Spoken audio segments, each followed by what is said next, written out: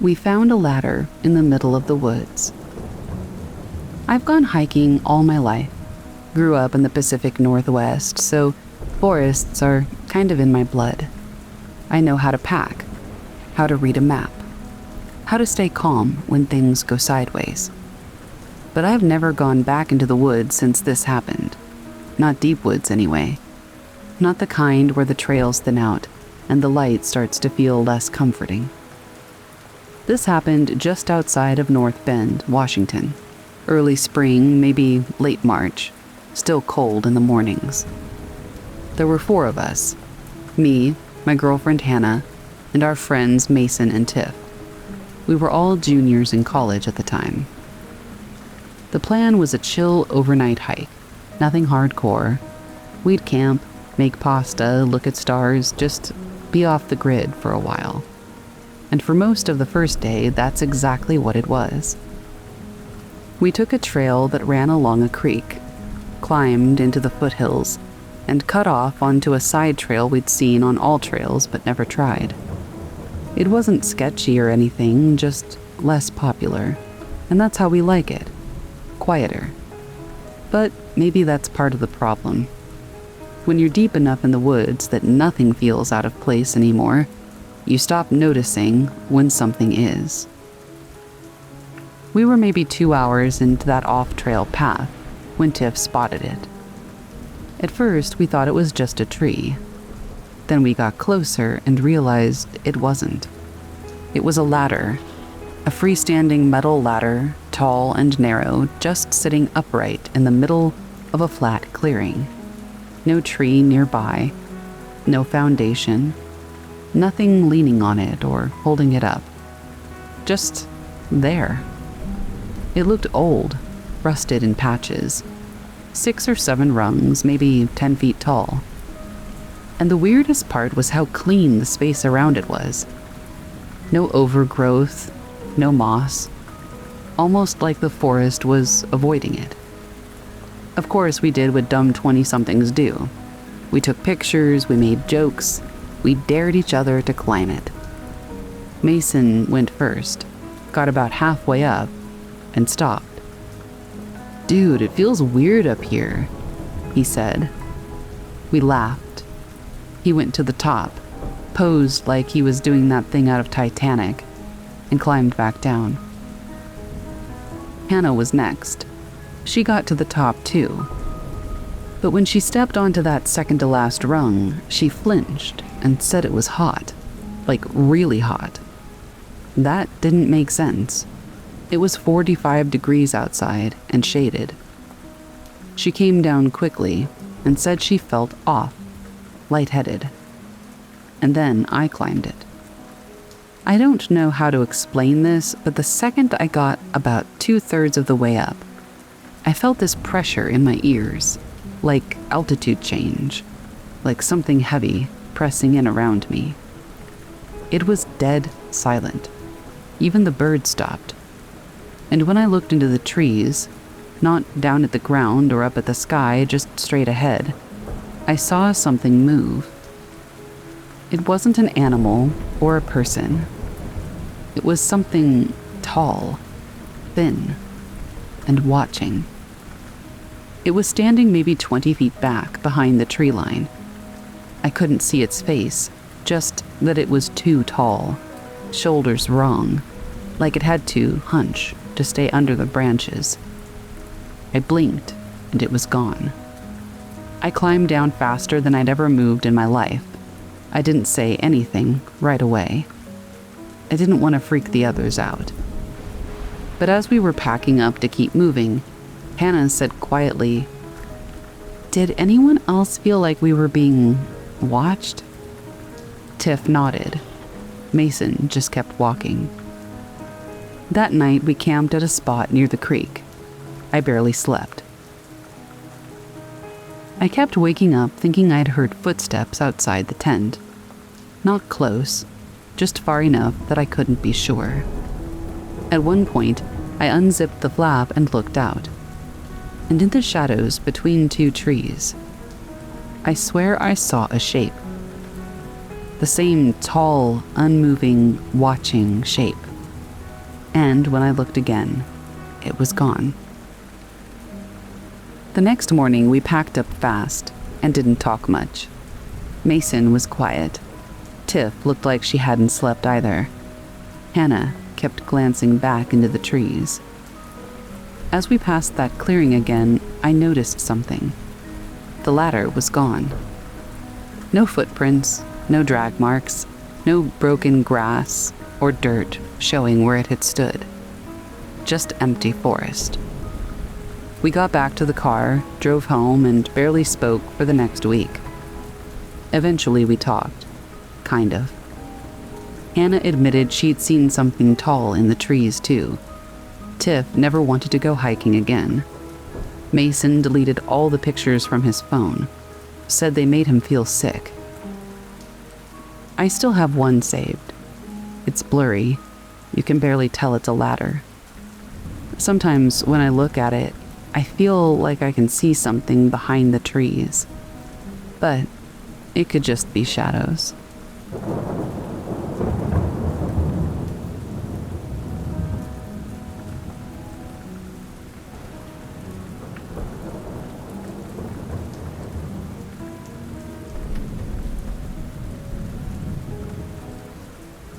He smiled and took my ring. I've always loved the idea of fairy tales. Not the Disney kind, the older ones. The ones where you make a deal and don't realize what it costs until too late. When I was little, my grandmother used to tell me stories like that, especially when we visited her cottage in Ireland. She lived out past Siberian in a crooked little house with roses over the door and sheep in the distance. The kind of place that felt like it belonged to the past. And now, I wonder if it does. The last time I visited her, it was just for a weekend. She was getting older, and I was living in London by then. I hadn't seen her in almost 5 years. We had tea, talked about my job. She said I looked tired, which I was. That night, she made stew and insisted I sleep in the back bedroom, the one that still smelled like lavender and wood smoke. She warned me, like she always did. If you hear the music, don't follow it. I laughed. She didn't. I was engaged at the time. New ring, simple diamond in a rose gold setting. I remember tracing it with my thumb as I fell asleep. The room was quiet. No cars, no buzz. Just the deep, thick stillness of the countryside. I drifted off. And then came the music. It was soft at first, flute, I think. Maybe something like a harp. It wasn't coming from the house. It was outside, faint but crystal clear. I sat up, still groggy, still half asleep, but aware. The music was strange, not catchy or rhythmic, just beautiful. And when I looked at the window, it was open. I didn't remember opening it. The curtains were barely moving, like something had just passed by. And then I saw him. He wasn't a child or a man, but something in between.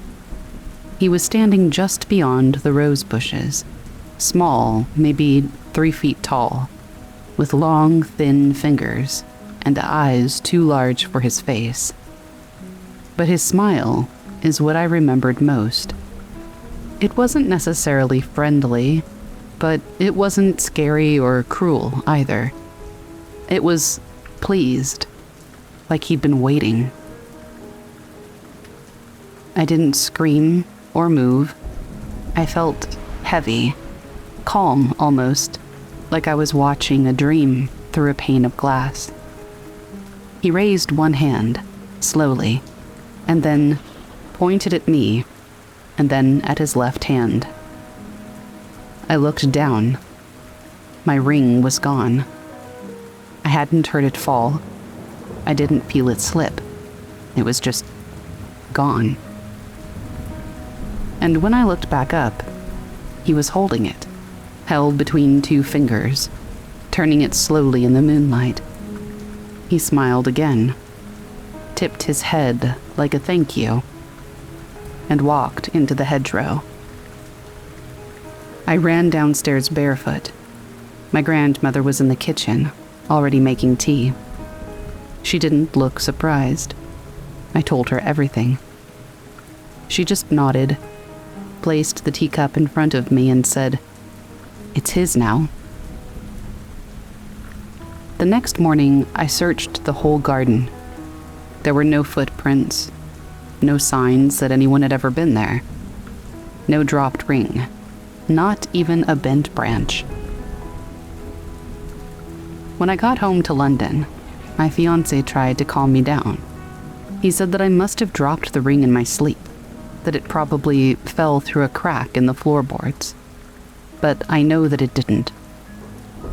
A month later, when I ended the engagement, he asked me if I wanted the ring back, and I said, "What ring?"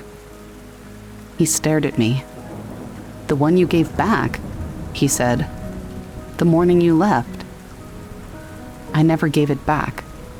I never had it to give.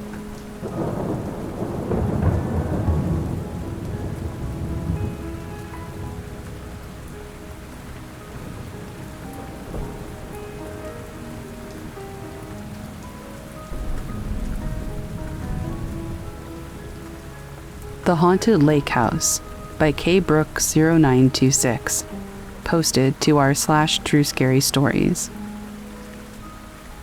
Years ago, my family rented a lake house with my aunt's family, grandma, and a few other family members. We do this every year, but this time we had more people. We brought our dog, and my aunt brought hers, both black labs.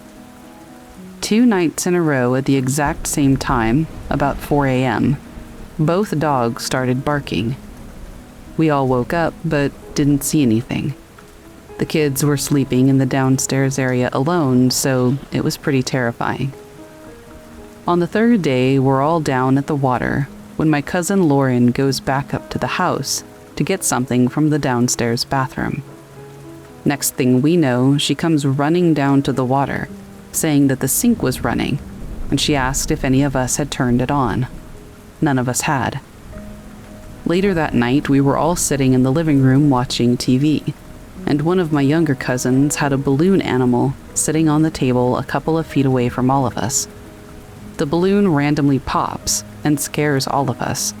No one was near it, not even the dogs, and it was pretty new, so it's not like it just got old and popped or something.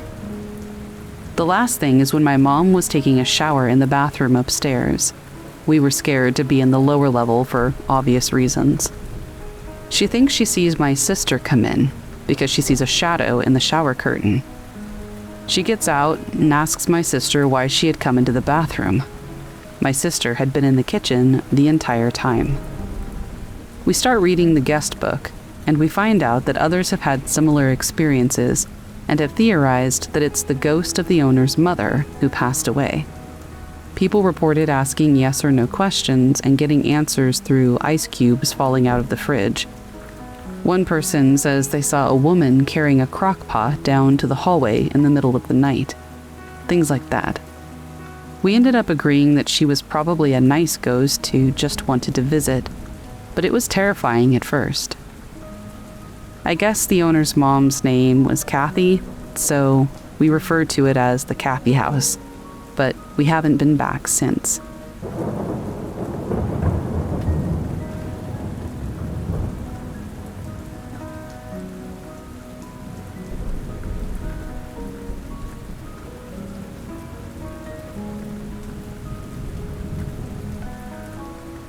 So this story happened to me when I was house sitting for a friend of mine. She had this big old house in the suburbs, the kind that feels a little too quiet, even in the middle of the day. The house was empty, save for me and her 2 dogs. She asked me to look after it for the weekend while she was out of town. No big deal, I thought. The first night was uneventful. I spent the evening watching TV, letting the dogs run around. But at about 2 o'clock in the morning, I was woken up by a sound. It was faint at first, almost like a distant crying. I sat up, confused, and listened. It didn't sound like a dog. It sounded like a baby crying. I thought maybe I was hearing things, so I got up and checked the dogs. They were both asleep in their beds. The crying continued, and this time it sounded closer. I walked through the house, flipping on lights, but no one was there. The house was empty, just like I'd left it. I even checked the closets and under the beds. Nothing. The crying was still there, echoing from somewhere upstairs. I couldn't take it anymore. I grabbed the dogs, locked myself in the bedroom, and stayed there for the rest of the night. The next morning, I searched the house again, trying to figure out where the sound came from. But I couldn't find anything. No baby, no explanation. My friend came home later that afternoon, and I didn't mention it to her.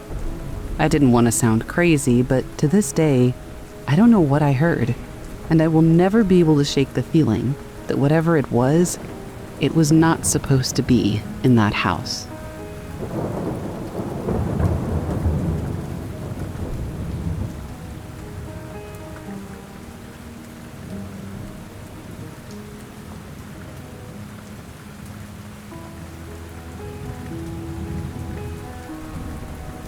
I've always loved really old libraries. The smell of the books, the quiet, the peace. So, when I moved to a new town, I couldn't wait to check out the local library. It was this grand old building with high ceilings and rows upon rows of dusty shelves. One day, while I was browsing through some books in the basement section, I noticed a door at the far end, tucked behind some shelves. It was cracked open, just enough to see a sliver of darkness beyond. I'm not the type to ignore things, so I pushed the door open. The basement was a lot bigger than I expected, dimly lit and a little musty. There was something about the place that just didn't feel right. The floor was covered in old rugs, and there were stacks of boxes. But it wasn't anything out of the ordinary for an old building like that. I decided to take a look around. And then I heard a soft scratching sound, like nails on wood. I froze. It was coming from one of the dark corners of the room. My first thought was that it was an animal, maybe a mouse or something. But the sound wasn't natural. It was too rhythmic, too deliberate. I called out, thinking that it might be a person, but there was no answer. I stepped closer to the corner, my heart pounding.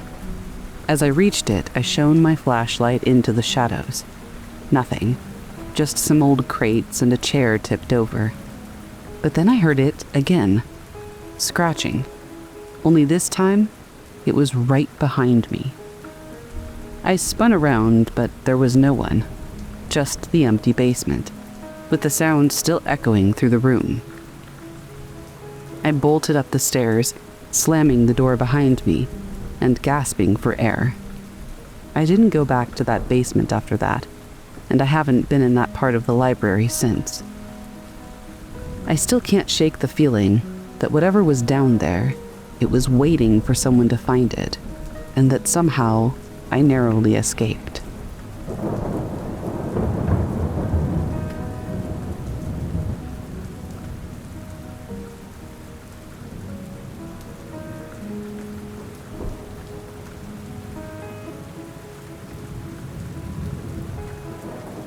The window staring back. It was supposed to be a quick stop, a rest on my long drive across the country. I found a small, deserted town off the highway and decided to stretch my legs. As I walked through the town's empty streets, I noticed an old farmhouse at the edge of town. The windows were dark, but something about it felt strange, like it was watching me. I was curious, so I got closer. The house was in disrepair, paint peeling, the lawn overgrown. But what caught my attention was a window on the second floor. It was just a crack in the house's dilapidated exterior, but the more I stared, the more I felt like something, or someone, was staring back. I shook it off, chalking it up to my imagination. But as I turned to leave, I heard a faint scraping noise. My heart almost skipped a beat. I turned back to the window. This time I could see it more clearly. A face, pale and expressionless, with eyes that were wide and unblinking. I froze, breath caught in my throat. The figure didn't move, didn't blink, just stared. It was impossible. There had been no one in that house when I arrived. No cars, no signs of life. I took a hesitant step forward, and the figure's eyes followed me, still unnervingly motionless. And then, before I could process what was happening, the window slammed shut with a deafening bang. I ran faster than I ever thought possible, away from that house and back to my car. I didn't look back, but I could still feel those eyes on me. I left the town as fast as I could, but I still can't shake the feeling that I wasn't alone that day, and that maybe I never will be.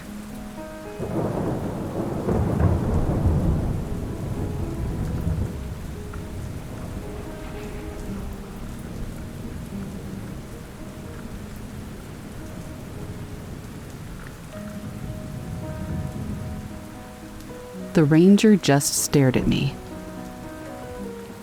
I was just trying to get away from people. That's how this started. Too many notifications, emails, too much noise. So I took a week off work and I drove out to Colorado, thinking that I would camp for a few nights and just breathe a little. I'd done solo camping before, nothing extreme, just Forest Service sites and walk-in spots. This time, I went out near Pagosa Springs, down some old fire road where the trees get taller than the sky and the air smells like cedar and snow. The spot was perfect, a little flat area by a stream. No service, no other cars, just me, my tent, and a paperback that I never actually opened. The first day was peaceful. The first night was quiet. It was the second day that things got strange. It started with movement. I had just finished boiling water for breakfast when I saw somebody walking up the trail. A tall man in a forest green uniform. Ranger, I thought.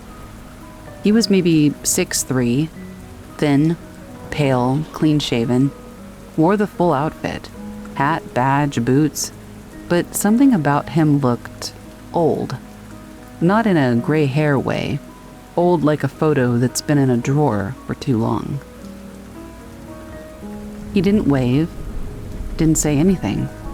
He just stopped about 20 feet from my fire ring and stared. I called out a friendly, "Morning," and waved. He nodded slightly, just once. I asked if everything was okay, and he just stood there. I thought maybe he was checking for fire permits or making sure that I was camped legally, so I reached into my pack to grab my paperwork. When I looked up again, he was gone. Just blinked out of existence. No footsteps, no brush moving, nothing like that, just gone. I felt uneasy the rest of the day. I didn't hike. I didn't really relax. I kept thinking that I would see him again, and it turns out I was right. That night, just after sunset, I stepped out of the tent to use the restroom. At least, the woods version. I didn't even have my headlamp on. I was just using the moonlight. And there he was, standing on the other side of the creek. The same ranger uniform, the same stillness, arms at his side, staring. Only this time, he was smiling. Not a big smile, but just enough. His eyes were too wide, too bright in the dark, and he didn't blink once. I backed into my tent and zipped it shut. Didn't sleep. Just laid there, holding my knife with my heart pounding. When the sun came up, I packed up in 15 minutes flat. Didn't even boil water. I just shoved everything into the trunk and got out of there. But here's where it gets worse. On the way out, I passed a real ranger truck parked near the trailhead. Windows down, a guy inside doing his paperwork. I stopped and asked him if anyone else from the service had been patrolling the area the last 2 days. He looked at me kind of funny and said no, he was the only one assigned to that region that week. I asked if maybe they had volunteers or seasonal staff wearing uniforms. He said they didn't. And then he asked me to describe the guy that I saw. And when I did, the ranger's face drained of color. He said, "You're not the first person to describe him." I asked if they knew who it was, and he said no, just that people see him sometimes, usually when they're alone. And then, after a beat, he said, "Best not to camp in that part of the woods anymore." I nodded and left. I still think about that stare. How blank it was, how still. Like his face wasn't quite alive. And the way he moved or didn't move, it was like watching a puppet waiting for someone to pull the string. I don't go into the deep woods anymore. And if I ever see a ranger standing alone, not saying a word, I'm not saying anything either.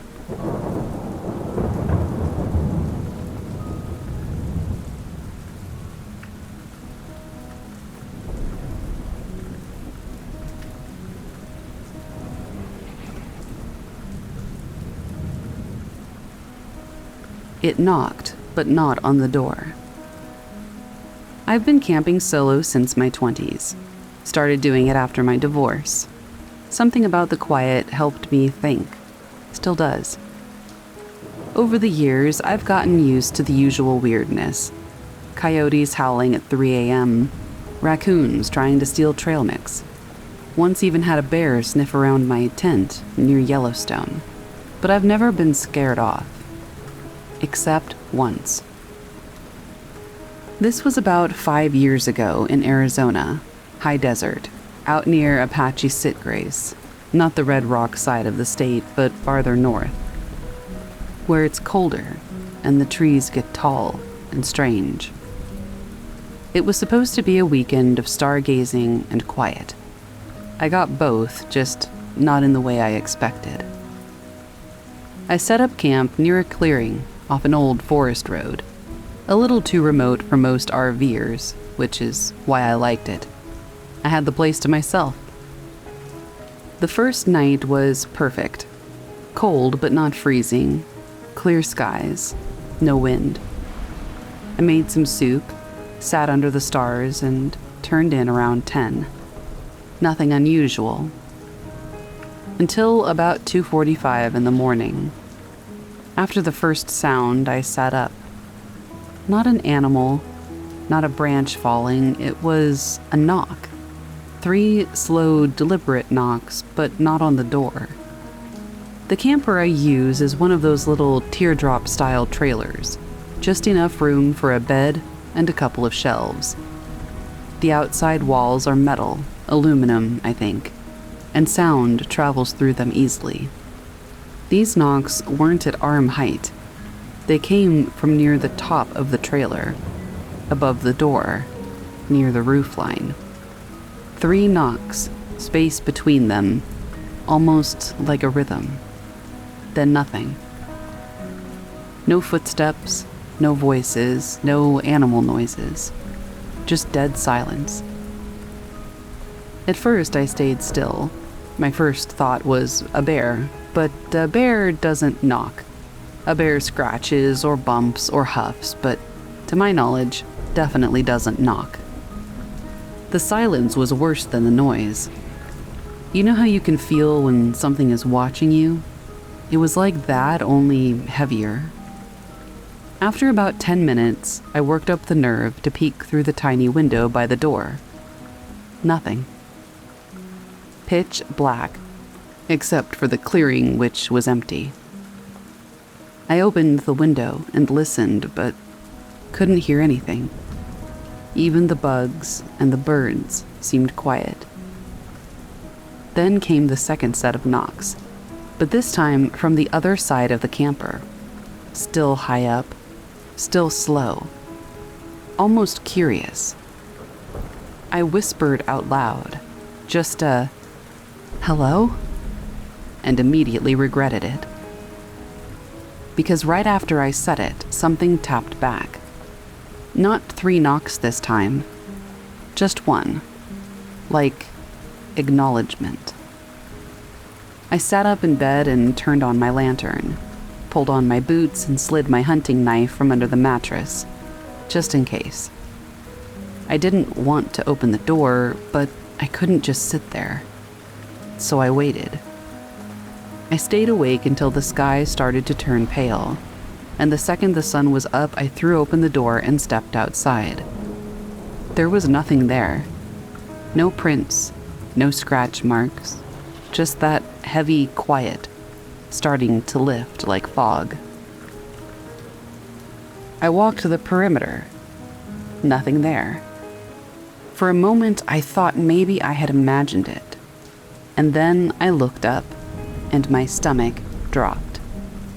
Right above the trailer, near the curve of the roof, there were 3 greasy-looking smudges, like fingerprints, huge ones, far apart, each one the size of a large orange, maybe bigger. Too high for a person to reach unless they had a ladder, and I didn't have one, and I was alone. The metal was cold to the touch. No dew, no frost, just those marks. I took a picture, deleted it a week later, I don't know why. That afternoon, I packed up and left early. I've never done that before. Cut a trip short, but I couldn't stay. Something about that place just felt watched. And ever since, I've noticed something really odd.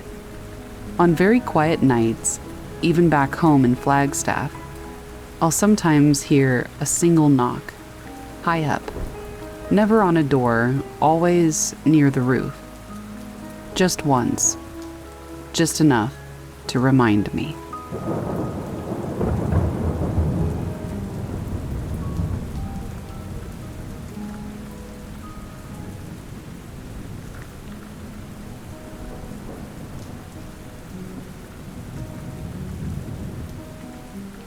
Don't go hiking alone in the Olympics. I used to roll my eyes whenever someone brought up Bigfoot encounters. I've spent my entire adult life hiking solo, especially here in the Olympic Peninsula, in western Washington. Miles and miles of untouched wilderness, mossy trees dripping with water, dense underbrush, and the thickest silence you've ever experienced. That's always been my refuge. But something happened last October that's made me reconsider every dismissive thought I've ever had about the supernatural. I'd planned a 3-day solo hike along the Hoh River Trail near Forks, Washington. Pretty standard stuff. I've done it plenty of times, but this time it was different. It had been raining non-stop for a week, and the trail conditions were terrible, but I was stubborn. I'd planned this for months, and I wasn't about to let some mud and drizzle stop me. By the time I parked my car at the trailhead, it was pouring buckets. The rain hammered down relentlessly, soaking me through within minutes, despite my waterproof gear. The forest seemed even denser than usual, a murky wall of dripping green and gray. I pushed ahead anyway, boots squelching in ankle-deep mud, determined not to turn back. About 4 miles in, the weather worsened. The sky darkened prematurely, shrouding everything in a thick twilight. My pace slowed to a cautious shuffle. Visibility sucked. The trees bent under the weight of rainwater, groaning as wind rushed through them. That's when the first weird thing happened. I was crossing a small clearing when an intense feeling of dread slammed into me out of nowhere. It was like an icy fist clenched around my gut. I froze in place, heart racing, eyes darting around the gloom.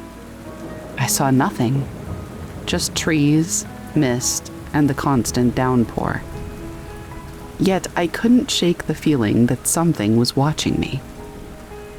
I moved on, trying to shrug it off as paranoia. Maybe the weather had finally gotten to me. Maybe I was exhausted, cold, and hungry. But the sensation lingered, getting stronger the deeper that I went. By dusk, I found a tiny, relatively dry patch of ground tucked beneath a massive cedar. I pitched my tent hurriedly, fingers numb from the cold, desperate to escape the unrelenting rain. Once inside, I tried to get comfortable, but sleep eluded me. Outside, the forest noises were louder than normal, branches cracking, rustling leaves, and occasional thuds that seemed far too heavy to be falling limbs. Just after midnight, I woke suddenly, heart hammering.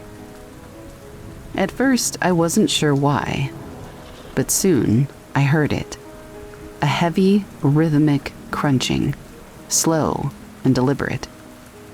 It wasn't just footsteps. Each step resonated with power and weight.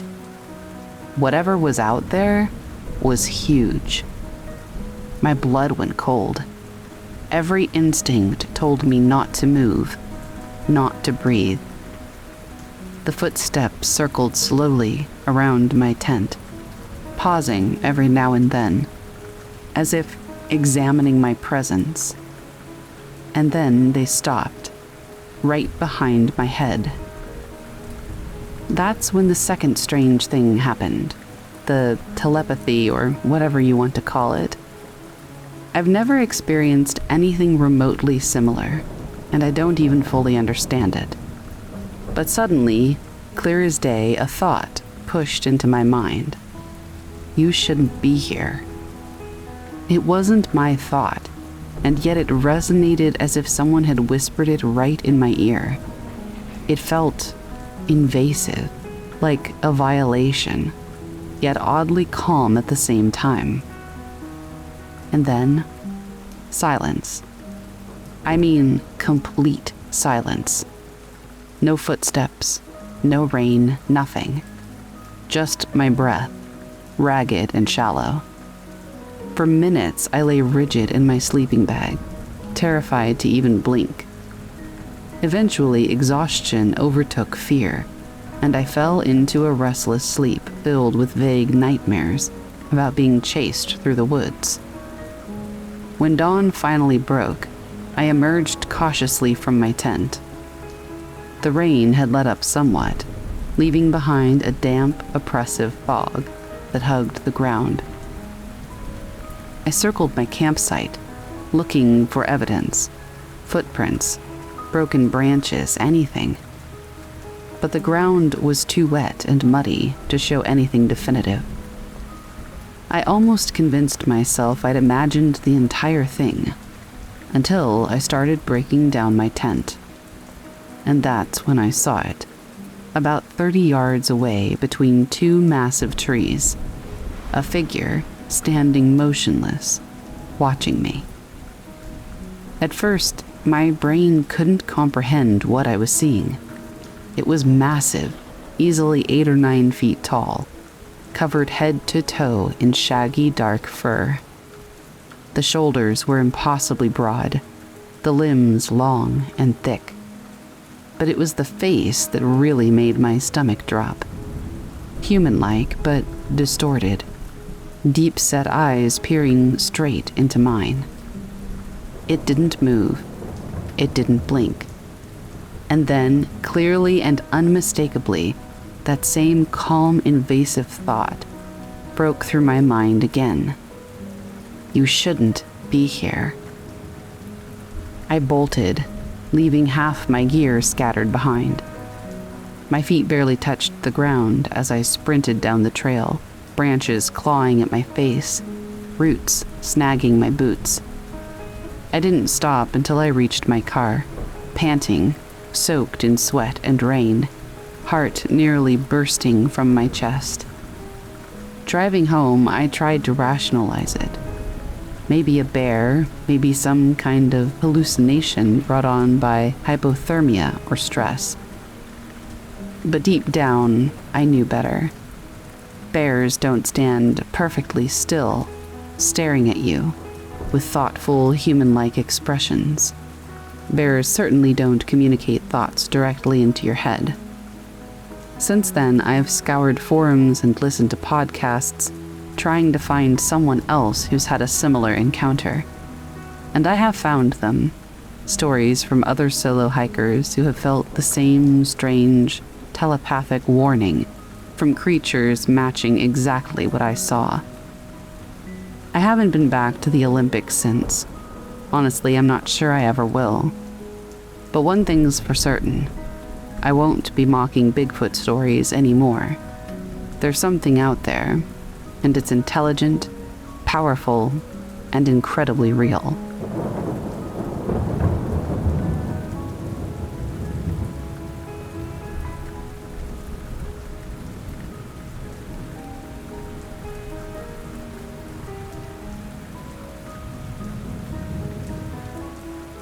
I could hear my own voice calling for help. This happened in the Smokies, late fall. I had gone solo hiking before, plenty of times, and I've always been the kind of guy who double-checks every knot, every trail marker, every battery pack. I'm not careless, and I wasn't unprepared. That's important, because people love to blame the weird stuff on dehydration, exhaustion, getting turned around, but it wasn't any of those things. I was just somewhere I shouldn't have been. It was supposed to be a 2-day loop out near Cades Cove. I'd parked early, started my climb at about 7 a.m. Clear skies and a cool breeze. One of those days where the whole world just feels like it's taking a breath before winter settles in. I was about 10 miles in when I noticed something strange. Not scary or supernatural, just odd. The birds had stopped. Now, in most forests, you get a moment of quiet. A hawk flies by, or it's the heat of the day, but this was different. There was no wind, no birds. I didn't even hear a squirrel running through the leaves. Just the crunch of my boots on the trail, and the creak of my pack. And then I heard it. From somewhere off trail, down the slope to my right, I heard someone yell, "Help!" Just once. It was faint, but sharp. Human. Male. Sounded about my age. I stopped and called back. No answer. I waited, thinking maybe it was a hiker who had slipped. Maybe they would yell again. Maybe they were trying to get their bearings. Then I heard it again. But this time, it was closer. "Help." Same word, same tone, same voice. And that's when my stomach turned, because I realized the voice was mine. I don't mean similar. I don't mean same accent and cadence. I mean, I knew the sound of that word in my own voice. I'd heard it in recordings on voicemails. And what I heard in those woods was me, shouting for help, coming from somewhere down the hill. I just stood there, trying to figure out what was going on. If it was someone else, how could they sound exactly like me? And if it wasn't someone else? After about a minute, I took a few cautious steps toward the slope. I didn't want to go too far, just get a better look. And then, from even deeper in the trees, I heard it again. But this time it was closer than it should have been. And it wasn't calling out. It was repeating me. Hello? That was the word I'd just spoken under my breath without realizing it. And it repeated it. Same pitch, same length, same half-nervous tremble in my voice. I turned away and I walked off fast. I didn't run, not at first. I didn't want to trip or make a noise. But after a few hundred yards, I heard something snap behind me, louder than any deer, heavier than a branch, and I bolted. I ran until my lungs burned. I got back to a fork in the trail I recognized, and then kept going. I didn't stop until I was almost back at the ranger station parking lot. I didn't tell anyone. Not the ranger, not my wife, not even my hiking buddy who I usually swap trip stories with. It just felt off limits, like talking about it would make it worse. But I kept thinking about that voice, how perfectly it mirrored mine, and how just before I turned and left, I heard one last thing. Not a shout, not an echo, but a quiet, confident sentence from somewhere between the trees in my voice. You're not supposed to be here. I haven't gone solo hiking since, and I haven't been back to that side of the park at all, because I still don't know if I found something, or if something found me.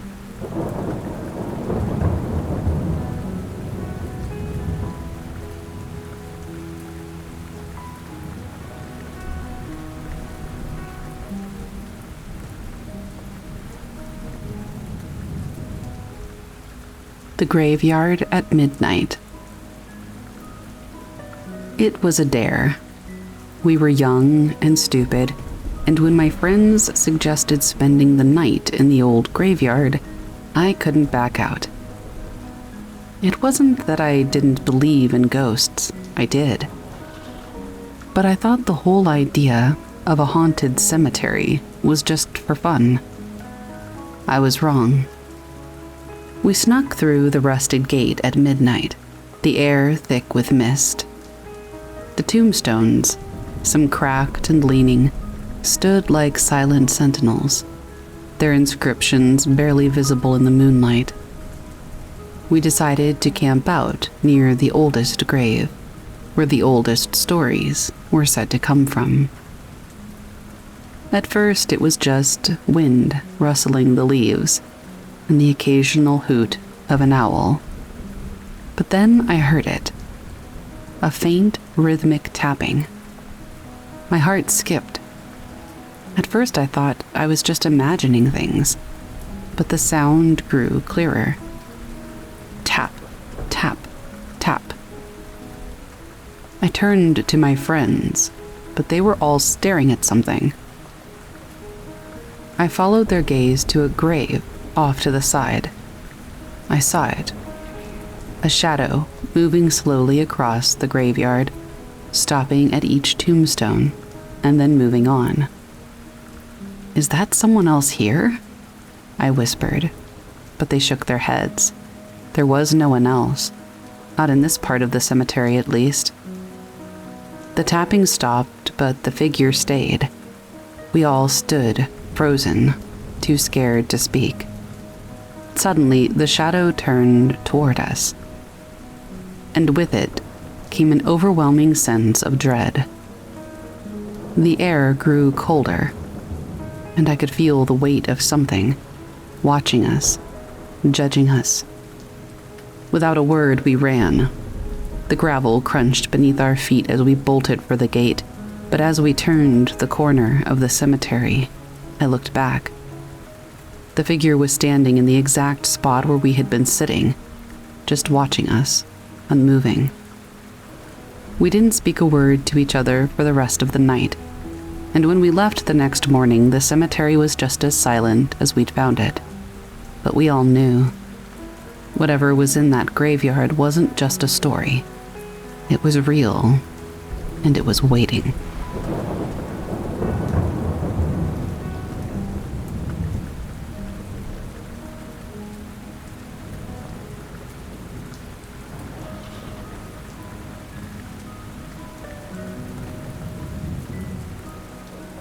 The haunted elevator.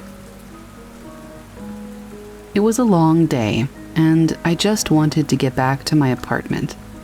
I was staying in an older building in the city, the kind with creaky floors and a slow elevator. I never minded, though.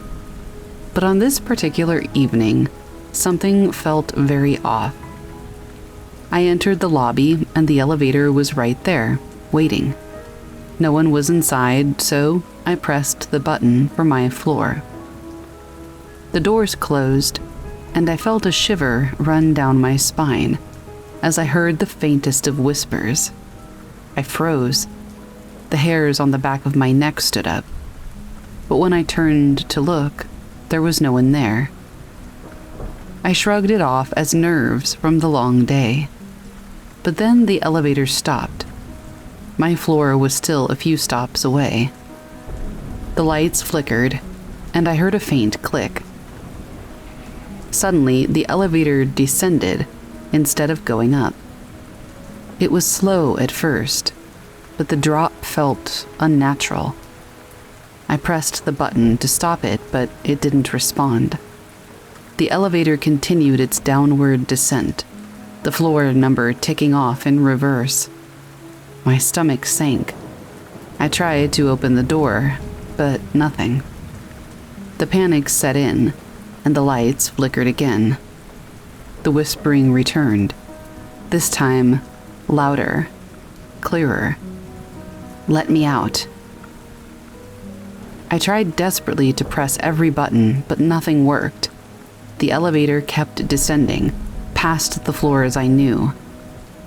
I felt trapped, like something unseen was in the small space with me, and it was suffocating. Just as I thought I couldn't take it anymore, the elevator jerked to a stop. The doors slid open to an empty, dark hallway that I didn't recognize. The air was thick, and the whispering was almost deafening now. I didn't even hesitate. I bolted out of the elevator and ran up the stairs to my apartment, not once looking back. I never took the elevator again, and the building manager insisted that it was just a glitch. But I swear, I'm not the only one who's heard those whispers. Something in that elevator isn't right.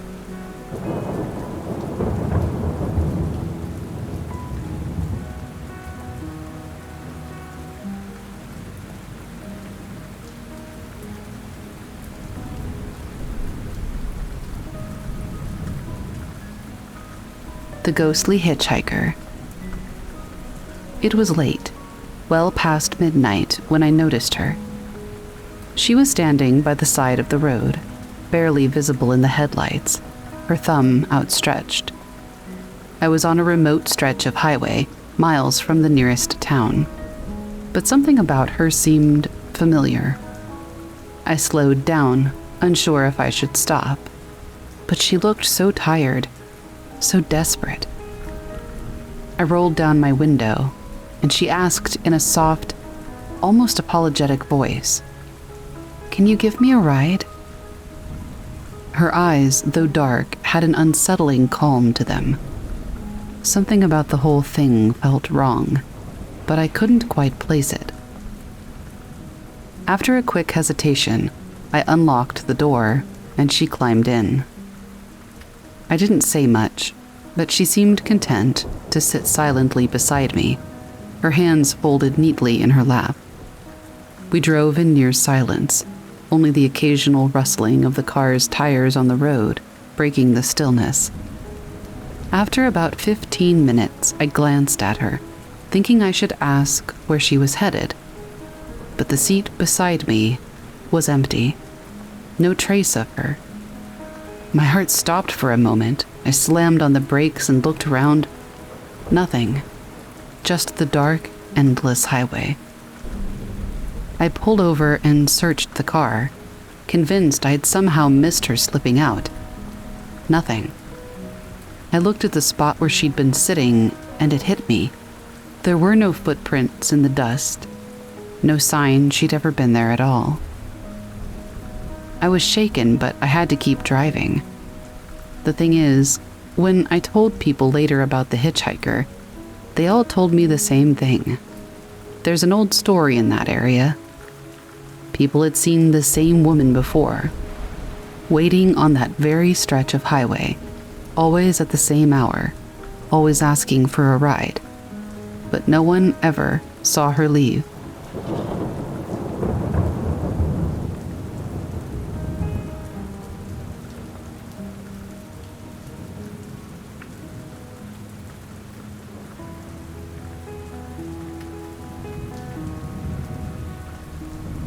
I never told anyone what I saw that night. By DeepFish3167, posted to r/paranormal. Hey everyone, I'm new to posting here, but after reading other stories, I decided that it's finally time to share mine. This is something that happened when I was about 12 years old. I don't usually talk about it because people either don't believe me or they just don't care. But it's something that has stuck with me for years. So it was during summer break. My cousin was staying at my house because he had broken his knee and needed help getting around. He was a little older than me, but we were super close. We would stay up all night playing video games, eating junk food, just doing typical guy stuff. One night, I was in my room playing video games by myself. My cousin was in the living room. I'm not sure what he was doing, but I know that we were the only ones home. It was getting late, and I was just about to shut everything down and go to sleep, when I saw something. Something started crawling toward me. It looked human, but not quite. It was all messed up, deformed. The way it moved didn't seem right at all. It made these weird noises that I can't even describe.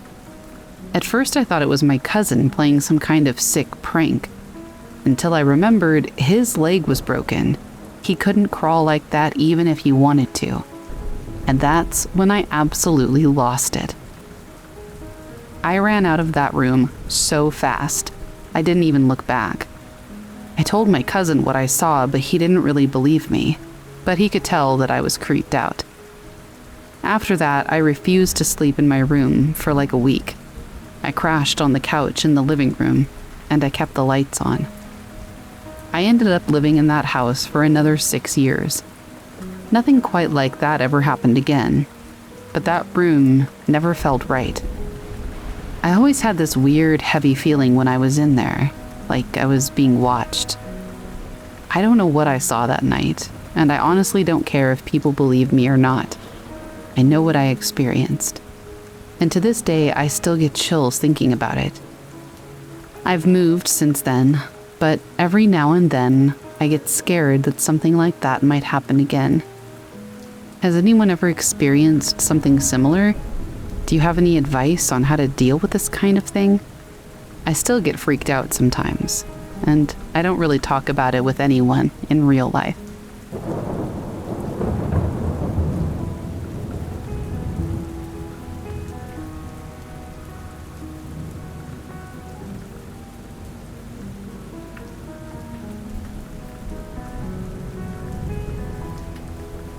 The shadow in the woods. I've always loved hiking, but this particular trail was different. It was deep in the woods, far from any real path, and I'd been walking for hours.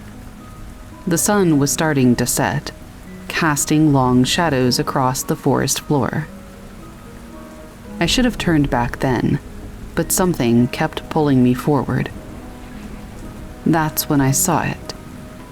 At first, I thought it was just a trick of the light, maybe an animal moving through the trees, but no. The figure was too tall, too dark.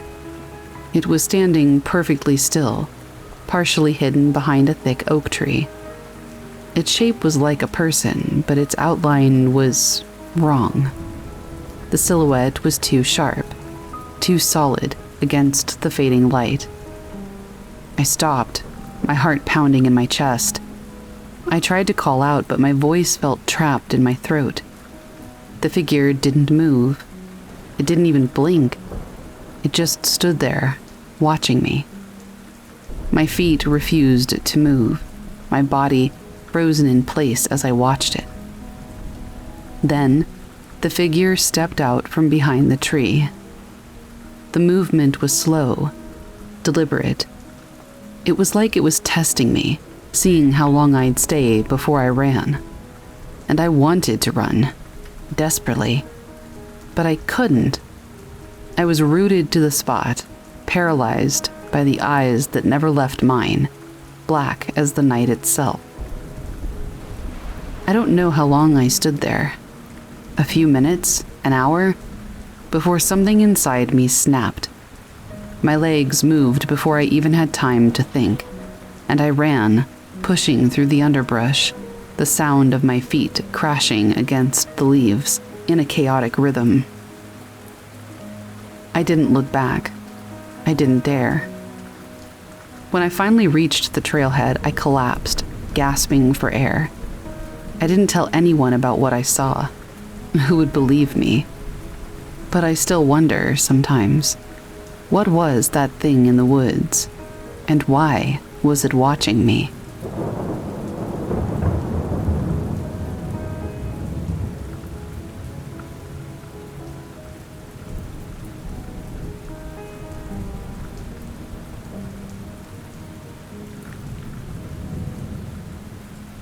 She followed the music into the trees. When I was 8 and my sister was 4, we almost lost her to the woods. We were visiting our cousins up in Vermont, staying in a rented cabin just outside East Corinth. It was one of those summer getaways that felt like it existed outside of real time. Dusty screen doors, wood smoke in the morning, creaky floorboards, and games of tag that lasted for hours. The forest came right up to the back of the cabin.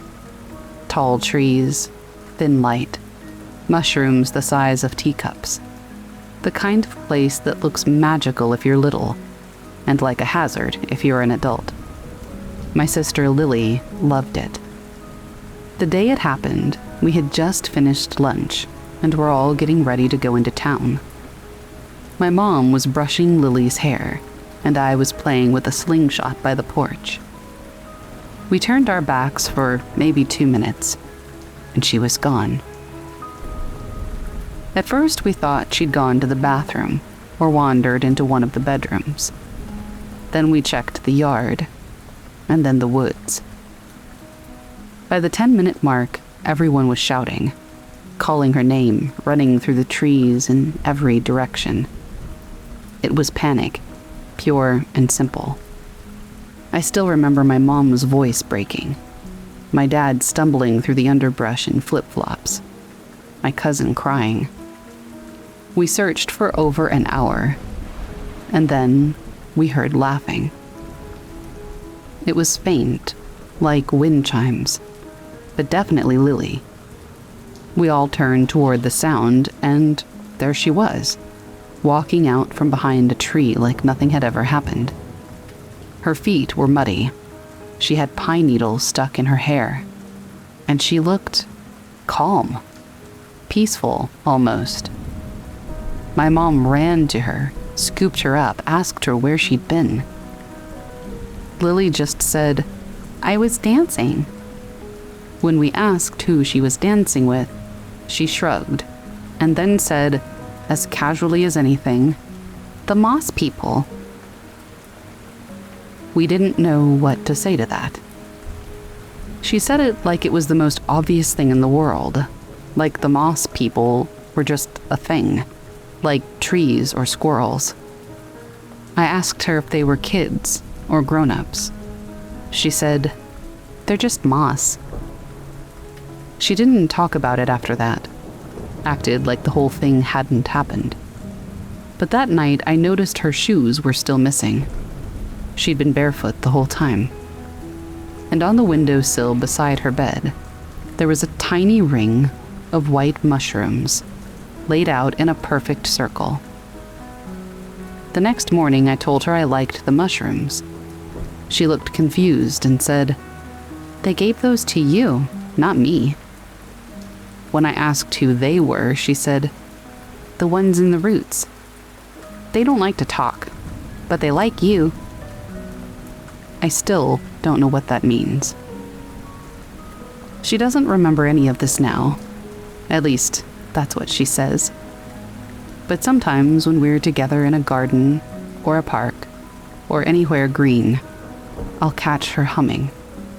Not a song I know, just something airy and slow. And the moment she realizes she's doing it, she stops.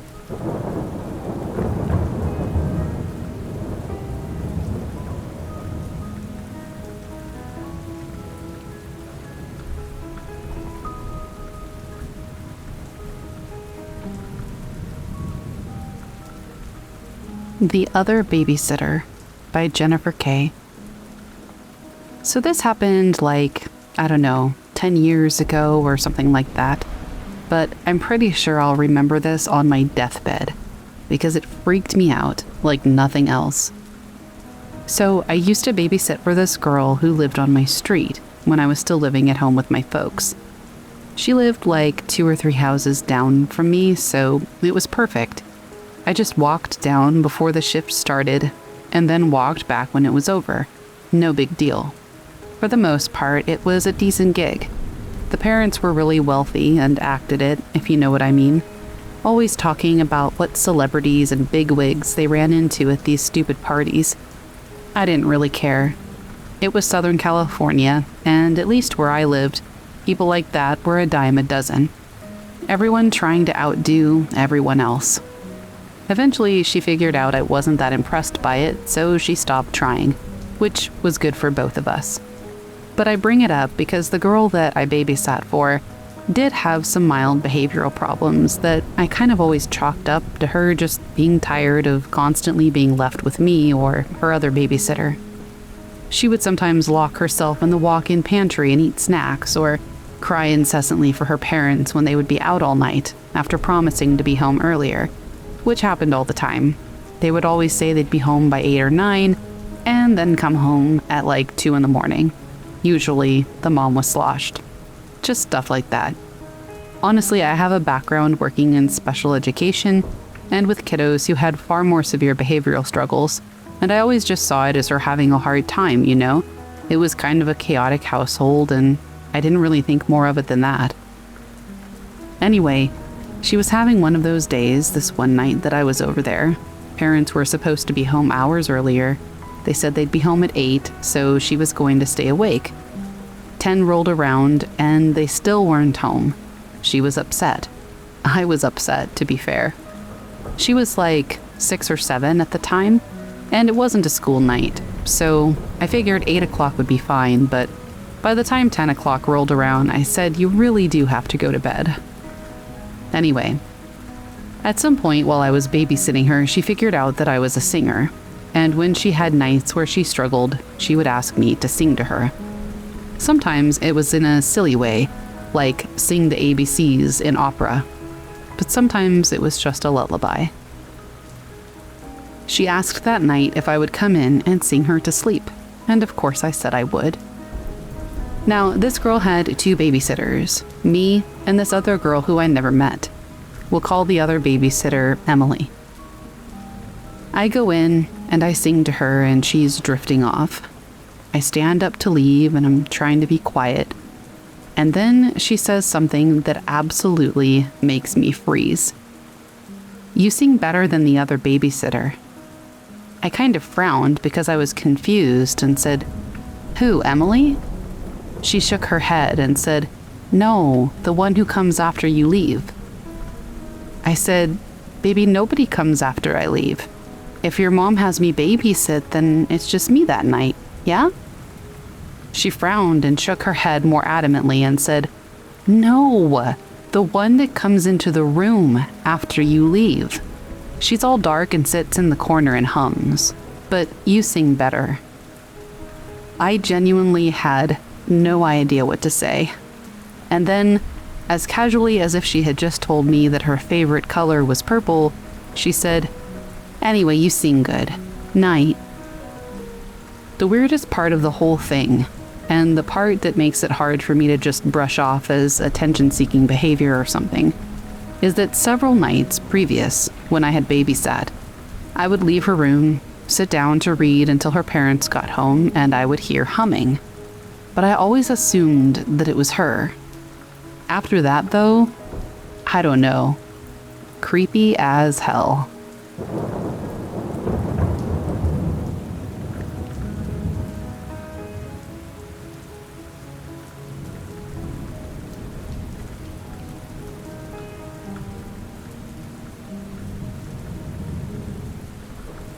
The gas station attendant warned me not to take the back road. It was late, and I had been driving for hours.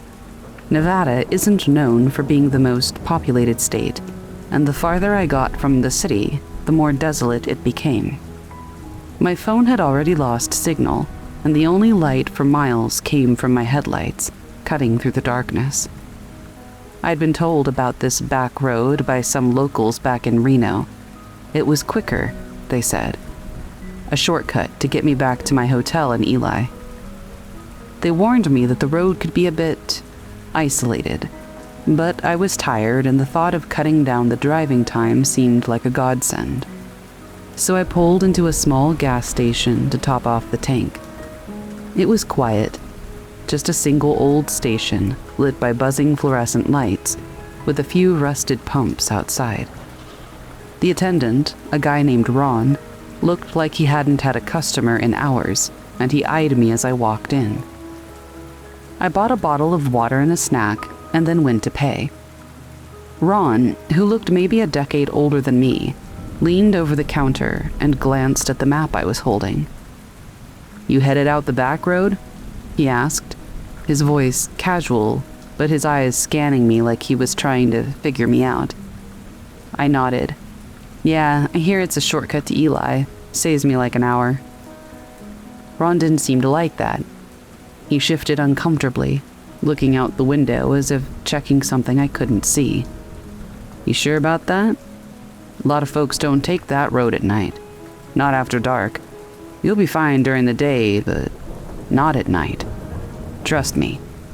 It doesn't loop back around like you think. It loops you into something else." I laughed. He didn't. "You're serious?" His face tightened, and I could tell he wasn't joking. He just scratched his beard and then gave a reluctant nod. "Just telling you what I know. You might be better off taking the main road, but it's up to you. Just don't say I didn't warn you." The way he said it, with that look in his eyes, unsettled me for a second.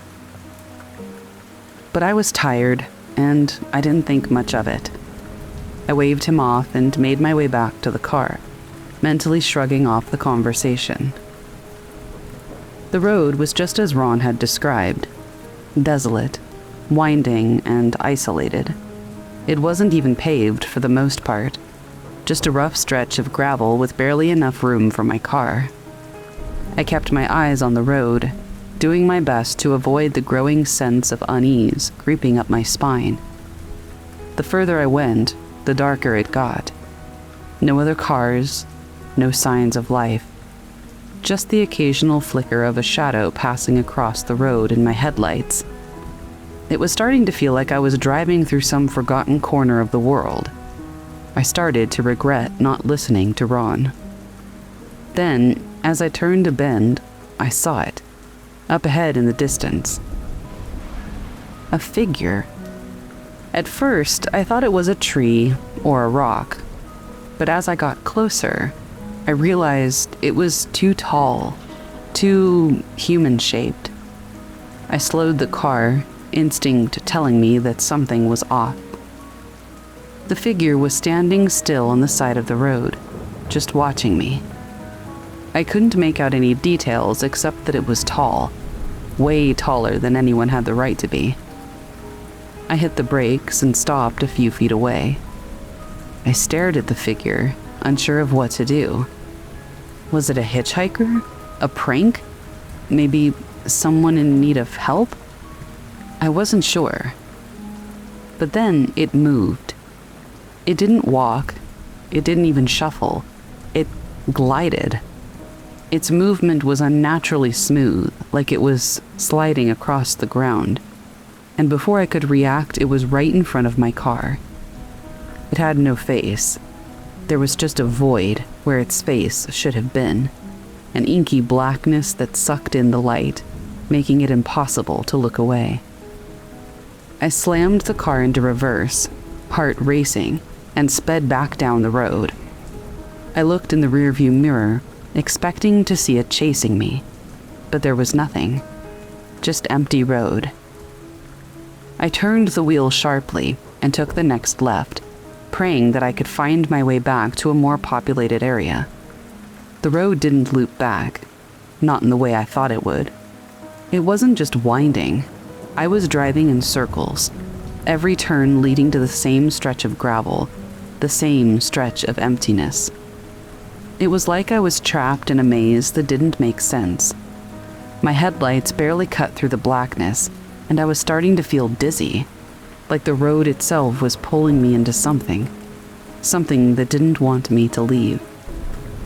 I finally pulled into a small clearing, desperate for a break. I shut off the engine and sat in the silence, trying to figure out where I had gone wrong.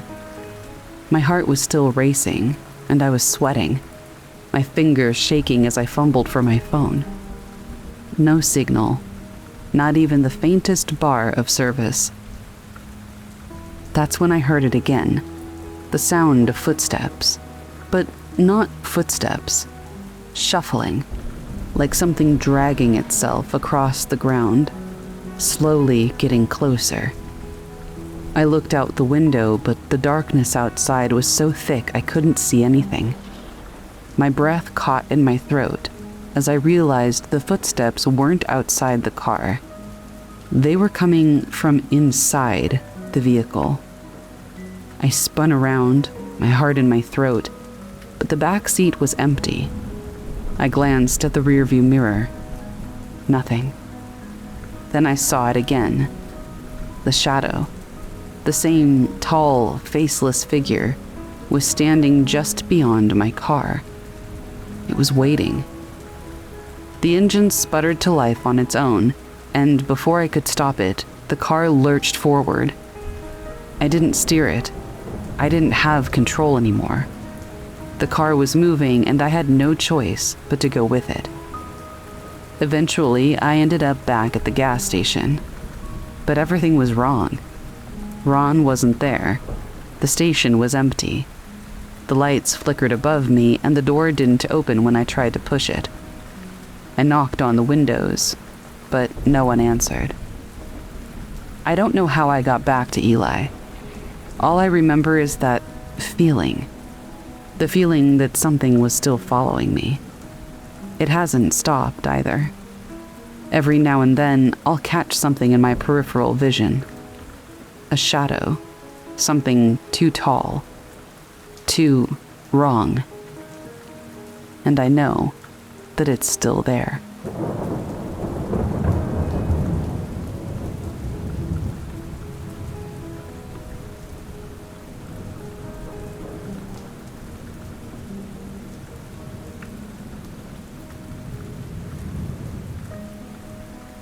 I opened a sealed door in my new house by Professional Rub 2453, posted to r/paranormal. So last month, I moved into a super old farmhouse. the kind that feels like it has 100 stories tucked into its walls. The realtor was upfront about it being quirky, but nothing serious. Everything was fine until I kind of noticed something strange. There was a narrow door upstairs between 2 bedrooms, completely sealed shut and painted over, like someone really didn't want anyone opening it. Naturally, curiosity got the better of me. Rookie mistake, I know, and I broke it open. Behind it, a staircase leading down, deeper than the house's basement. There was no light, freezing cold air, and this weird old mirror at the bottom. I didn't really think much of it at the time. I figured it was some abandoned storage space. But ever since that night, I keep hearing knocking from the stairwell. I found bare, human-sized footprints in the dust outside the door. My cat refuses to go upstairs anymore. And last night, I swear I saw a figure standing in the hallway. But when I turned on the light, it vanished. I don't know if I'm freaking myself out, or if it's just the old house noises, or if I really woke something up. I don't know, should I seal the door back up? Bless the house? Move? I really don't know what to do next.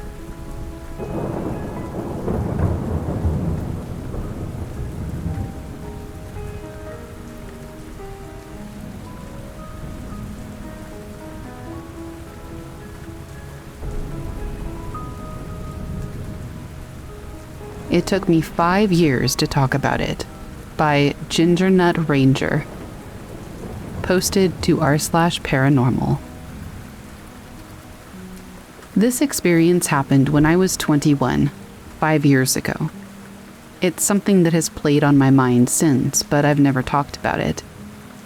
I went to dinner with a friend from university. Let's call her Amy. We had 1 glass of red wine each with dinner. I was staying at her house that night, and by the time we got back, I was totally sober. I mean, it was 1 glass of wine with dinner anyway. I never even felt tipsy. Amy was in her ensuite brushing her teeth, and I was laying in her double bed on my side, facing the bathroom that Amy was in. All of a sudden, I felt the very distinct feeling of a hand with long nails go down my back, from my neck to the bottom. It felt like a real hand. I could feel the long nails of all the fingers, and it tickled in the same way that a person's hand would. I spun around in shock and faced the other side of the bedroom, and for a split second, I saw a tall, middle-aged man facing me, with his eyes boring into mine. It was the most uncomfortable, unnatural thing I have ever felt. He was perfectly aligned with the far wall of the bedroom. I saw him about 5 meters away, so no explanation for the human hand scratching down my back. I was crying and I shouted for Amy, even though she was just next door. I told her what happened. I was super emotional at this point. And then she started crying. I asked her why, and she told me that she felt like someone had been watching her from the corner of the room for months. She even showed me texts to her boyfriend where she had told him that she was struggling to sleep because she felt like she was being watched. Well, it turns out that a well-known male serial killer in our city, London, that preyed on young men used to live 2 doors down from Amy's house. I didn't know this until I looked it up after. It's taken me years to process this because of how real it was. I felt the hand scratch me. I saw the man. This stuff is real.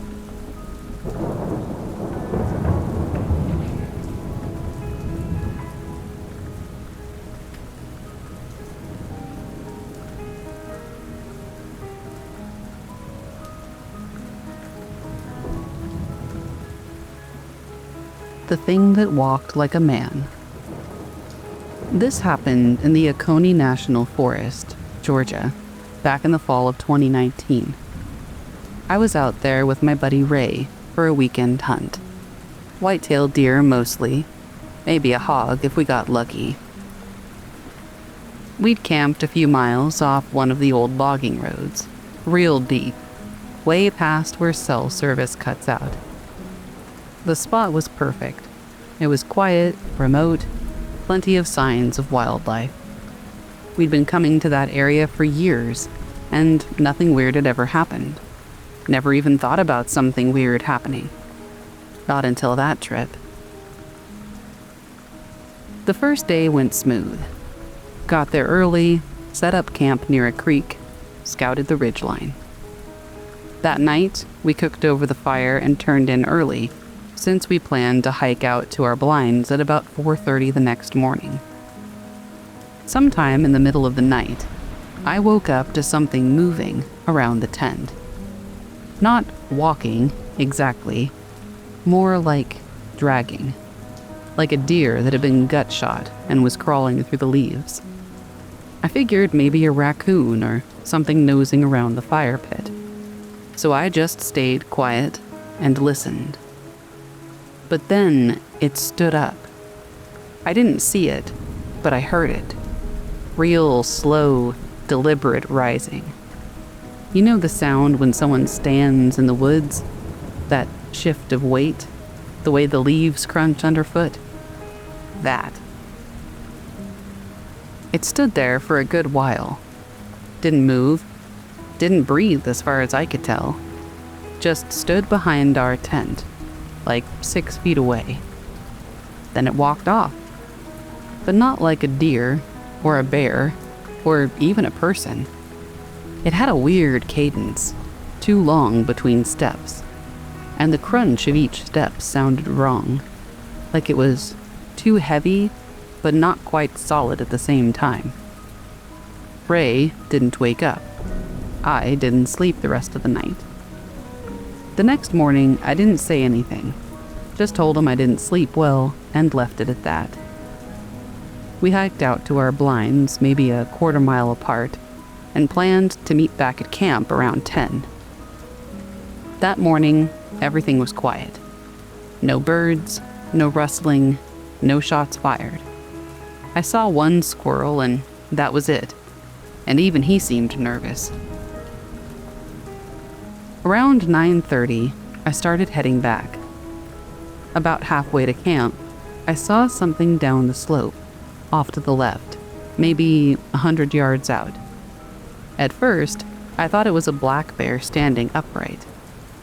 But then it moved, and it moved wrong. It wasn't just that it was tall. Had to be over 7 feet. But the proportions were wrong. The arms hung low, and it sort of swayed as it walked. No gun, no gear, barefoot. I thought maybe it was a lost hiker, having some kind of mental break. I almost called out, but something in me said not to. I just crouched and tried to make myself less visible, and I watched. It walked through the trees in a big arc, never looking my way. Moved like it knew the terrain, like it lived out there. It wasn't lost or confused. Eventually, I slowly made my way back to camp. I didn't want to be out there exposed in the middle of nowhere alone.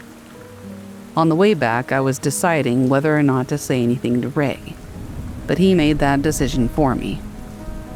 When I got back to camp, he was already there, pacing, and before I could even open my mouth, he goes, "Did you see it?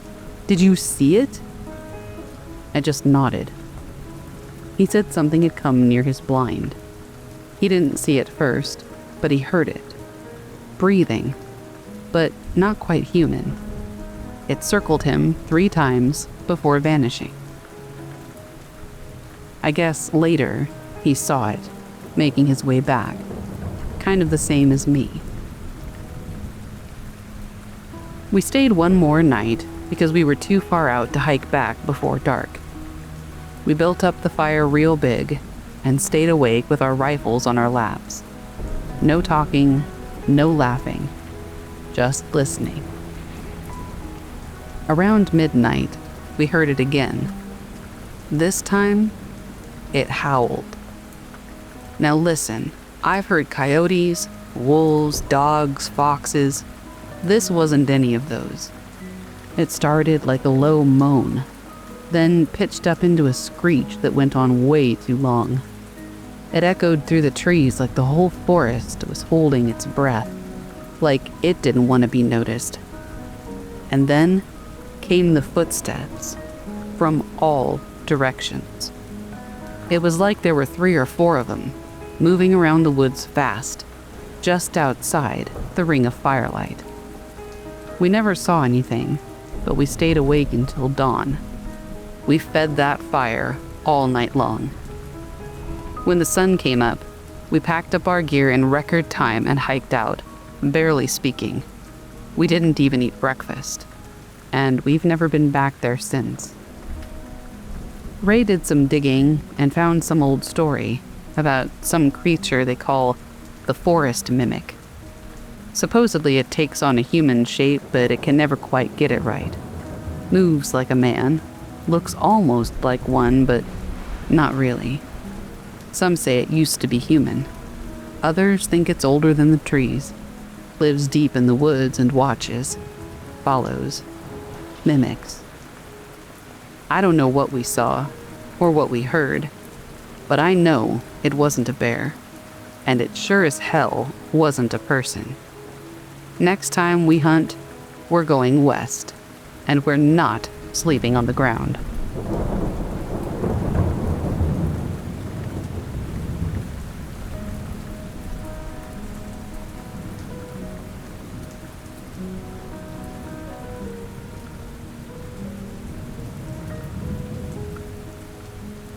I'd been driving for hours, exhausted and craving a good night's sleep.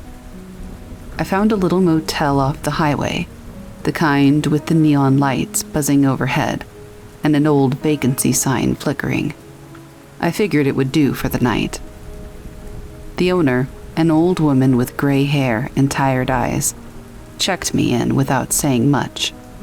When she handed me the keys, she gave me a strange look, but I shrugged it off. The room was small, simple, nothing special, but at least it was clean. That night, around 3 a.m., I was woken by a soft whisper. I thought it was just the wind, but then it came again, clearer. "Get out." It was almost a hiss, like it was coming from right next to my ear. I sat up, heart pounding, but the room was still, the door locked, and no one was there. I tried to shake it off and lay back down, but the whispering continued, this time louder, more urgent. "Get out now." I bolted upright, eyes darting around the room, but there was nothing. But the air felt thick, and the walls felt like they were closing in. I grabbed my things, threw on my shoes, and rushed out the door, not even bothering to lock it behind me. As I passed the front desk, the owner was still there, staring at me. She didn't say a word. I didn't stay to ask, just kept walking to my car. I've never gone back to that motel, and I've never forgotten that voice. It wasn't just a warning. It felt like a command, as if something in that room wanted me gone. To this day, I wonder what happened in that room before I stayed there. What was so desperate that it needed to be heard, even if it meant chasing me out in the dead of night?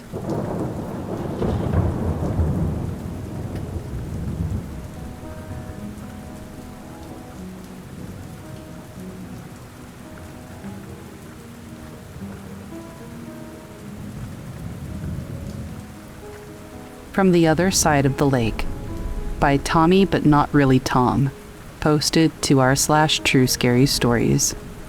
A few years ago, I was camping with some of my buddies in a camp on the Ohio-Indiana border. Not sure if that matters. We have been to that camp several times before, and it was a pretty nice spot. Anyway, it was in the middle of the night and storming, and I had to get up to go use the restroom.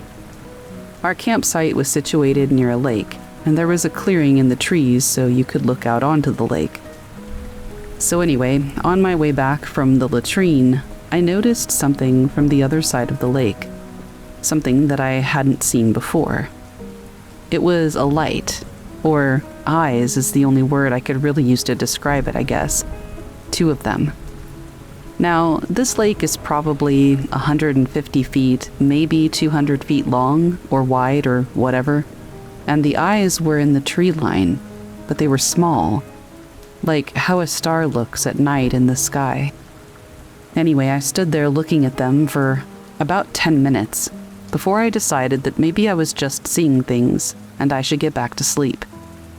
So as I turned around to go back to my tent, the night lit up with a huge lightning bolt and very loud thunder.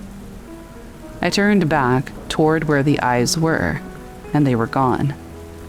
I had thought about that night ever since, whether I was just tired and imagining things, or if there was really something there. I suppose I should note that in the shower house there's a poster talking about an old Indian tale of a creature that resembled a giant owl or bird, with a wingspan of 9 feet and would target campers at night. That's the best I can remember of the poster, as it was several years ago and they have taken it down since. And I was unable to find anything on the internet about it. But I don't know.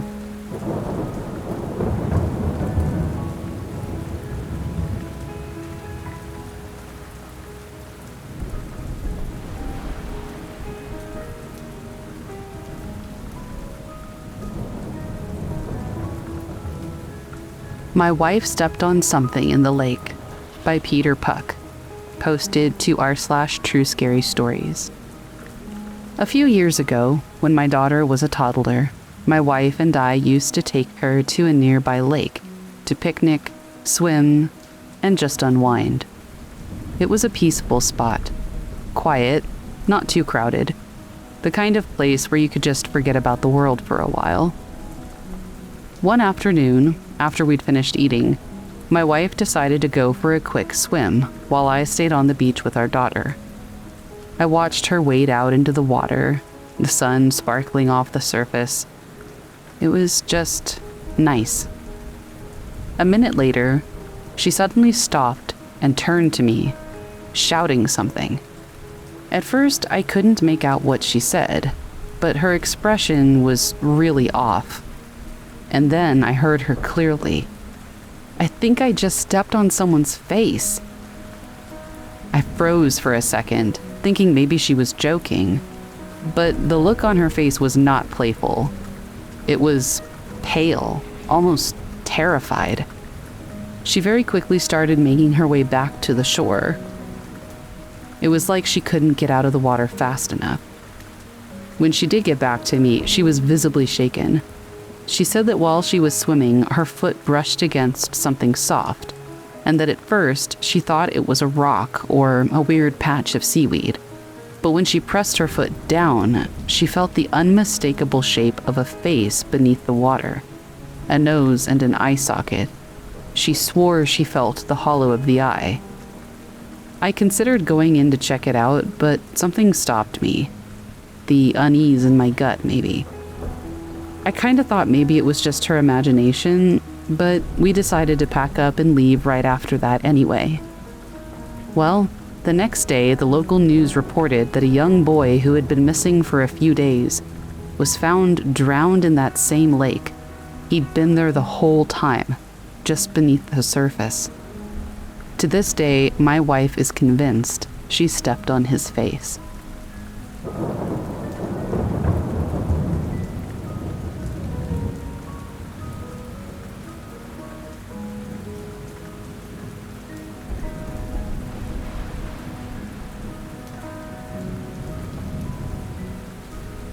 There were faces in the roots. This isn't the kind of story I ever thought I would tell out loud.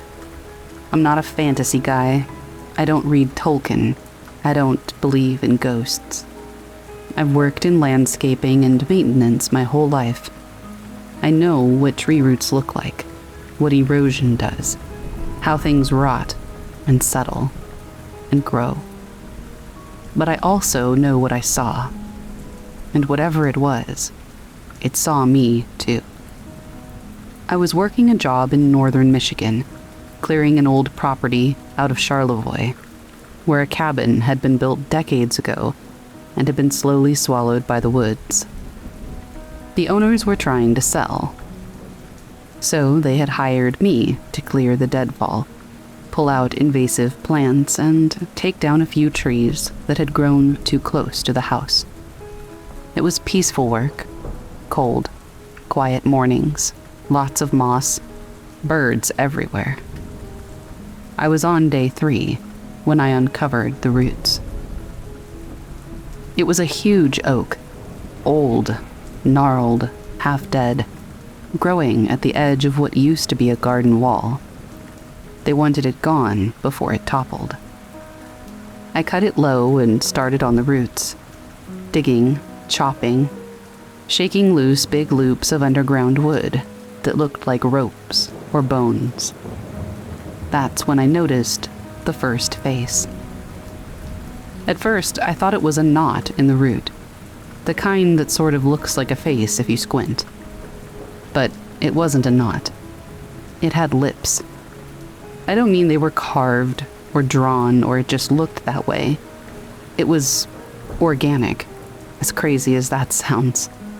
Like it was actually a thing that had lips. And then I saw the eyes and the nose. It was this sleeping mask of bark. Obviously, I was terrified, but then I saw something else. There were more of them, all along the base of the root cluster. They were small, maybe 5 inches across, buried in moss and lichen. Human faces. Not full heads, just the fronts, like they were growing out of the wood. I leaned in, almost laughing. I took my glove off and brushed one clean. It felt like skin. Cold, damp bark with a waxy smoothness. The eyes were closed. I didn't know what else to do, so I just whispered, "What the hell?" and stepped back. And that's when one of them opened its eyes. I screamed, not even a controlled scream. I shrieked. The eyes were pale green, no whites. They blinked once, slowly, and then the lips moved. Not like it was trying to talk, more like it was mouthing something, soundless. I couldn't make it out. My skin felt like it was buzzing. My hands went cold. I backed up, tripped over a stone, and when I got up again, every face was closed, like they'd never moved. I left the root half dug and walked straight to my truck. I sat there for a long time. Eventually, I told myself that I was just tired, seeing things, hallucinating. I went back the next day to finish the job. But the root cluster was gone. Completely. I don't mean that there were no faces anymore. I mean the entire root cluster had disappeared. The tree stump was still there, but the ground was smooth. No hole, no dirt piles, no sign that anything had ever been dug up at all. Just grass, damp and undisturbed. I called the property owner and asked if someone else had come by. He said no. I said, "Are you sure no one pulled anything out of the yard?" He laughed and said that the road was too narrow for anyone but me. No one else had keys to the gate. Sometimes I wonder if I uncovered something I wasn't supposed to see. If those faces were sleeping until I woke them up. Or maybe they were warning me, telling me to leave. And maybe the forest agreed, because when I went back a week later to finish a different job, the entire root area was covered in mushrooms, hundreds of them, all facing my direction.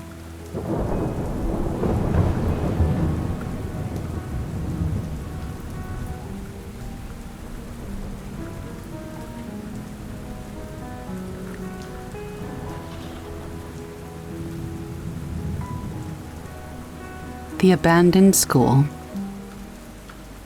I had to pass by my old school on my way home from work, so one day I decided to stop by and see how much had changed since I had graduated. It had been years, and the place had always seemed to have this creepy vibe to it, even when I was a kid.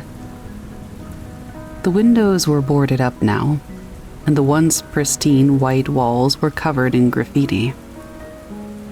Out of sheer curiosity, I walked around to the back of the building, where I noticed a broken window, just large enough for me to squeeze through.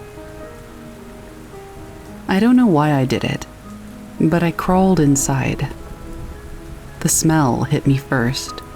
Stale air, mildew, and something colder. I wandered the halls, the floorboards creaking beneath my feet. I found my old classroom, the one where I spent most of my time, and pushed the door open. The desk was still there, but what really made me freeze was the sound. A faint scratching noise, like someone was moving a piece of furniture, coming from the back corner of the room. I hesitated for a second, but curiosity pushed me forward. I took a step into the room, and the scratching stopped. The silence was deafening, but not in any kind of comforting way. I felt it, like someone was there with me, unseen. The hairs on the back of my neck stood up, and suddenly I heard a whisper, barely audible. "Get out." I bolted from the room and scrambled out the window. I didn't look back once, but I swear I saw the faintest shadow moving behind one of the boarded-up windows. That school had always been full of strange energy, but now I'm convinced that there's something in there that's not ready to let go.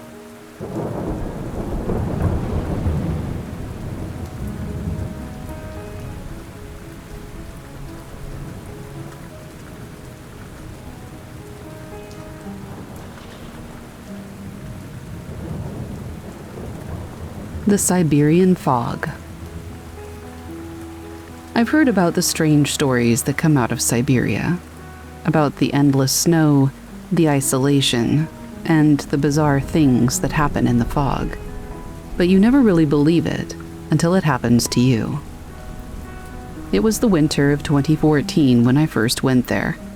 I had been working in Moscow for a few years, and when the opportunity came up to do a project in the wilderness of Siberia, I didn't hesitate. I had heard of the taiga, the massive forest that stretches across much of Siberia, and the bleakness of the landscape, but I wanted to experience it for myself. I had heard stories, sure, but what's folklore if you haven't seen it firsthand? Besides, it was supposed to be a simple job. Survey some land, assess the environmental impact of logging, and move on. The group I was with didn't know what they were getting into either.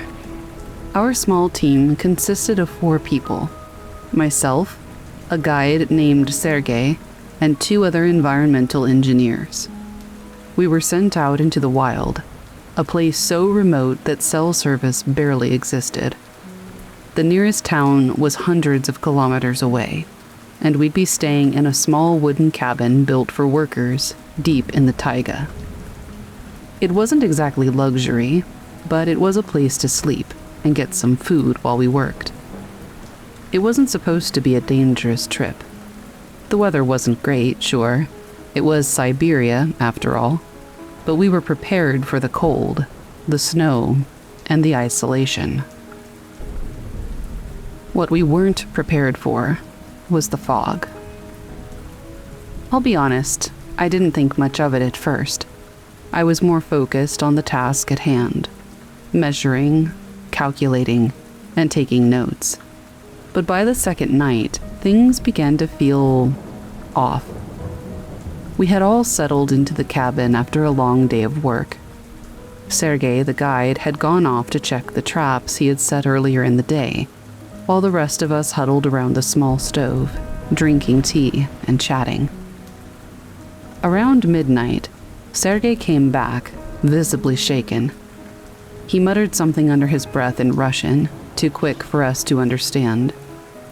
He made his way to the stove and began to thaw out, but I could see the tension in his body.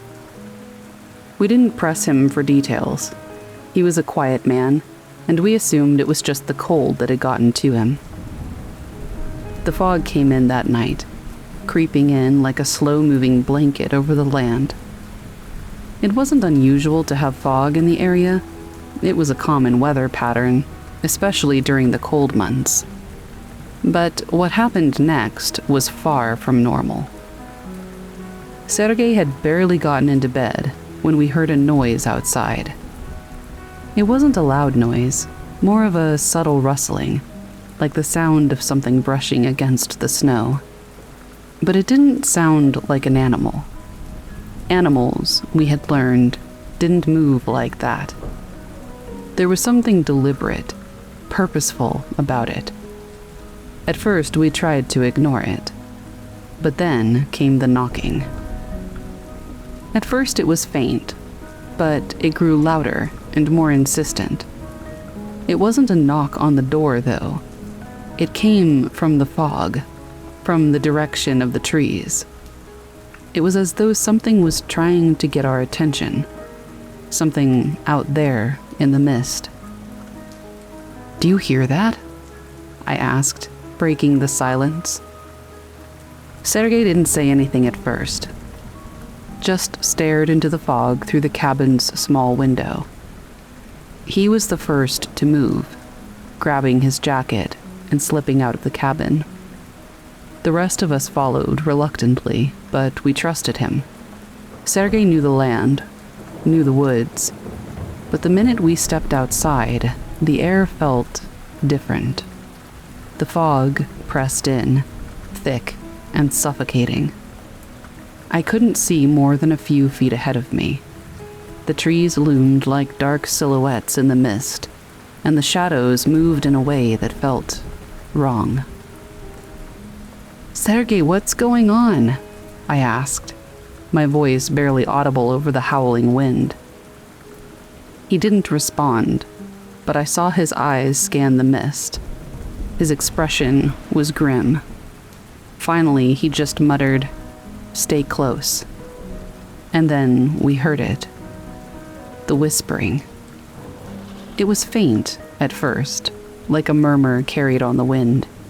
But then it grew louder, and I swear to you it sounded like voices, a cacophony of whispers like hundreds of people were talking all at once, just beyond our line of sight. Some of the words I could make out. It was Russian, but the sentences were jumbled, strange, and nonsensical. I felt a chill run through me as the fog thickened. It was like we were standing in the middle of a cloud, and the world had disappeared. The only thing that I could hear were those whispers. And then the shape appeared. At first, it was just a shadow, a silhouette moving through the fog. But as it got closer, I could make out a figure, tall, thin, and almost translucent in the mist. It didn't look like a person. It looked wrong. The limbs were too long, too thin, and it moved in an unnatural way, like it was floating just above the ground. Sergei raised his hand, signaling for us to stay still, but it was too late. The figure stopped about 10 feet away from us. Its gaze locked onto mine. Its face, well, it didn't have a face, not in the way we understand it. Just smooth, pale skin, stretched too tight. I felt like I was being pulled toward it. Like it was reaching into my mind, dragging my thoughts from me. I couldn't move. I couldn't speak. The whispers grew louder, and the figure stepped closer. And then, as quickly as it had appeared, it vanished, melting into the fog like it had never been there. We stood in stunned silence for what felt like an eternity before Sergei spoke again. "We need to go back," he said, his voice low, almost shaking. We didn't need any further convincing. We made our way back to the cabin as fast as we could, and once inside, we bolted the door and shut the windows. But the whispers didn't stop. They were there, just outside, always on the edge of hearing. I didn't sleep that night. I mean, how could I? I kept hearing the sound of footsteps outside the cabin, but when I looked out, I saw nothing but the fog. It was like the world outside had turned into a maze, a place where things that weren't supposed to be real could walk freely. The next day, Sergei wouldn't talk about what we had seen, but it was clear something had changed in him. He was distant, distracted, and the look in his eyes told me everything I needed to know. He was scared, and I could tell he was hiding something. We tried to continue with our work, but the fog never let up. By the third day, the fog had become a constant companion. We couldn't see more than 10 feet in front of us, and the strange noises had only intensified. Sometimes we would hear the whispers again, and other times we'd hear something else, something worse. The knocking returned, and at this time, it wasn't just from the trees. It was coming from under the ground, from the very earth itself. Sergei wasn't the same. He stopped going out into the woods. Instead, he stayed in the cabin, staring at the walls. The rest of us tried to keep working, but there was a sense of dread hanging over us, like we were being watched. On the fourth night, it happened again. We were all gathered in the cabin, trying to get some rest, when we heard the sound of something moving outside. It wasn't the usual rustling. It was too deliberate, too slow. I watched as the mist thickened, and this time it wasn't just a shape that moved in the distance. A figure more massive than before, with long limbs that seemed to stretch unnaturally as it moved through the fog, appeared. It didn't look human, not at all. It didn't have eyes, like I said before, but somehow I knew it was staring right at us. And as it got closer, I heard something in the distance, almost like a roar, a sound that nothing I know of could have been able to make. Sergei stood up suddenly, his eyes wide with terror. He grabbed his gear, muttering in a language none of us could understand. Then he started muttering that he had to leave, had to get out of there, but we couldn't stop him. He ran out into the fog, and we never saw him again. We stayed in that cabin for a few more days, hoping against hope that somebody would find us, but no one came. The whispers never stopped. The fog never lifted, and soon we began to hear the scraping sound again. The knocking now was right outside the door. By the time help did arrive, we had all nearly gone mad with fear. They found us huddled in the corner of the cabin, eyes wide, unable to speak. But when they asked us what had happened, all we could do was point toward the forest, where the fog had never cleared. They told us that we were just in shock because we were hypothermic. But we all knew better. No one ever talked about what we saw, not to each other. But we all knew. Something waited out there in the fog. And it's not just the mist that hides it. It's the presence, the thing that watches, that waits for you to step out of line, to lose your way, or to lose your sanity. And that when the fog rolls in, it's already too late.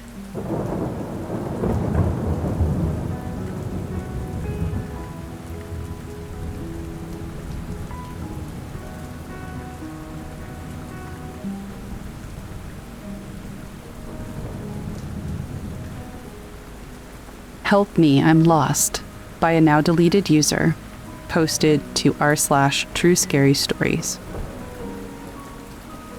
I was living in a rural area in Oklahoma with my mother at a small lake house.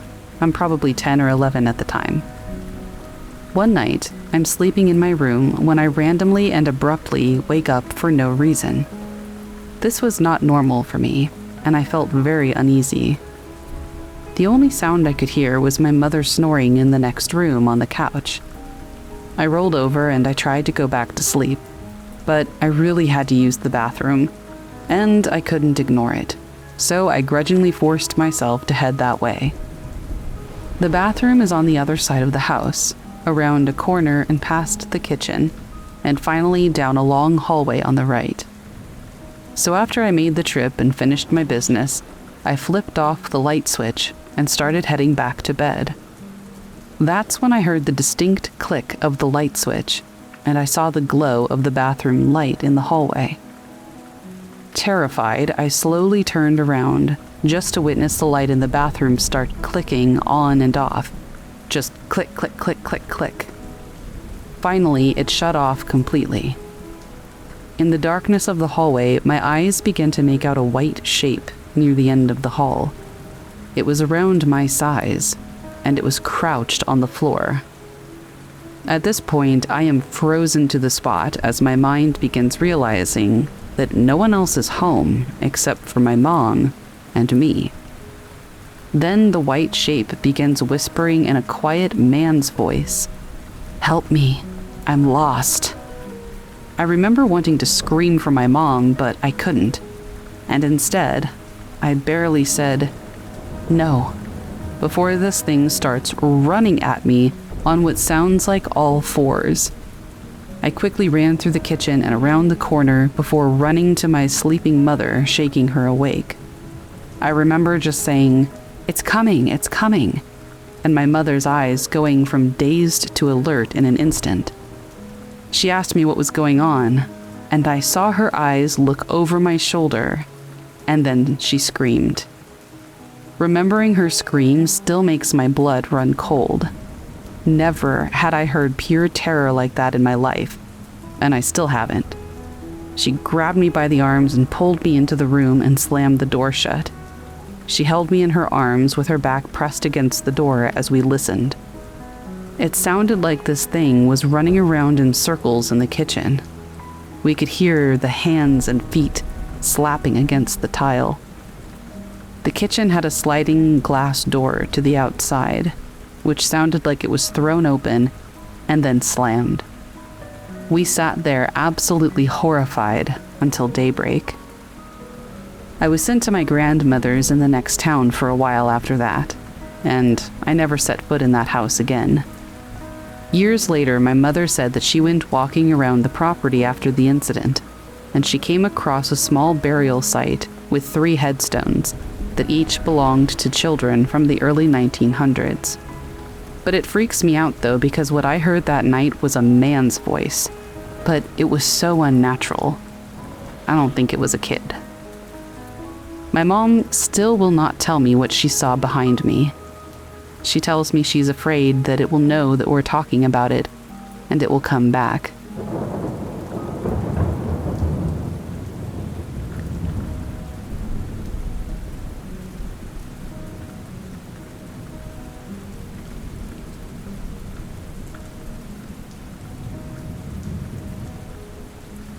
The distant singing.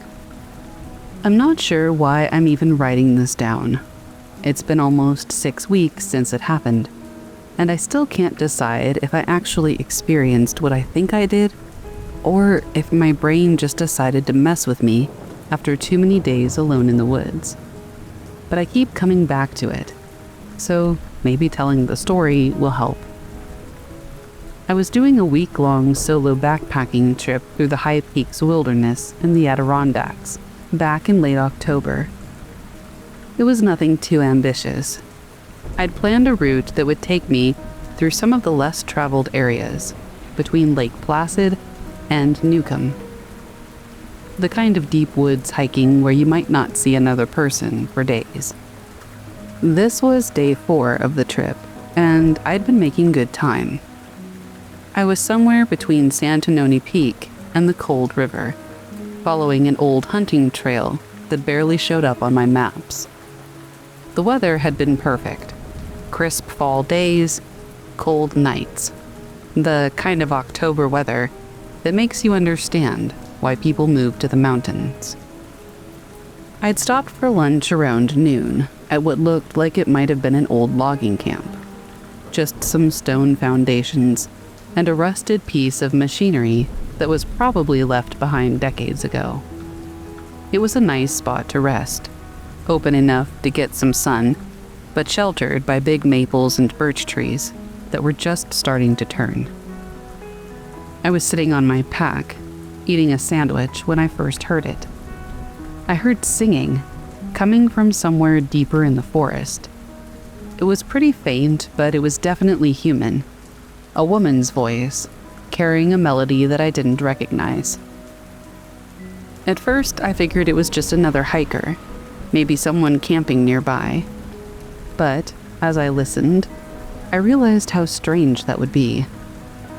I hadn't seen any sign of other people for 2 days, and this section of the wilderness isn't exactly on the tourist trail. Plus, the singing had an odd quality to it.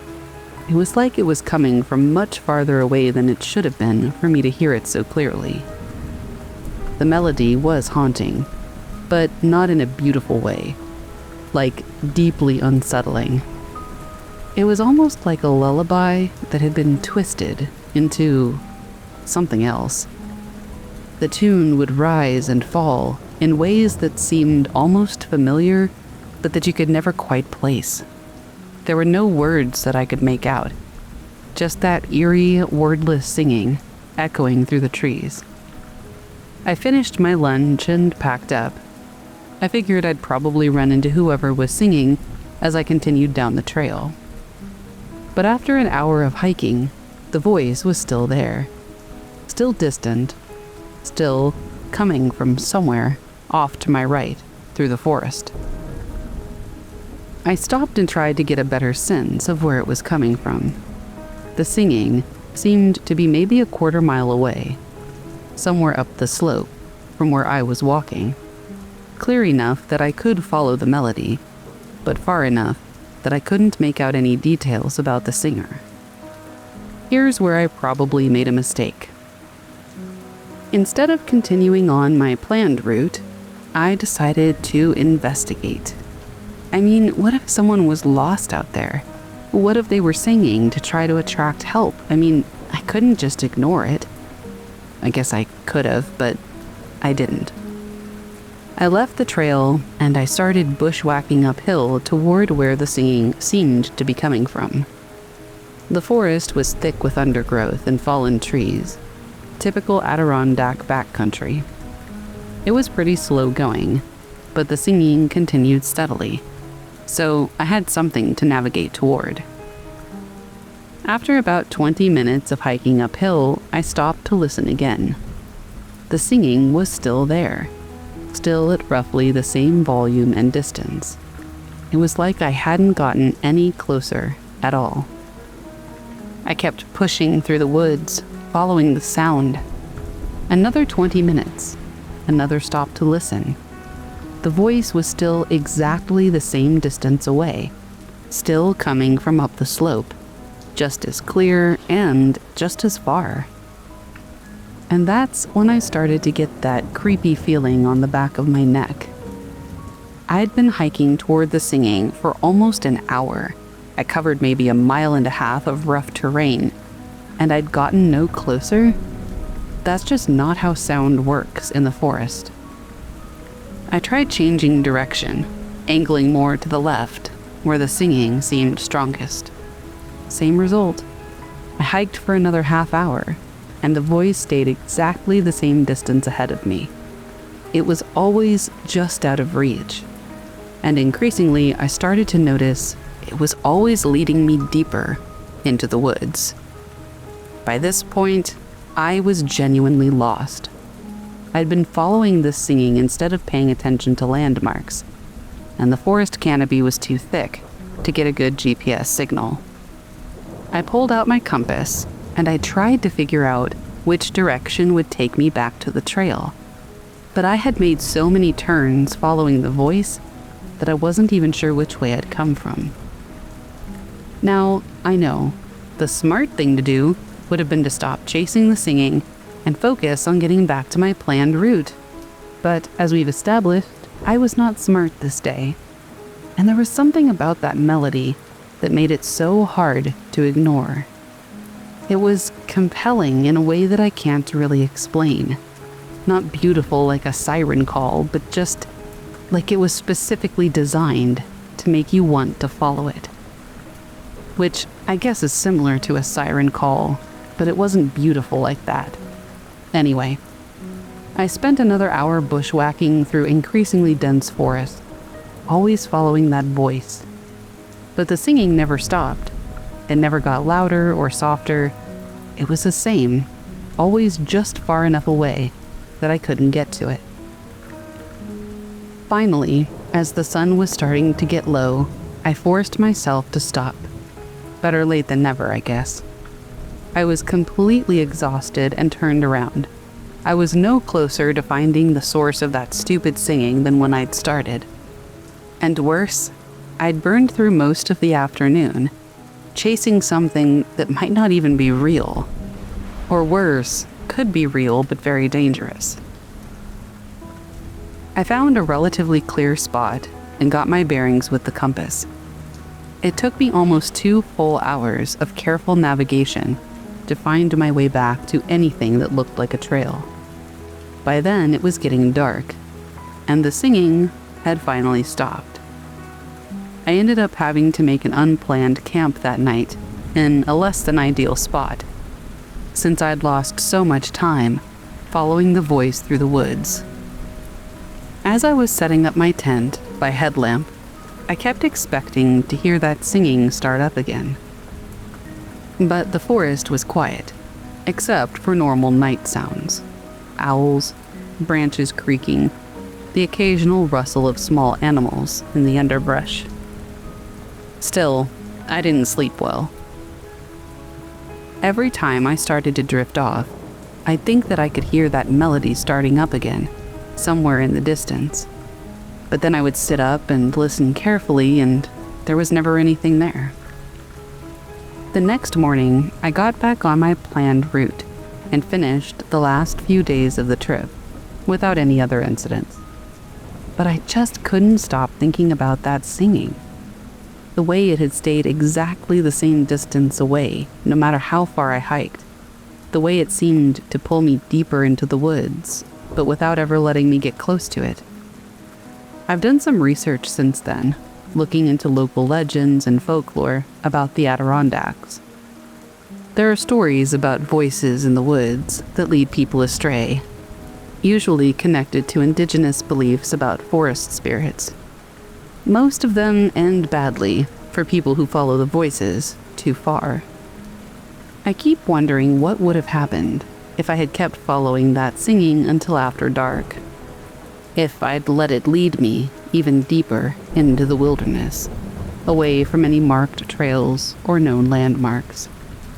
Part of me thinks I might still be out there, wandering through the forest, always hearing that melody just ahead of me, never quite able to catch up to it.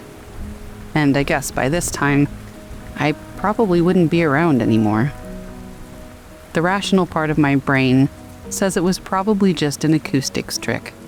Sound bouncing off the mountains and valleys in a way that made it seem like it was coming from different directions.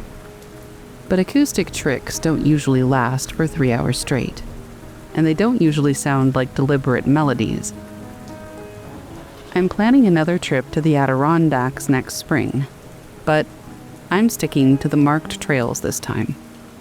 If I hear any more singing in the woods, I'm going to do what I probably should have done the first time. Pretend I didn't hear it, and keep walking.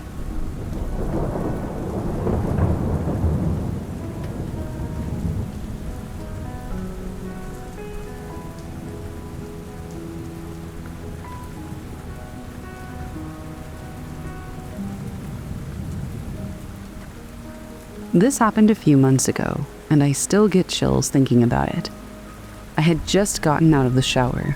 The bathroom was steamy and quiet, the kind of silence that feels thick in the air, but also kind of comforting in a way, at least at first. I was drying off in front of the mirror, trying to clear the fog that had settled on the glass, and that's when I saw it. There was a figure in the mirror, but not in the room with me. It was standing behind me, just out of my direct line of sight, but I could see it clearly in the reflection. It looked like a person, but something was just wrong. They were wearing dark clothes, and their face was shadowed, like the light from the bathroom couldn't touch them in the hallway.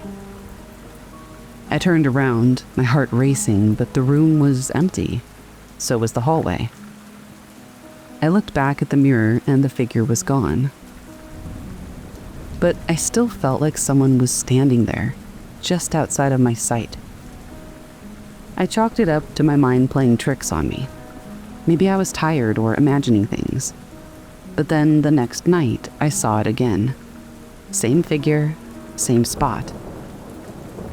Just standing there in the mirror, staring at me. I turned around quickly, but once again, the room was empty. After that, I couldn't shake the feeling that I wasn't alone whenever I was in that bathroom. I'd check the mirror every time I entered, and sometimes I swear I could still feel that presence, just waiting. I haven't been able to use that mirror the same way since, and I haven't seen the figure again, but I'm not sure I really want to.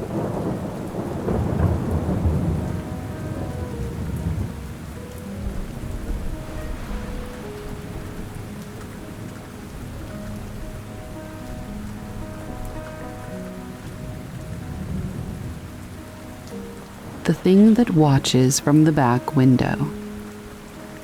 So I live in Alaska, in a small town just outside Wasilla. It's a quiet place, the kind where everyone knows everyone, and the houses are spread out enough that you get a decent bit of land between you and your neighbors.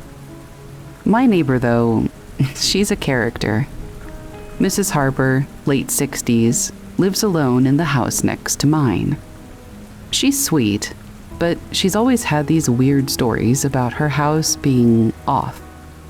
For months, she'd complained that someone was staring into her house at night. She said it was happening when she was trying to sleep, but every time she turned on the light or looked out, the figure was gone. I hate to say it now, but I thought she was just imagining it. I mean, she's older, you know? Maybe her vision wasn't what it used to be. Maybe it was just her mind playing tricks on her. She mentioned it often enough that it started to feel like she was just grasping at straws. But then, she told me something that changed everything. One night, she came over to my place. Her hands were shaking, and she wasn't looking at me.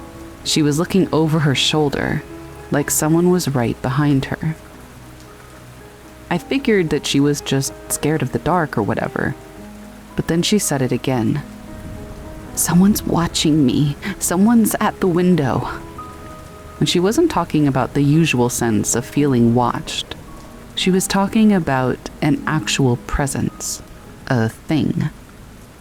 I didn't know what to say, but that night something strange happened. I couldn't sleep. Hadn't been sleeping much anyway, but this night I felt like something was off. I'm not a paranoid person, but I couldn't shake the feeling that I was being watched. So I decided to check the back window. Now, my house is old, really old. The kind of house that has creaky floors and windows that don't always close all the way. It's a fixer-upper I've been meaning to get to, but I'd put off work for too long. I went to the kitchen, switched on the light, and looked out the window.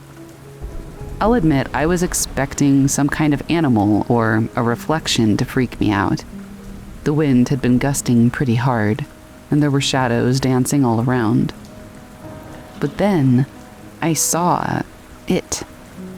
At first, I thought it was just some trick of the light, but no. It was a figure standing in the backyard by the tree line, right in the corner of the yard where it was too dark for anyone to get a clear view of the woods.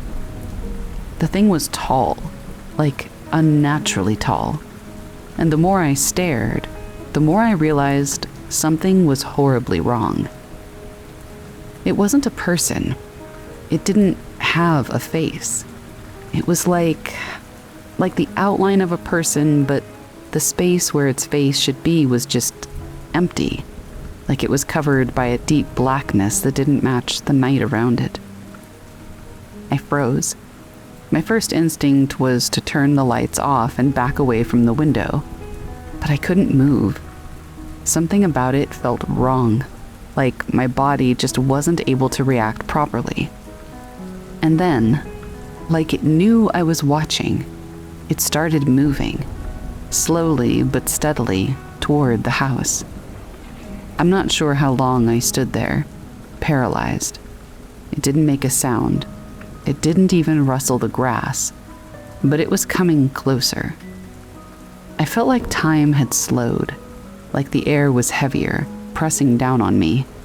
And right before I could snap out of it, right before I even thought about running, it stopped. Just stopped in the middle of the yard.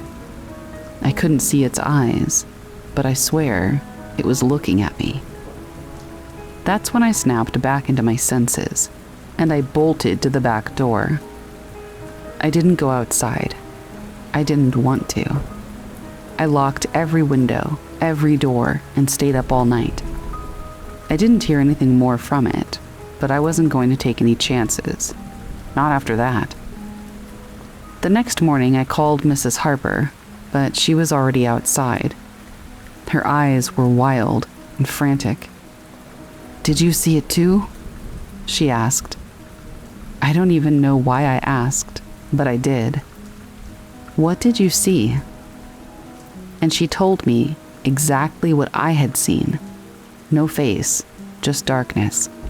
She'd seen it too, standing at her window like it was watching her, but she didn't want to tell anyone. I've been in touch with her since, but things have gotten quieter. I don't know if that thing is still out there, but I haven't looked back at the window since. At least not at night. I've kept the lights on just in case, but there's no denying it. There's something out there, and it's been watching us. We can't be the only ones. So, has anyone else had something like this happen? Something that's not a ghost, but more like a shadow with no face? Something that's just been watching you? I'd love to know.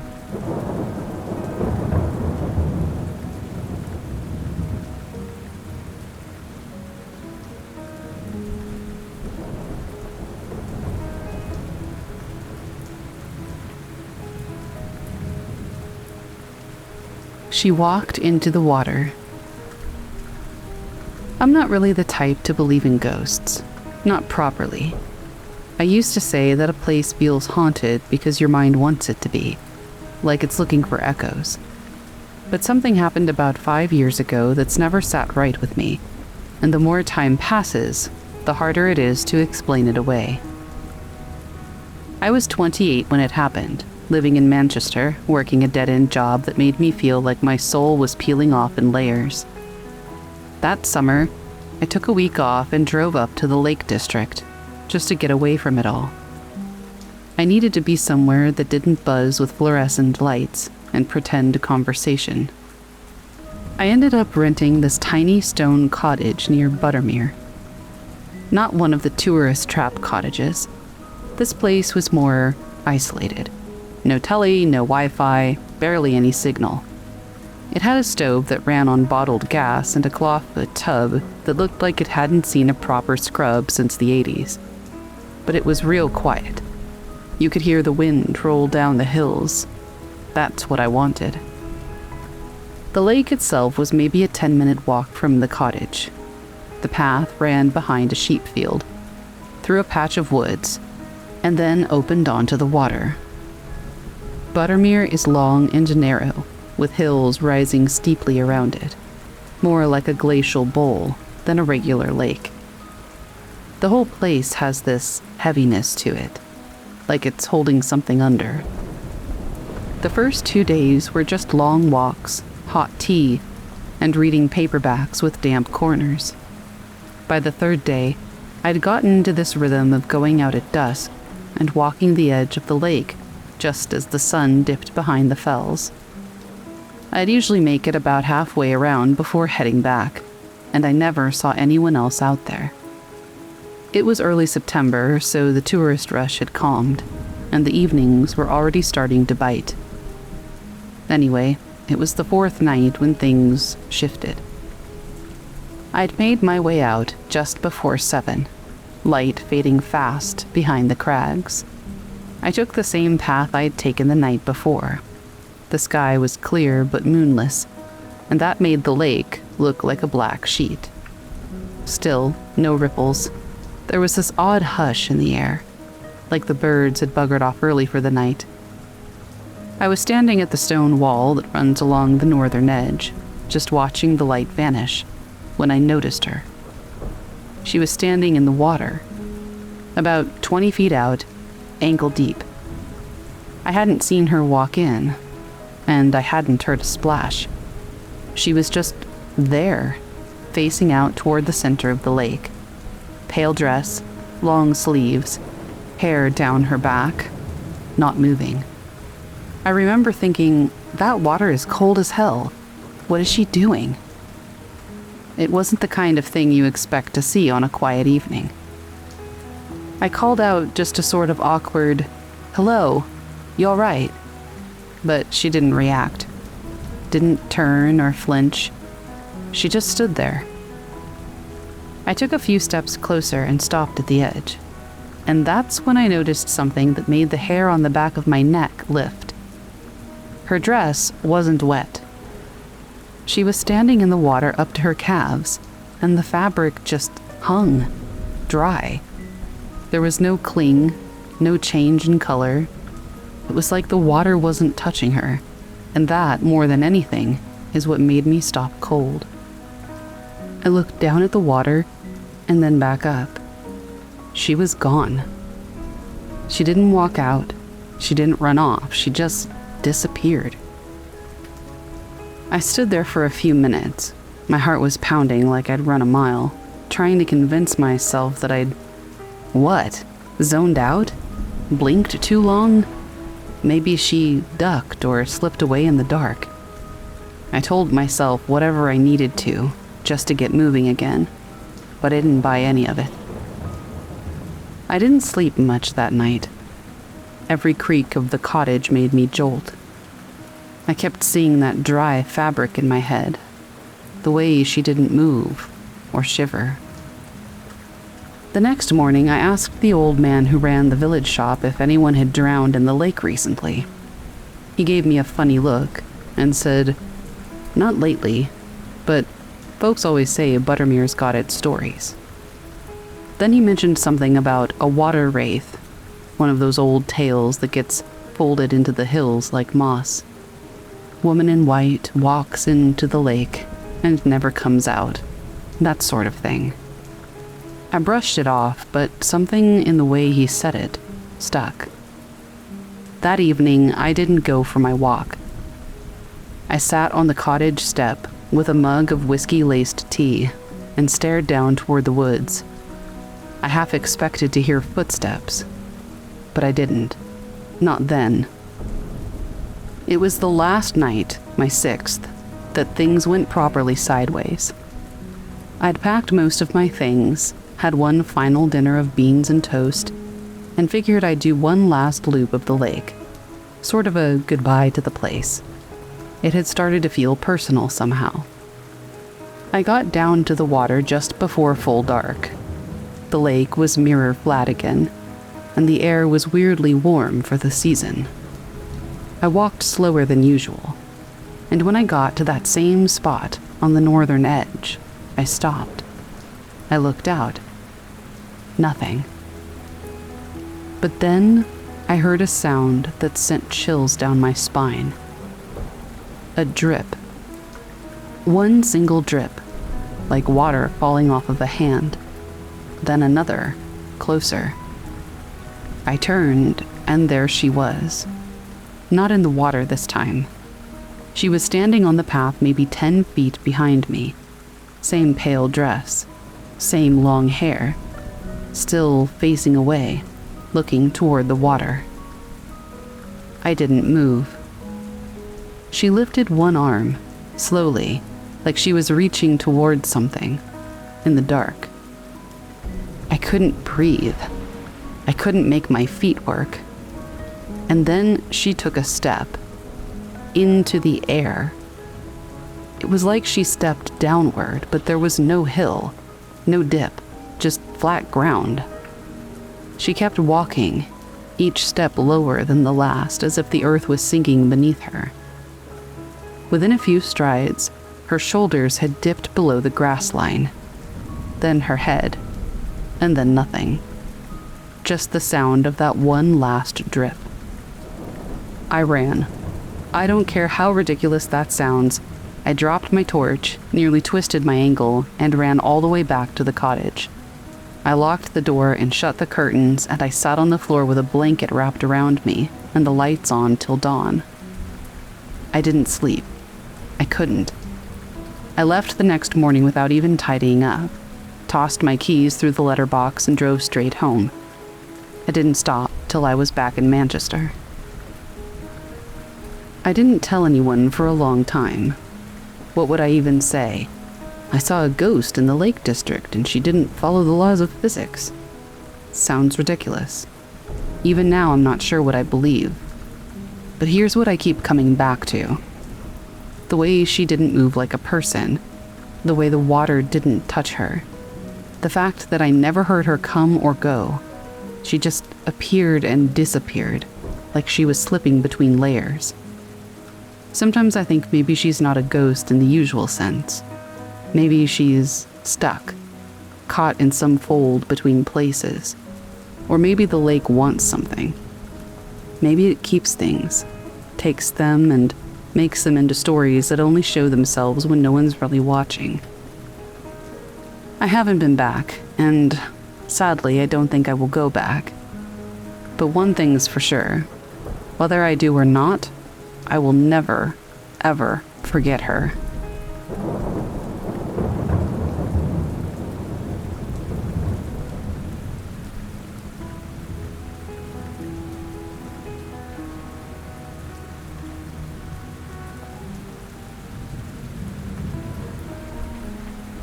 I've always been a sucker for vintage things, so when I wandered into this old thrift store a few years ago, I wasn't expecting anything strange. It was the usual, old furniture, dusty books, and random knickknacks. But then, I saw a doll sitting on a shelf in the back corner. It wasn't like any doll I'd seen before. It was old, its face cracked, its eyes dull but still unsettling. There was something about it that made me pause. The store owner noticed me looking at it and told me it was one of the shop's oldest items.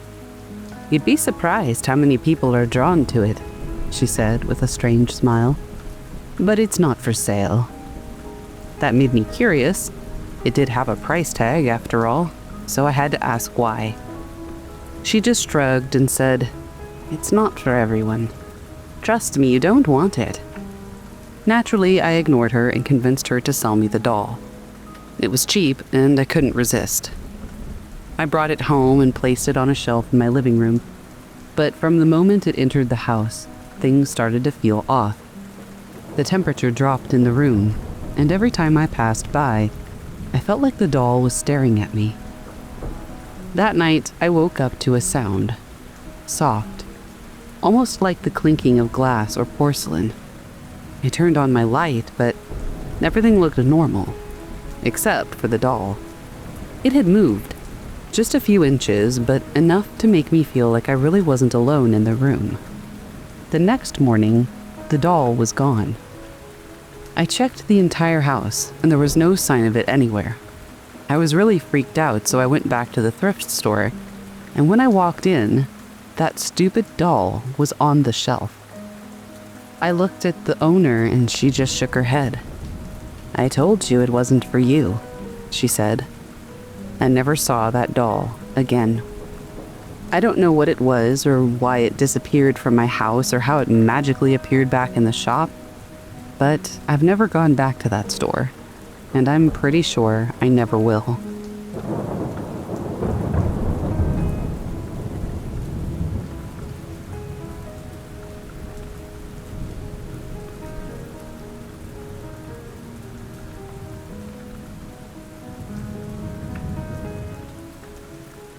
The mysterious mirror. I found the mirror at an antique shop, tucked away in a dusty corner. It was beautiful, an old gilded frame with intricate carvings, and the glass had a slightly cloudy, antique look. Something about it called to me, and I couldn't resist buying it. At first, everything seemed fine. I hung it in my hallway, and it added a touch of charm to the space. I admired it whenever I passed by, noticing how it reflected the light in a warm, soft way. But then one night, things started to change. I was walking past the mirror when I caught a glimpse of a reflection that didn't match mine. For a split second, I saw a woman standing beside me, her reflection staring at me with wide, vacant eyes. She had dark hair and was wearing an old-fashioned dress. I spun around, but no one was there. The hallway was empty. I tried to brush it off as my imagination, but it kept happening. Every time I looked into the mirror, I'd see the same woman in the reflection, standing beside me and staring. It was always in the corner of my vision, like she was just out of place, watching me. One night, I gathered the courage to ask out loud, "Who are you?" There was no answer, but the next time I looked into the mirror, the woman's expression had changed. Her eyes were now wide with fear, like she was trying to warn me. I moved the mirror to the basement, but the strange reflections didn't stop. Sometimes I still feel her presence, like she's there, just behind me. The mirror is still in the basement, gathering dust, but I can't shake the feeling that she's waiting for me to look into it again.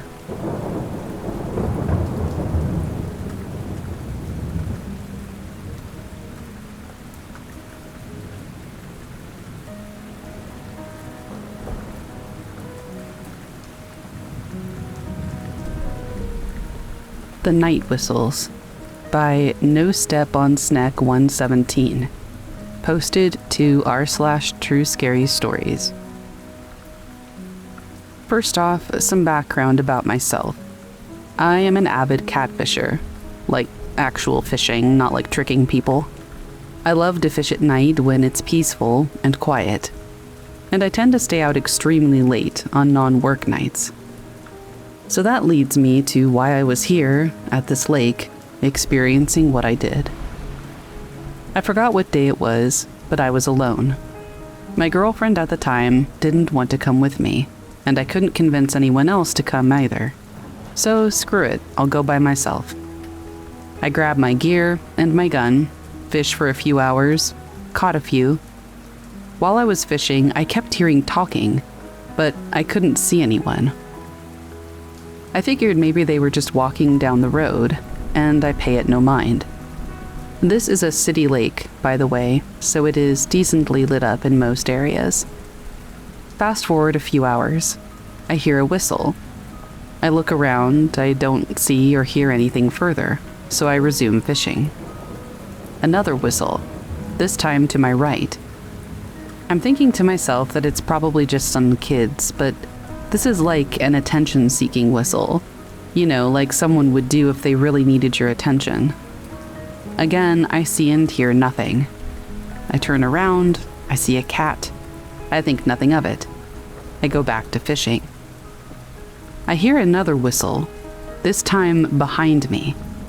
The cat's gone. I reel in my lines.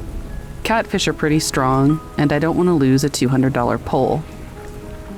I put my hand on my gun, and I quietly walk around the nearby building. I see and hear nothing, which should be impossible because there's gravel everywhere. I turn around and I walk back, and directly behind me, I hear a very loud and shrill whistle. It was close enough to make me flip around and draw my gun. My heart is pounding, so I grab my stuff and I book it to my car. Fast forward a week later, last Friday or Saturday night, friend and I go to the same place. I forget about the whistling. We go fishing, we have a decent time. As I'm looking around, I kept noticing shadows in the trees across the lake. It almost looked like something was running near the lights and jumping around. I didn't really think much of it. I figured it was just the night playing tricks on me. My friend who was with me didn't tell me this until later, but he also observed the same exact thing. It comes close to 3 a.m. and I hear some people chatting. I don't see anyone, which is odd. The lake is kind of like a pit, with roads all around. It's impossible to not see somebody walking by if they're there. I'm kind of sketched, but I keep fishing. Around 3:15 a.m., I begin to hear birds tweeting. This is the dead of night. I turn to my friend and I'm like, "You hear those birds chirping? Kind of odd for 3 a.m. He looks around, kind of looking paranoid. He's quiet for a while, and then about 5 to 10 minutes later, he says, "Those aren't birds chirping. Something is mimicking them." I look at him and I'm like, "What are you on about?" And he goes, "Remember that story that you told me your coworker told you?" I nod. "Yeah, about the incidents and why they don't let anyone swim here anymore?" He goes, "About how many people have died?" As soon as he says that, the crickets stop. The wind dies immediately and the fish stop biting. My pole was being pulled in as he said that, and it just slipped off. You could hear a pin drop. "Do you feel that?" he said, and I nod. My chest is feeling heavy and it's hard to breathe. I just have this horrible feeling of dread. He looks around and says, "Bro, let's pack our stuff up and get out of here." I agree. We grab half the junk and pack it up. The tweeting starts back up, and we go back for the rest and rush it to the car. Suddenly, out of nowhere, he flips around with his knife drawn, so I pull my gun. He was like, "We need to go right now." We get in and drive off, and I'm like, "What the hell did you pull your knife out for?" And he goes, "Because something was running behind me, charging us." I don't know what happened, but even typing this out gives me chills. I don't even believe in anything supernatural or paranormal, ghosts, werewolves, any of that stuff, but it scared the crap out of me. Something wasn't right, and I knew it. I can't explain it. And I'm guessing I'm just asking in case somebody might know what I experienced. Also, I think it might have followed me home, because I've been noticing footprints in the grass around my home and noises in the dead of night.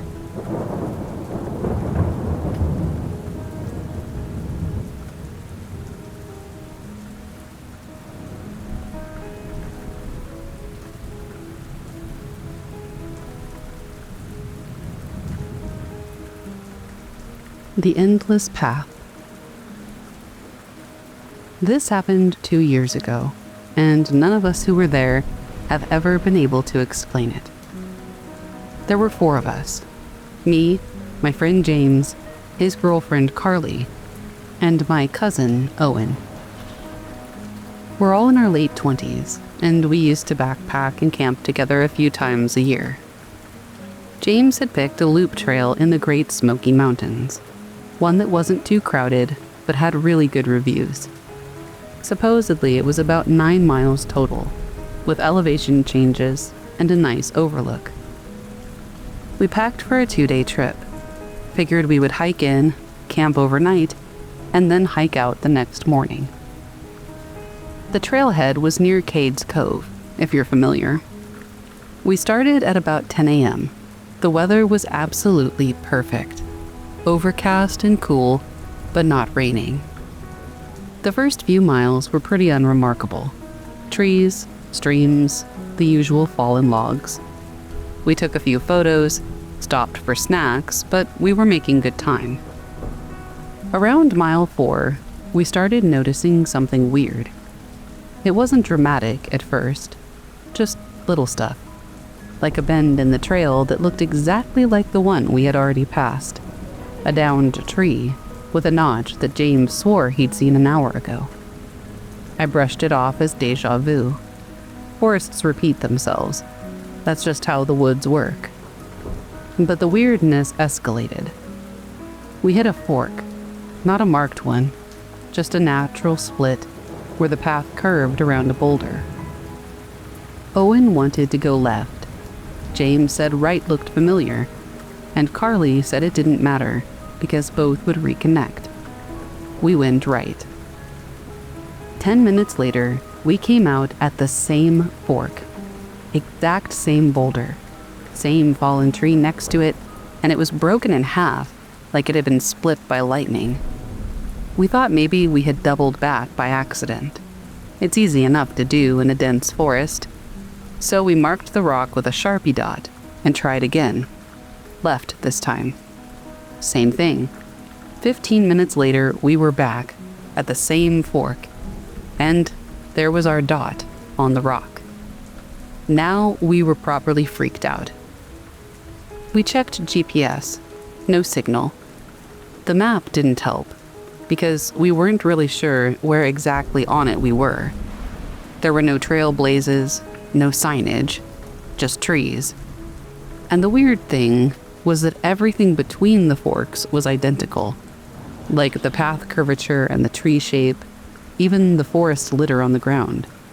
James stopped walking at one point and just stared at the dirt. "That leaf pile," he said. "What about it?" I asked. "I kicked it.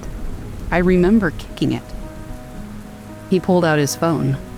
The last photo he had taken had a tree with a strange curved trunk, kind of like a shepherd's crook. We all agreed we had only passed it once. He showed us the picture and then pointed up the trail. Same tree, right there. We were looping. That much was now obvious, but we didn't understand how. This wasn't some hedge maze. We weren't taking random turns. It was a loop that we couldn't get out of. We sat down and tried to retrace our steps mentally. But the more we talked about it, the more it was like trying to remember the beginning of a dream. It felt like parts of the trail had changed when we weren't looking. At one point, Carly said, "Didn't that log used to be on the other side of the path?" We all looked, and she was right. Somehow it had flipped. So we tried something new. We picked a direction back the way that we had come from, and each of us left a trail marker. Owen tied his bandana to a branch. I stacked 3 flat rocks in a kind of cairn. James left an empty granola bar wrapper wedged into the bark of a tree. Don't freak out, we picked it up later. We walked for about 30 minutes. No forks, no changes. Until we saw the bandana again. Still tied, still fluttering, like we'd gone in a circle, but none of us had turned. Carly started crying. She was in a total spiral, and I don't blame her. It felt like the forest was playing a trick on us, but not in a funny way. In a cold, almost mean way. Like we weren't supposed to be there anymore, and it was trying to erase us by repetition. James suggested that we sit still. Don't move. Just wait and see if anything changed. Maybe whatever this thing was would release us at some point. So we sat. For 2 hours we sat. We didn't talk much. We just listened. And that part was maybe the worst. The woods were silent. No bird song, no bugs chittering away somewhere, no wind. The kind of quiet that almost makes your ears ring. When we finally stood up again, we took a completely different approach. Owen pulled out his compass and said, "Screw the trail. We go west, straight line. If we hit something, we turn back, but no curves, no loops." It took us hours, but it worked. We broke out onto a service road that wasn't marked on our map. It was old, cracked, almost overgrown, but it was real, and it wasn't looping. We followed it for nearly 2 miles until it connected to the park's main access road. Our car was parked 10 miles from there, but we didn't care. We flagged down a ranger truck, and they gave us a lift. We didn't tell them the whole story, obviously. We just said that we'd gotten turned around and lost track of the trail. But the strangest part is that when we checked the GPS data later, the tracker showed no loops, just a straight, normal path. No doubling back, no circles, like the forest was gaslighting us, or like something really was overriding our sense of time and space.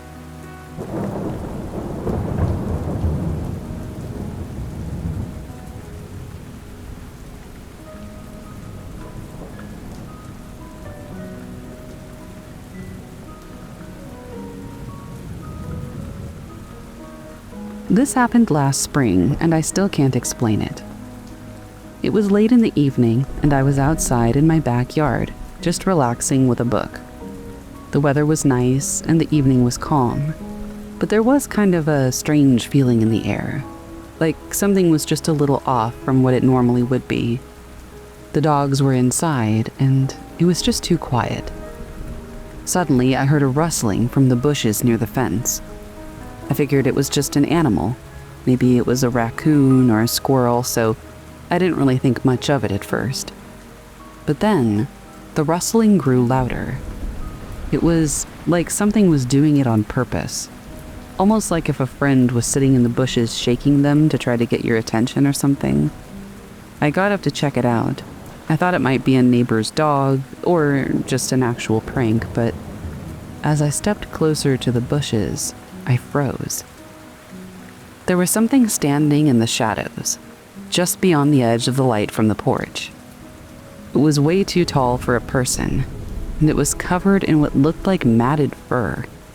It had the shape of a man, but the way it moved was all wrong.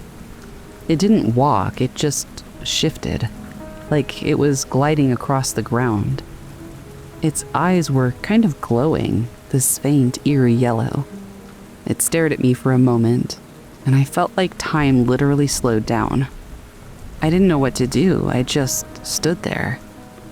The creature tilted its head, like it was studying me, and then, without a sound, it vanished into the darkness, moving faster than anything I've ever seen. I ran back inside, locked the door, and didn't go back outside until the next day. I haven't seen it since, but I don't know if I want to or not. I mean, part of me does because I want to know what it is, but the other part of me feels like maybe ignorance really is bliss.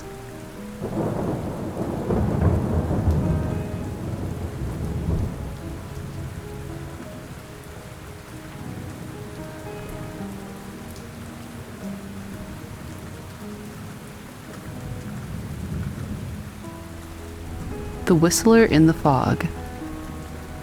I don't usually talk about this, and I'm not saying I even fully believe it myself, but it happened, and I haven't been back to that lake since.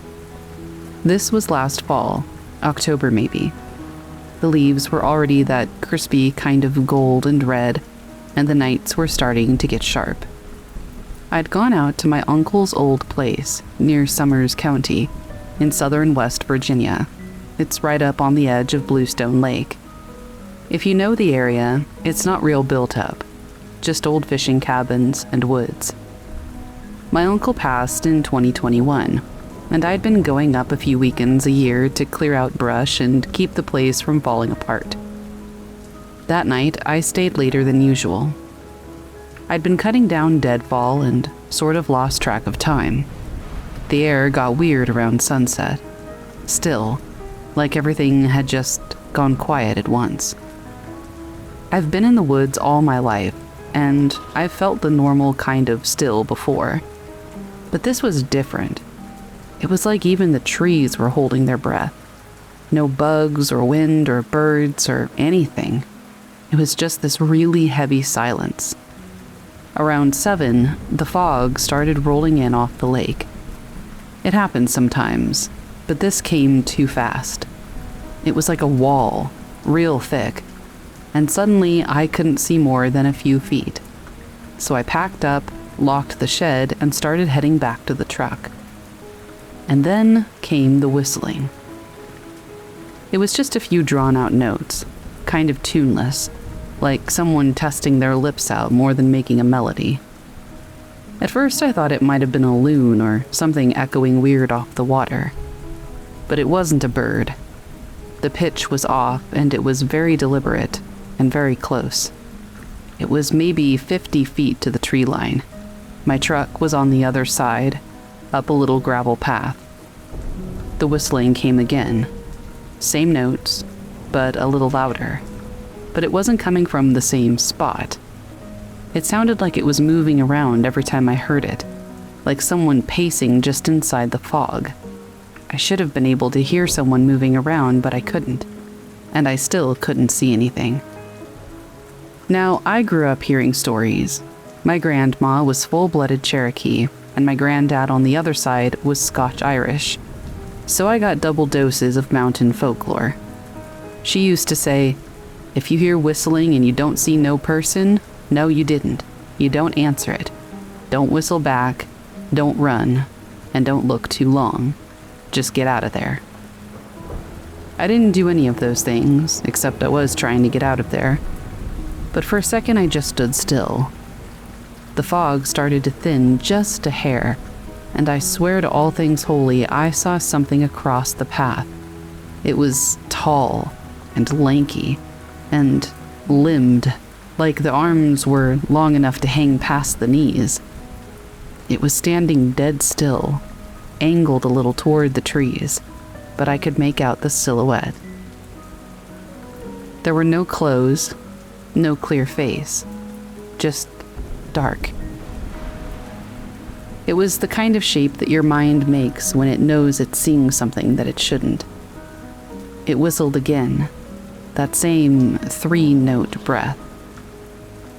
I turned really slowly and tried to walk nonchalantly back the way I'd come, back toward the cabin instead of toward the truck. I didn't run. I tried not to show panic. I didn't make a sound. I just walked. Even when the whistling started following me, I still just walked. It didn't rush me. It didn't scream. It just kept whistling, keeping pace, never quite gaining, but never quite letting me go.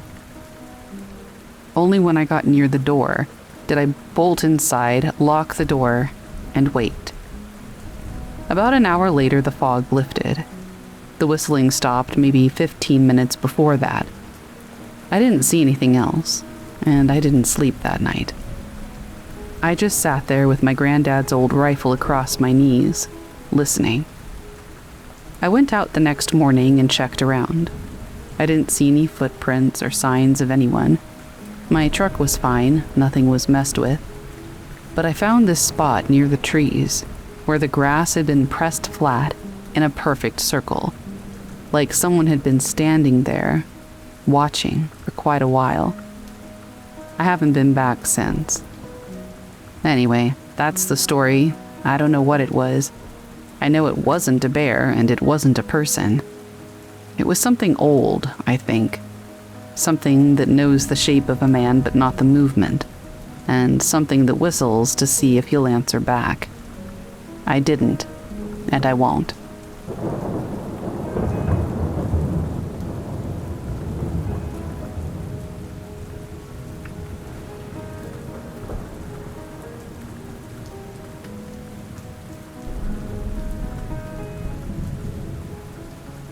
We heard a second voice on the baby monitor. We had just moved into a small house in rural Oregon. It wasn't anything fancy, really. It was an old two-story with creaky floors and a lot of character. It was just the kind of house that seemed like it had a lot of stories within it. It had seen a lot of life, and I liked that. My wife, Ellie, and I had been searching for a place to settle down, and this house was a bit of a steal. Looking back, I wish we had taken that as a warning. Our daughter Lily was only a year old at the time, and she had just started sleeping in her own room. Ellie and I had set up a baby monitor in her room, like any new parents.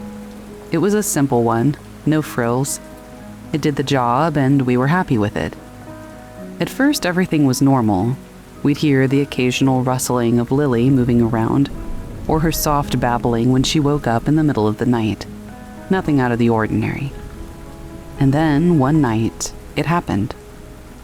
Ellie and I were sitting on the couch, watching TV, when we heard a faint noise from the baby monitor. That wasn't super unusual. It had static sometimes, or a bit of interference if the weather was bad. But this was different. It wasn't static. It was a voice. A deep, almost whispering voice. But still clear enough to make out a few words. We both froze. "Lily, come here." At first, we just thought it was interference. Maybe some channel overlap, or some kind of weird glitch. But when we heard the name again, our stomachs dropped. "Lily, come here." I got up quickly, my heart pounding, and I rushed into Lily's room. Ellie followed behind me, looking more freaked out than I was, which was saying something. I pushed the door open, half expecting to find Lily standing up in her crib, or maybe just talking in her sleep. But no, she was sound asleep, curled up in her blanket, oblivious.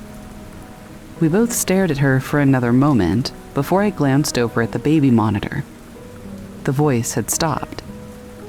I pulled it closer, hoping maybe I could figure out if it was some kind of malfunction.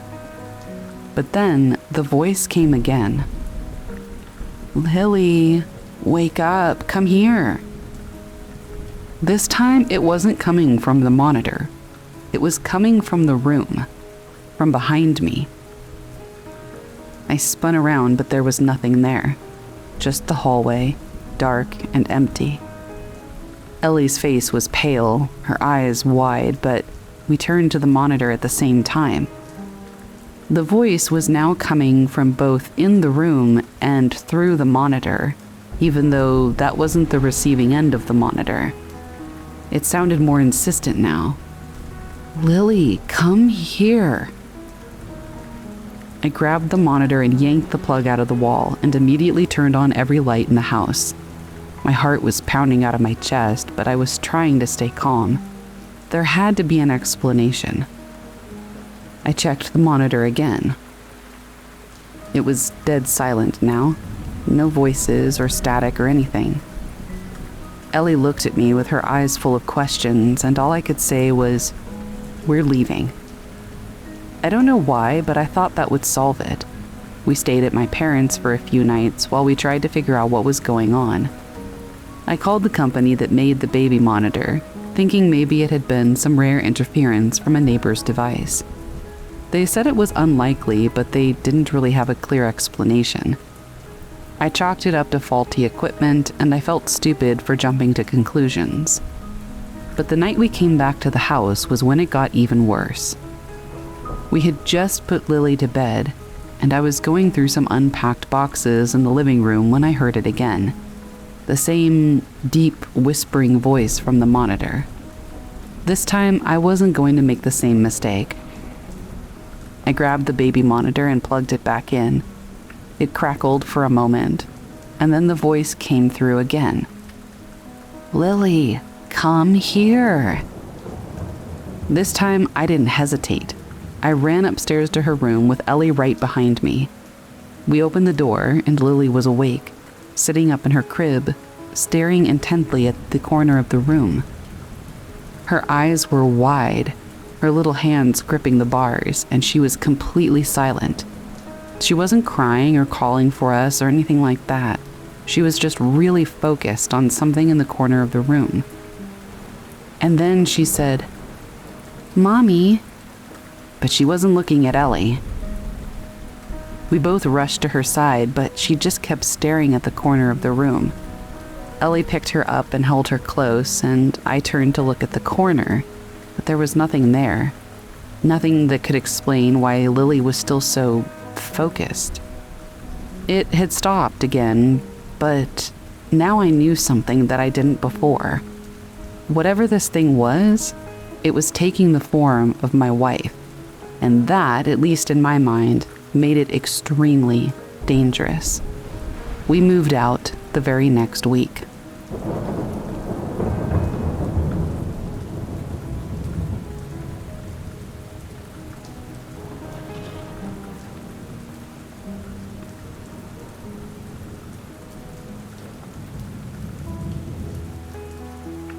Disappearing footprints in the White Mountains. This happened in late February, and I'm still trying to convince myself that there's some kind of normal explanation for what I saw. I've been winter hiking in the White Mountains for about 8 years now, and I thought that I had seen everything these mountains could throw at me. Turns out, I was wrong. I was doing a solo day hike on the Franconia Ridge Trail. Nothing too crazy. The weather had been decent for a few days, cold but clear, and the avalanche danger was low. I started early from the Lafayette Place parking area, planned to hit Mount Lafayette and maybe Mount Lincoln if I was making good time. The trail conditions were pretty typical for late winter. Packed snow on the main path from other hikers, but once you got off the beaten track, you would sink knee-deep in powder. I had my snowshoes with me, but I wasn't planning to use them unless I had to leave the main trail. About 2 hours in, I was getting close to the tree line when I noticed tracks in the snow next to the trail. At first glance, they looked like normal boot prints, but something about them made me stop and take a closer look. They were barefoot prints in February in New Hampshire, with about 6 inches of fresh snow from the night before. The prints were clear and well-defined, like they'd been made recently. Adult-sized, maybe a size 10 or 11 shoe equivalent. What struck me was how deep they were pressed into the snow. Whoever made them had to be heavy or walking with a lot of force. But there were no signs of frostbite damage or distress in the gait pattern. The stride was even and purposeful. The prints led off the main trail and headed up a steep slope toward a section of forest that I had never explored. My first thought was that somebody was in serious trouble up there. Hypothermia can make people do crazy things, including taking off their clothes and boots. I have heard of cases where hikers had been found wandering around, half naked in freezing temperatures, completely disoriented. I strapped on my snowshoes and started following the tracks. The slope was steeper than it looked from the trail, and I had to use my hiking poles to keep from sliding backward. But the footprints kept going straight up, no zigzagging or signs of struggling with the terrain. After about 20 minutes of climbing, I stopped to catch my breath, and I noticed something weird about the spacing of the prints. They were too far apart for a normal walking stride, but not quite right for running either. It was like whoever made them was taking these long, deliberate steps that covered more ground than should have been possible. The tracks led me up through some dense spruce forest, and then out into a small clearing I'd never seen before. The snow here was deeper and untouched, except for the single line of footprints cutting straight across the middle. On the far side of the clearing, the prints headed back into the woods, toward what looked like an even steeper section of mountainside. I was starting to get genuinely worried about whoever had made these tracks. Nobody should be up here barefoot, especially not in conditions like this. I kept following, pushing through branches heavy with snow, and trying not to lose the trail. The footprints led me to the edge of a steep ravine that I definitely didn't remember from any of the trail maps. It wasn't huge, maybe 30 feet across and probably twice that deep. But the sides were nearly vertical rock faces with just a thin layer of snow and ice. The footprints went right to the edge of the ravine and then stopped. Just ended like whoever had made them had walked to the cliff and vanished. I spent about 10 minutes walking along the edge in both directions, looking for where the tracks might have continued. There was no way across the ravine without serious climbing gear. The rock faces were too steep and icy to free climb, and it was too wide to jump. But there were no prints leading away from the edge, no signs that anyone had turned around or backtracked. I looked down into the ravine and braced myself, fully expecting to see a body at the bottom. But the snow down there was undisturbed. No signs of impact, no blood, nothing. Just clean white snow that looked like it hadn't been touched in weeks. I stood there staring at where the footprints ended, trying to make sense of what I was seeing. The last print was maybe 6 inches from the edge of the cliff, toes pointing straight ahead toward the drop, like someone had taken one last step and then just gone. I started backtracking along the trail I'd followed. Surely I had missed something. About halfway back to the clearing, I noticed that the footprints were getting fainter. It wasn't like they were being covered by new snow. There was no wind and it wasn't snowing. They were just becoming less distinct. It was almost like they were slowly melting or fading. By the time I got back to the main trail, I could find no trace of where the prints had started. The snow next to the trail was smooth and undisturbed, like I'd imagined the whole thing. But I still had the GPS track on my phone, showing the route that I had taken following them. I ended up cutting my hike short and headed back to the parking lot. The whole drive home, I kept thinking about those footprints, the depth of them, the spacing, the way they had just ended at the cliff edge. None of it made sense. I went back to the same spot 3 days later with a friend who's a very experienced mountaineer. We found the ravine without too much trouble. My GPS track led us right to it. But there was no sign of any footprints, even though there hadn't been any new snow in the meantime. My friend thought maybe I had seen animal tracks that had been distorted by melting and refreezing. But animal tracks don't look like human feet, and they definitely don't tend to walk in straight lines up steep slopes. Plus, what kind of animal would walk to the edge of a cliff and then apparently jump off without leaving any trace at the bottom? I've been back to that area a few more times since then, but I haven't seen anything unusual. Just normal winter hiking conditions and the occasional moose track. But I cannot stop thinking about those footprints and whoever or whatever made them. The thing that disturbs me the most is how purposeful they seemed. Not like somebody lost or confused, but like someone knew exactly where they were going, right up to the edge of that cliff, and then nowhere.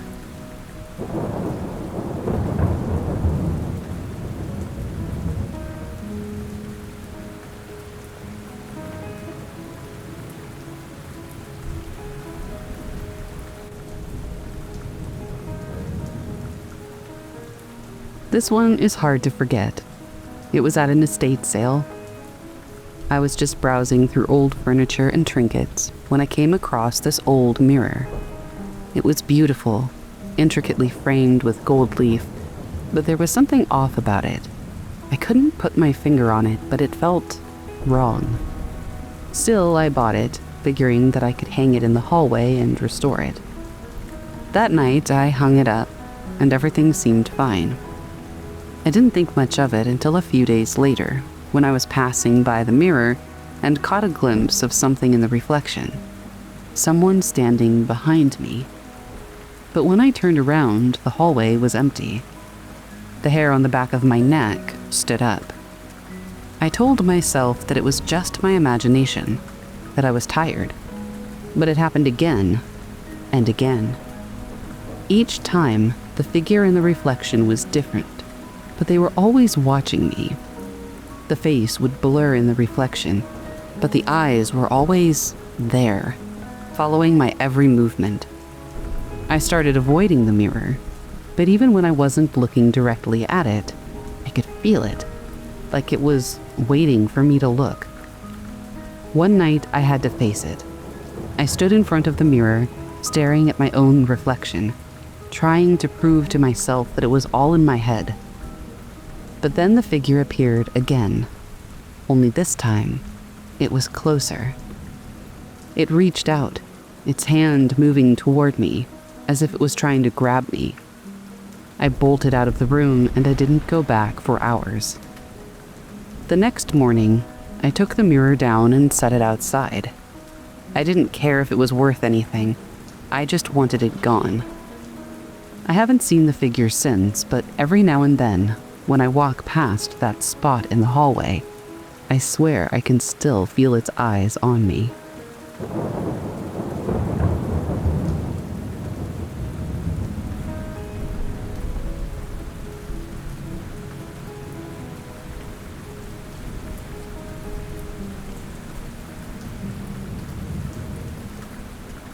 This story still sends chills down my spine, even though it happened quite a while ago. I was staying at my cousin's house for the weekend. It was a nice place, quiet, out in the country. The kind of house that's a little too big for just one family. I took the guest room upstairs. It was big, cozy, and dark, perfect for a good night's sleep. But as soon as I laid down, I started to feel, off. There was just this really strange stillness in the room.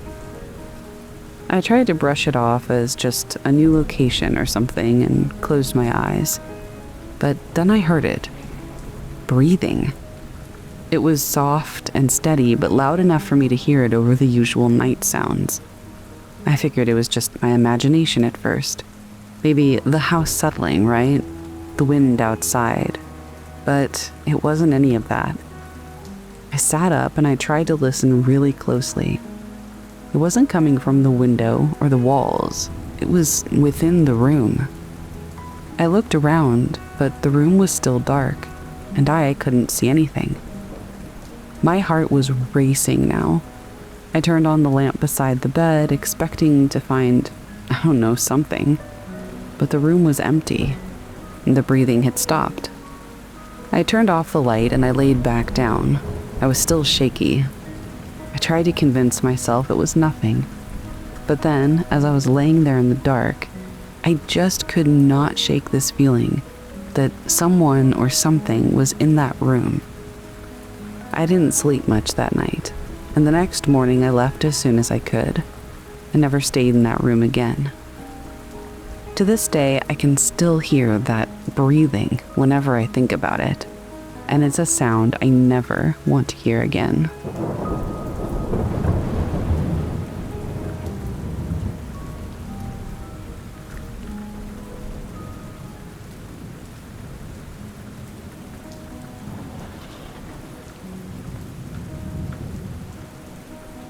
This one still makes my skin crawl.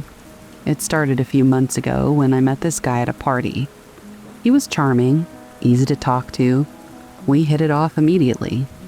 He was funny and down to earth and seemed like someone I could really trust. We exchanged numbers, started texting, and quickly became good friends. but there was something just kind of weird about him. It was little things at first. He never seemed to eat when we hung out. I'd invite him to grab a bite, and he'd always say he wasn't hungry or had already eaten. Sometimes I would catch him staring at me just a little too long, his smile a little too wide. I convinced myself that I was being paranoid. Maybe I was just overthinking it. One night, we were sitting at a bar talking about life. Out of nowhere, he leaned in, his voice dropping to a whisper, and said, "I've been watching you for a long time." It was calm, so casual, but something about it hit me in the gut. I laughed it off, but the look in his eyes, it was like he wasn't even there anymore, and it made me freeze. A few days later, I decided to visit him at his place. When I knocked on his door, there was no answer. I tried calling him, but his phone went straight to voicemail.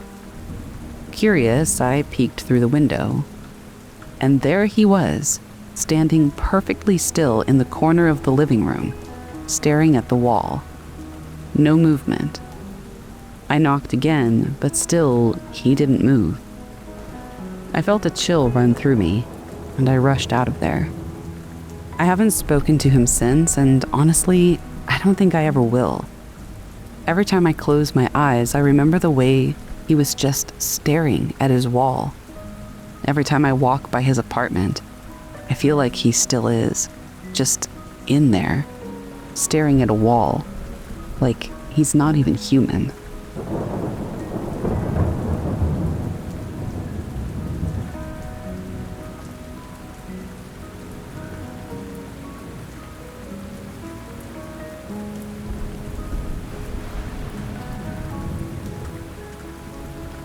My camera caught something in the fog.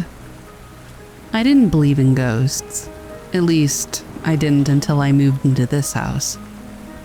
It wasn't anything special. It was a small, weathered home on the outskirts of Jacksonville, tucked away on a street that barely had any cars passing through. It was a little too close to the swamp, and a little too far from the nearest neighbor. But it was also the perfect place to escape the noise of city life.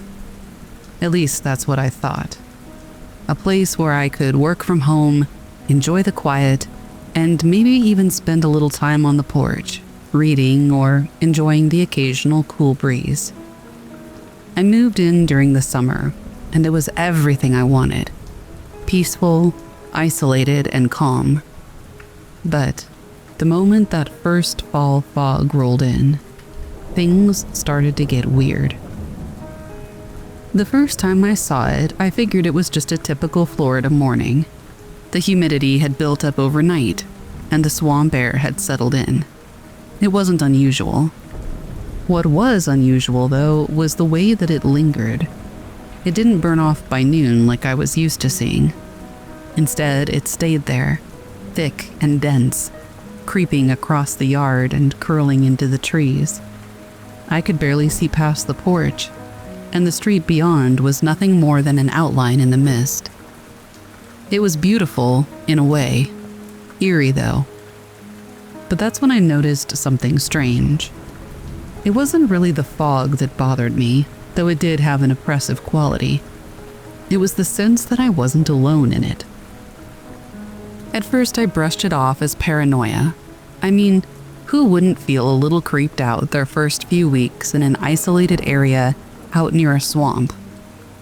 But after a while, I started to realize that there was just something wrong with the place.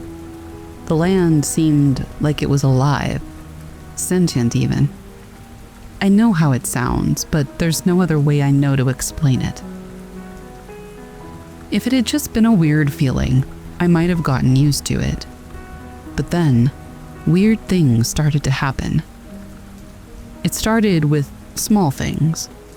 I'd hear footsteps outside when I knew I was the only one at home. The sound of a branch snapping, or leaves rustling in a certain way. Now yes, I know there are animals, but usually with animals you hear more than one noise when they move around. not just the odd snap or one rustle and then abject silence. But again, I tried to write it off. A few weeks later, though, I started to see things. Shadows moving through the trees that wouldn't be anything at all when I looked directly at them. Again, I tried to shake it off, thinking I was just unfamiliar with my surroundings. Everything would be fine. I just had to acclimate. One afternoon, a few weeks after I'd moved in, I decided to take a picture of the fog. It was so thick that the world outside my porch felt like another dimension entirely. I had a cheap camera lying around, so I grabbed it and snapped a shot of the yard.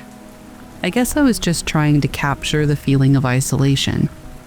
Maybe I'd post it on social media, or send it to a friend. Or maybe I would just have it to remember how strange that fog was. I don't know. I've always been one to take pictures of everything and catalog my surroundings, so it was just something I did on instinct. But when I looked at the photo later, my stomach dropped. I hadn't noticed it when I took the picture, but there, standing at the edge of the tree line in the background, was a face. This wasn't a trick of the light, or a blur from the fog, or pareidolia, or whatever else. This was clear. Too clear for something so far away.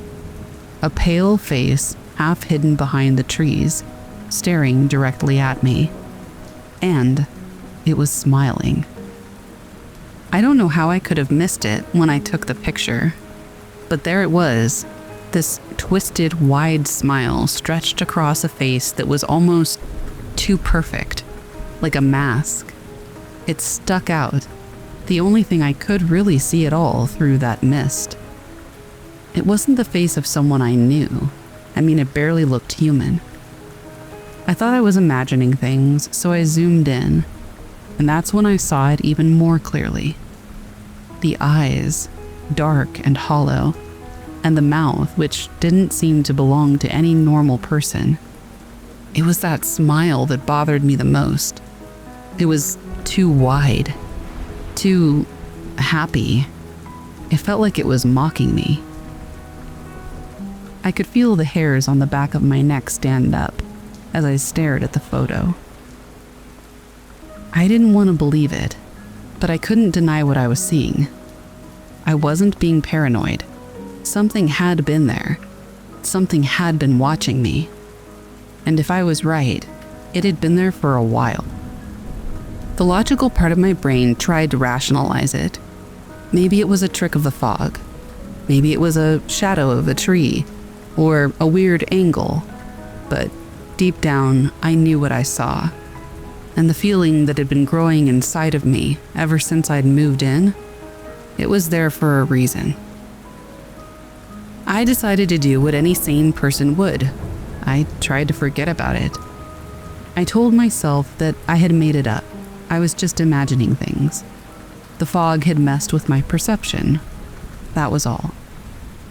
But the next time I stepped onto the porch, the air felt thicker, and I couldn't shake the feeling that I wasn't alone. I couldn't even look at the trees the same way anymore. That night, the same unease crept in. I tried to sleep, but I couldn't.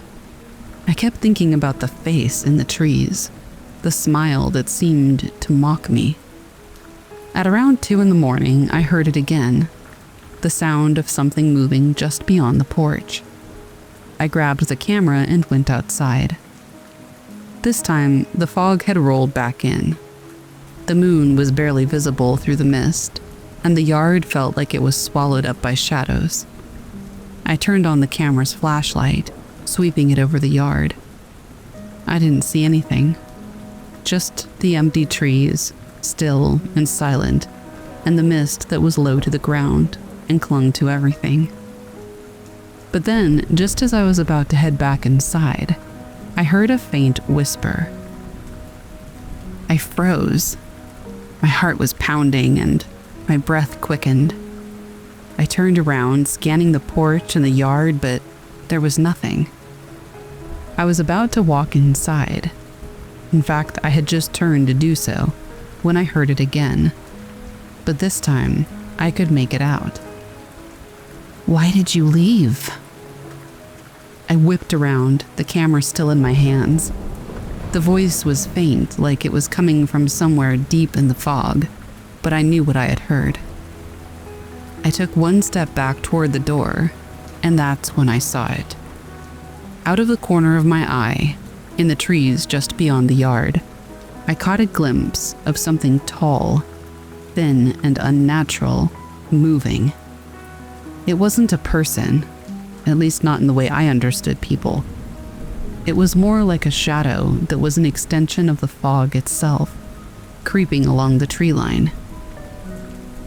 I snapped the camera up and aimed the lens toward it, hoping to catch whatever it was. But the fog shifted and moved with an unnatural speed, and by the time I had focused, the figure was gone. It was the moment I realized that whatever this was, it wasn't just some person playing a prank. It was something else. I ran inside, slammed the door behind me. I locked it and checked the windows and pulled the curtains tight. But even then, I couldn't shake the feeling that I was being watched. I stayed up all night staring out the windows, convinced that something would appear in the fog again. The next day, I tried to go about my routine. I worked from home, I took a walk, I even went to the store to buy groceries. But every time I stepped outside, I felt that oppressive feeling. It wasn't even the fog anymore. It was one of those times where the fog had lifted, but I still just couldn't shake the unease. I couldn't look toward the tree line. That evening, I got a text from my friend Mark. He had been the one to help me move in, which had only been a few short weeks. I hadn't spoken much to him since. "You okay?" the text read. "I keep hearing weird things about that area. You've heard the rumors, right?" I blinked at the message, unsure of how to respond. I had heard rumors, of course. Everyone in Florida has their spooky stories. But I just didn't think they applied to me. "What rumors?" I typed back. He responded almost immediately. "The ones about the house being haunted. You haven't had any weird experiences, have you?" I didn't want to admit it, but the truth was sitting in the pit of my stomach. "I've been hearing things," I texted back, my thumb hovering over the screen. Things in the fog, and I took a picture. There was a face in the trees, smiling. It wasn't right. There was a long pause before Mark replied. "I was hoping you wouldn't find out," he said. "I didn't want to tell you, but yeah, there's a story. Some guy used to live in that house a long time ago, but he disappeared. They say his spirit still haunts the place, and that if you ever see a face in the fog, don't go outside." I stared at the message, a cold chill running down my spine. But it was too late now, wasn't it? That night, as the fog rolled in again, I could hear those whispers. They were faint at first, just on the edge of hearing like they always are. But then they grew louder. And there, just outside the window, I saw the smile. It was waiting for me. I didn't go outside that night. In fact, I don't go out at night much anymore at all. But I know deep down, I won't be able to ignore that thing forever. I think there is something out there, in the fog. I think it's waiting for me. And sooner or later, I'm terrified that it will find me.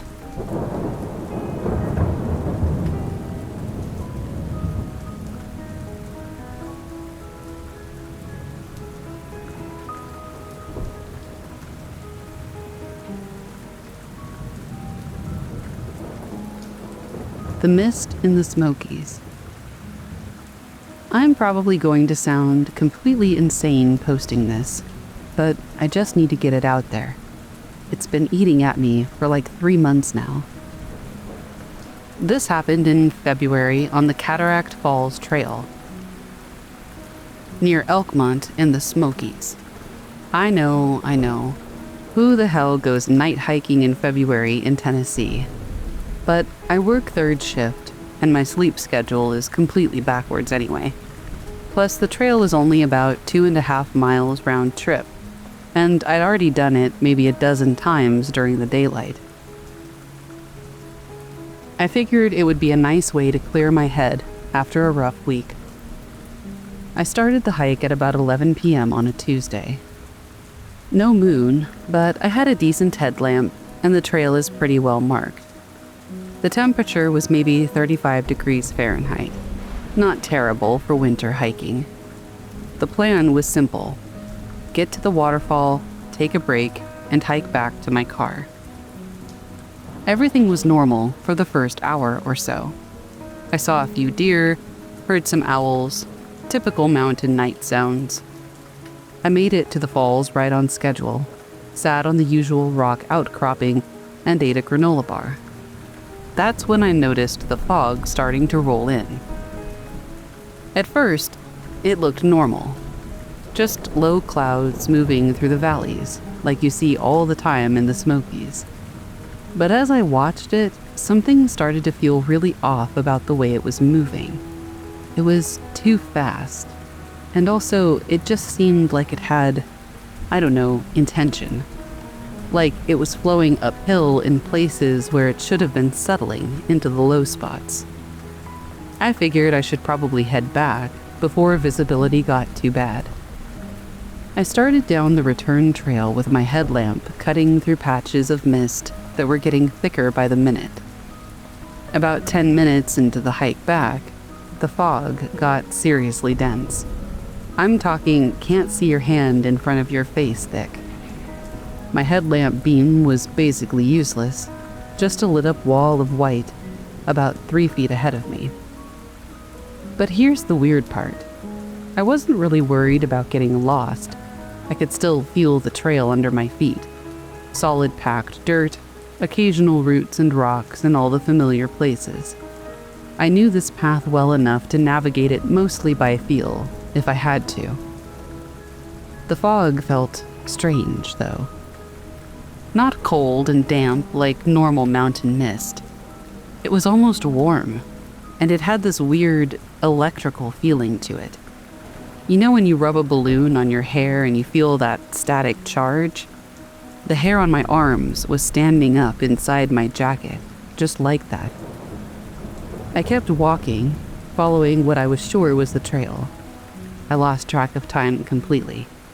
It could have been 20 minutes, it could have been 2 hours. The fog seemed to be moving around me, swirling in patterns that didn't match any wind I could feel. Sometimes I would catch glimpses of shapes in the mist that looked almost like people, but when I would stop and stare, there wouldn't be anything there. Then, the fog suddenly just lifted, like someone had thrown a switch. 1 second, I couldn't see anything. The next, I was standing in clear mountain air, under a sky full of stars. The problem was, I had no idea where the hell I was. I was definitely still in the mountains. I could see the familiar ridgelines of the Smokies around me. But I was standing in the middle of what looked like an old logging road, not the Cataract Falls Trail. And according to my phone's GPS, I was about 8 miles southeast of where I'd started, near the Oconaluftee River. 8 miles, in what felt like maybe an hour tops of walking through fog. I tried retracing my steps, but I couldn't find any trail that led back the way I'd come. The logging road that I was on wasn't even on my GPS app. It just showed a blank green space. My phone said that it was 4:17 a.m., which means I'd somehow lost about 4 hours. I had to call a buddy to come pick me up. It took him 2 hours to find me, even with GPS coordinates, because the logging road was so overgrown and unmarked.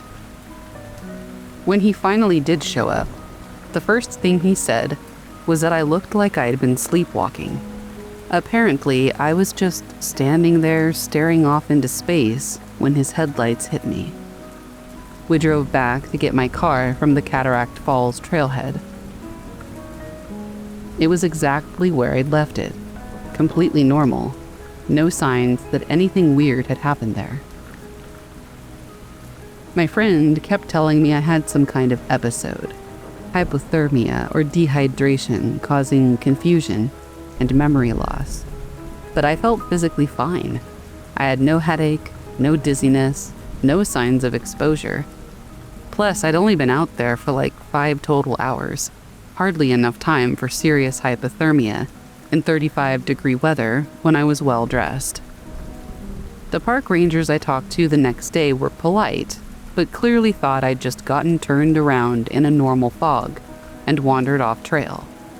Happens all the time, they said. People think they know where they are in the fog, but it can be disorienting. Yeah, I know that. But I know that trail. I've hiked it in rain, snow, early morning, late evening. I've never gotten lost. I've never even taken a wrong turn. And there's no way you can accidentally hike 8 miles through trackless forest in a few hours without realizing it. The thing that bothers me more than anything is the missing time. I have no memory of those hours between entering the fog and it suddenly clearing. Not even fragments or impressions, just a complete blank. I've been back to both areas since then, the original trail and the logging road where I ended up, during daylight and with other people. Everything looks normal. The Cataract Falls trail is exactly as I remember it. The logging road is just an abandoned Forest Service road that dead ends after about a mile. But I measured the distance between them on Google Earth. It's 7.8 miles of mostly trackless mountain forest. Even if I had somehow followed deer paths and creek beds the whole way, it should have taken me at least 6 hours of hard hiking in the daylight, not 4 hours stumbling through fog so thick that I couldn't see my own feet. I still go night hiking sometimes, but not in the Smokies, and definitely not when there's any chance of fog.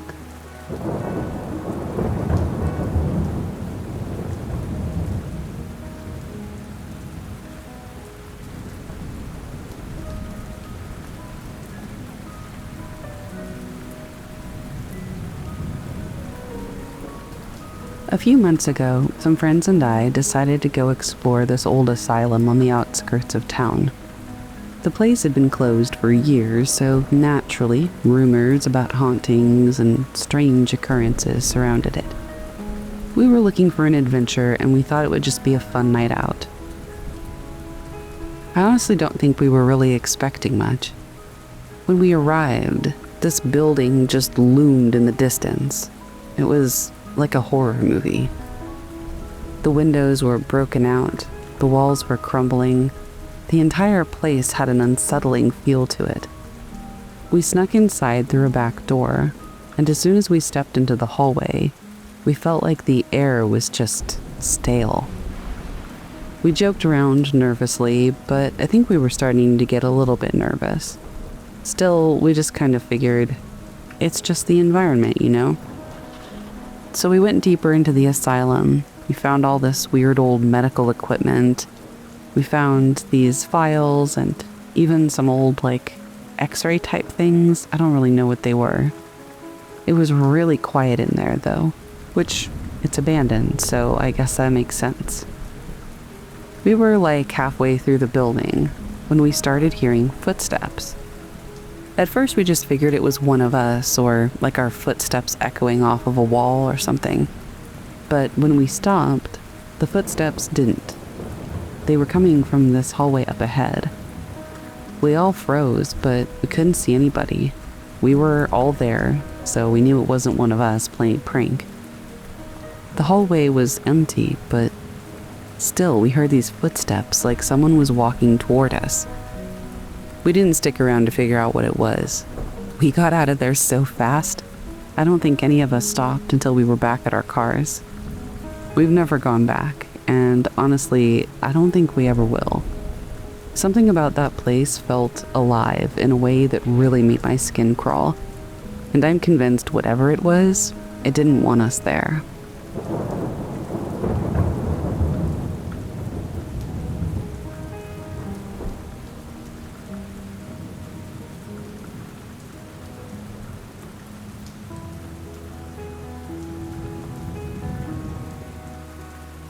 This happened last winter, and it's one of those things that still makes me uneasy every time I think about it. I was at home alone, just relaxing after a long day, when I heard a knock on the door. It was late, way later than anyone should be stopping by. I checked the time, 12:03 a.m. My first thought was, who the hell is knocking at this hour? I wasn't expecting anyone, and honestly, I didn't want to answer. But then, there it was again. Knock, knock, knock. I stood still, trying to figure out if I should just ignore it. But I was curious and a little paranoid. Who could it be at this time of night? I finally opened the door, but when I looked outside, there was no one. Just the empty street, bathed in the dim light of the street lamp. For a moment, I thought maybe it was a prank or some weird mistake. But as I was about to close the door, I heard the softest whisper right next to my ear. "Let me in." I jerked the door shut, locking it immediately. My heart was pounding, and I swear I could feel something on the other side, just waiting. I checked the peephole, but there was nothing. Just the empty darkness outside. I didn't sleep that night. I kept the lights on, checking the windows every few minutes, expecting to see someone standing there, waiting for me. But when I woke up, everything was quiet, like nothing had happened. I never figured out who knocked that night, or what did, but I've never opened the door at midnight since. Sometimes I swear I still hear those knocks, but I won't go near that door again.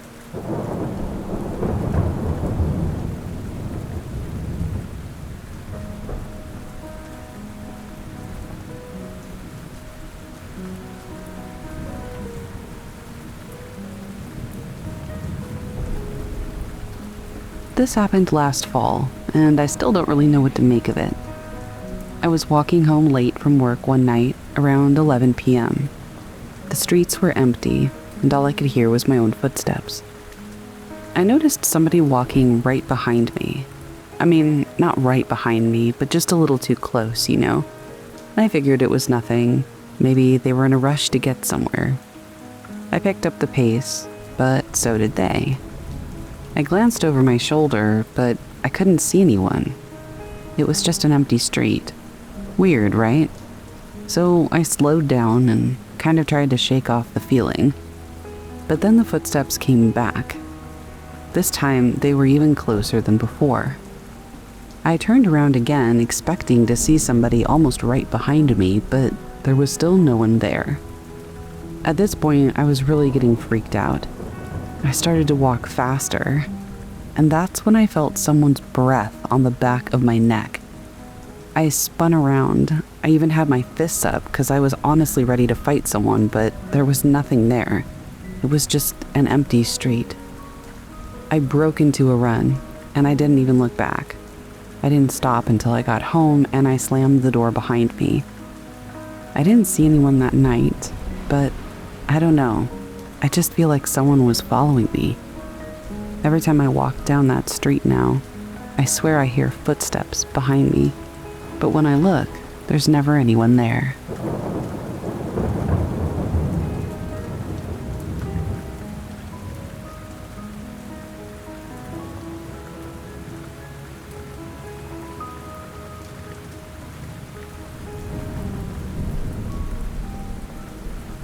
This happened about a month ago, but to this day, I can still remember it so clearly.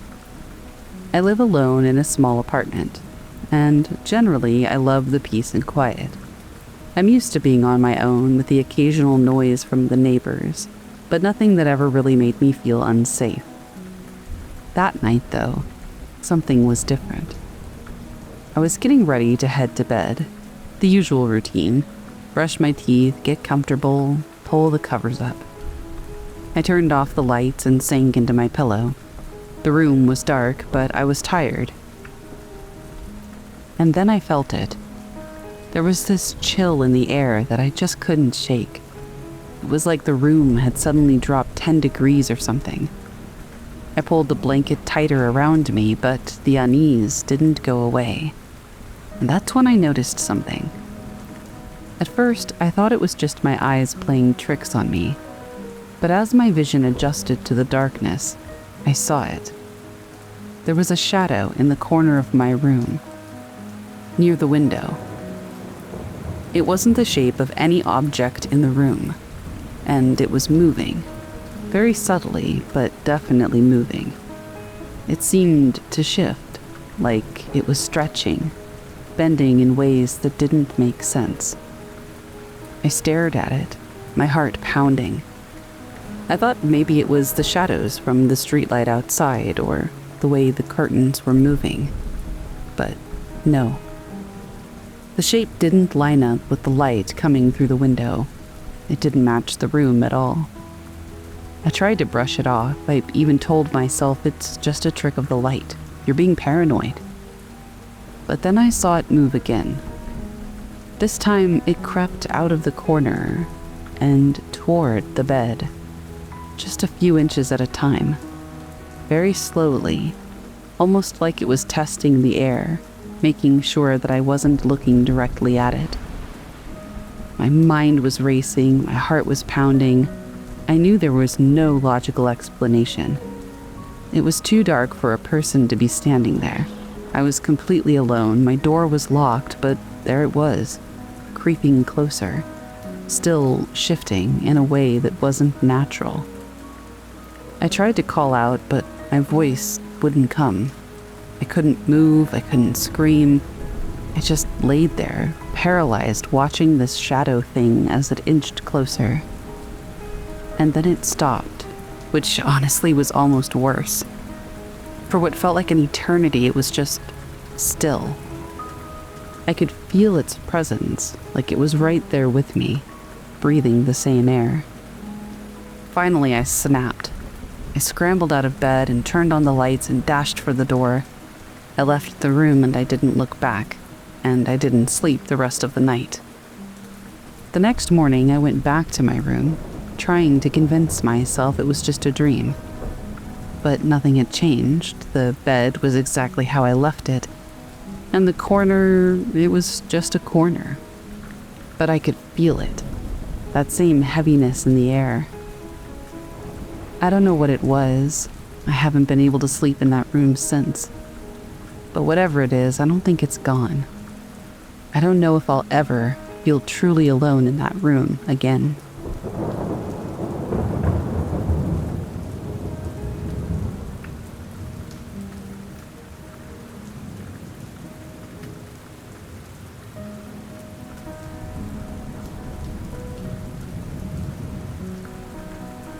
This happened last summer while I was camping with a few friends in a remote area by the lake.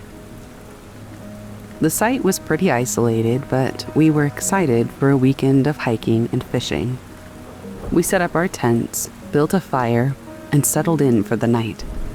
It was peaceful, just the sounds of the fire crackling and the occasional rustling from the trees.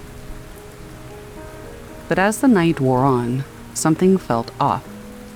Around midnight, I was sitting by the fire, staring into the flames, when I noticed a shape moving in the woods. At first, I thought it was just a deer or some other animal, but then I realized that it was standing perfectly still, too still to be anything natural. I squinted into the dark, and there it was, a figure standing at the edge of the tree line. It wasn't moving, just staring at us. I couldn't make out much detail in the dark, but I could see its outline. A person, tall and thin, with an unnaturally long neck. It didn't look like a person, though. There was something wrong about it. something that didn't belong. I tried to get my friend's attention, but by the time I turned around to point it out, the figure was gone.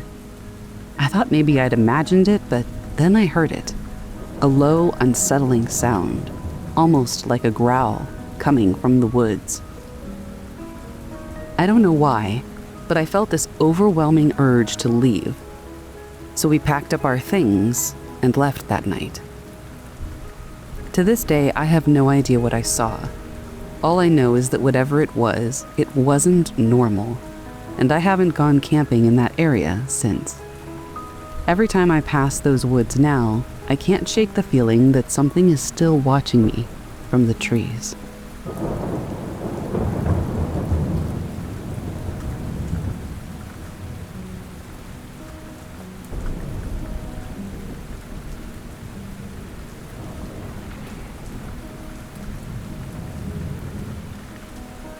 Go Find Them Boys by BoyMom119816. Posted to True Scary Stories in a comment. My uncle and 2 of his friends drowned on New Year's Eve. Their bodies were never recovered. The river where it happened cuts into a deep gorge, and I've heard that in places like that, it's not uncommon for the missing to never be found. Almost 13 years later, 12 and a half to be exact, something strange happened. My papa went to that same spot to scatter the ashes of my step-grandma, who was my uncle's biological mom. As he let her ashes go, he said, "Go find them boys." 3 weeks later, Papa got a call. They had recovered all 3 bodies. Apparently, while testing some kind of government equipment, they found the wreck. The boat had capsized and sank to around 140 feet. Because of the freezing temperatures, the low oxygen, and the fact that the boat had settled over them, the 3 men had essentially been preserved. They confirmed the identities not just with DNA, but with their faces, and even the IDs still in their wallets. After experiencing something like that firsthand, it really makes you think. It's strange to imagine how many others might still be down there, in that same stretch of water. My uncle and his friends weren't the only ones who went missing there, and I know it happens in rivers, lakes, and gorges all over the world. Ever since, though, I can't help but just feel really uneasy swimming in natural water. It just gives me chills.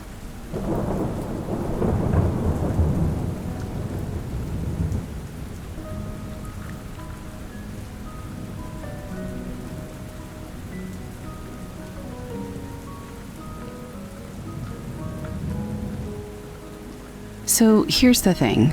My friends dared me to explore this old abandoned house on the edge of town. They always talk about it, and honestly, it was kind of a joke to them. They thought I'd chicken out. The house was crumbling, windows boarded up, the yard overgrown like something out of a bad horror flick. But I didn't back down. I had to prove them wrong. I showed up there one cold, rainy evening. The air smelled musty, like old books and decay, and you could hear the wind howling through the broken walls. I swear the house almost felt like it was alive, like it was breathing in sync with me, watching me. I stepped over the rotting porch and pushed open the door, and I just kind of stood there for a minute, taking it all in. It was too quiet. The walls were lined with peeling wallpaper, and the floor creaked like it was begging for help. I started walking, half expecting to find nothing but rats and dust. But I swear every corner I turned, I felt like someone was standing just behind me. I'd look over my shoulder and nothing, every single time. And then I heard it. A door creaked not far off. My heart jumped. I told myself it was just the wind or an animal, but the house just felt different now. The temperature dropped. I could even see my breath, but it wasn't cold enough for that outside. I turned the corner and froze. There was a door that I could have sworn wasn't there before, and it was wide open. I don't remember hearing it open, but there it was, just standing there. I don't know what possessed me to walk toward it, but I did. The floor groaned and my pulse was pounding. Every instinct told me to turn around and run, but I was already too far in. I peered inside the room and nothing. Just an old rocking chair sitting by a fireplace, some broken furniture, and this old dusty mirror hanging on the wall. And as soon as I looked at it, I saw something faint, like a figure or a reflection that didn't quite match what was in front of me. The air felt heavier, like I couldn't breathe. I took a step back, but before I knew it, the door slammed shut behind me, and I swear I could hear the faintest laughter coming from somewhere deep in the house. That was it. I turned and bolted for the exit, but the house felt like it was pulling me back, like it didn't want me to leave. I swear I felt hands brush against my back as I reached for the door. I pushed and shoved, but the door wouldn't budge. It wasn't just locked, though. It was stuck, like the house had decided that it wasn't going to let me go. My heart was racing, and I pulled harder, and finally, with one last shove, the door did open. I stumbled out into the rain, breathing like I had just run a marathon. I didn't look back once. To this day, I don't know what was in that house, but it wasn't empty. Whatever it was, it followed me for weeks. Every time I closed my eyes, I could hear that door. I haven't been back since, and I don't plan to ever return.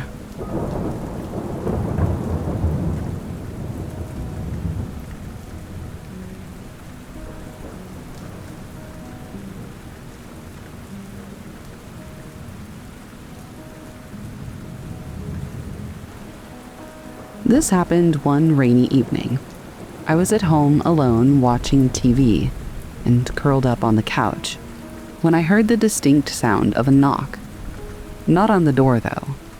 On my window. I froze. It was coming from the side of the house where the garden was, and there was no one out there. I thought it was just the wind or maybe a branch hitting the glass. But when it came again, I knew something was wrong. I stood up and went to the window, peering outside, but all I could see was the rain pouring down, turning the world outside into a blurry mess. I opened the window a crack, half expecting to hear a bird or maybe a raccoon, but the knocking came again, and this time it was clearer, like someone was actually standing right there, just waiting for me to notice. I looked down and saw nothing. No figure, no movement, just the rain hitting the ground. I shut the window quickly and locked it, but something just didn't feel right. The air felt heavier, like the house was just holding its breath. I went back to the living room, but I couldn't stop thinking about the knock. Was it someone messing with me, or was there something else out there? The knocking stopped, but I didn't sleep that night. Every time I heard a creak in the house, I jumped, half expecting someone to be standing outside my window again. I didn't go near that side of the house for a week, and to this day, every time it rains, I just can't shake the feeling that someone, or something, might start knocking again.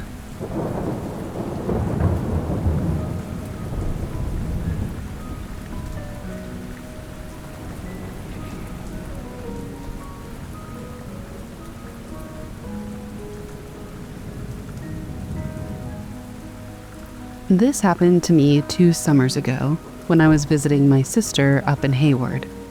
I'm from Illinois originally, so I don't get to the Northwoods much. But when I do, I try to get in some hiking. My sister recommended the Ice Age Trail section that runs through Chequamegon National Forest. Said it was nice, an easy day hike with some decent scenery. It sounded right up my alley. Started out at about 10 a.m. on what had to be one of the hottest days of the year. It was maybe 87 degrees with about 90% humidity. Typical miserable Midwest summer weather. I was already sweating by the time I got my pack on in the parking area near County Road GG. The trail was exactly what my sister had described. It was well maintained, and it ran through mixed hardwood forest, mostly maple and oak, with some birch mixed in. Nothing too challenging. It was just a nice walk through the woods, and it was perfect from getting away from the heat and humidity. About 3 miles in, I came to the spot where the trail curved around a small depression in the forest floor. Maybe 30 feet across, nothing dramatic. It was just this little hollow thing where the ground dipped down slightly. I wouldn't have even thought about it just on sight, but as soon as I got within maybe 10 feet of it, the temperature dropped. I mean, dropped like I had walked into a walk-in freezer. I'm not talking about the normal forest shade being cooler than the direct sunlight. I'm not an idiot. I know that happens. But this was like stepping from summer into the middle of January. It had to have been at least a 40-degree difference. I went from profusely sweating in 87-degree heat to seeing my breath fog up in the space of 2 steps. The cold was so intense it actually hurt, like when you jump into an ice-cold lake and your chest seizes up. I could feel it cutting right through my hiking clothes, making my skin almost burn with that sharp, cold sensation that you get if you touch something frozen. But here's the really weird part. The cold seemed to have boundaries. I could step backward like 3 feet and be back in the normal summer heat, and then step forward and hit this wall of freezing air again. It was like there was some kind of an invisible refrigeration unit running right there in the middle of the forest. I tried walking around the edge of whatever was causing it. The cold spot seemed to follow that natural depression in the ground, maybe 20 or 30 feet in diameter.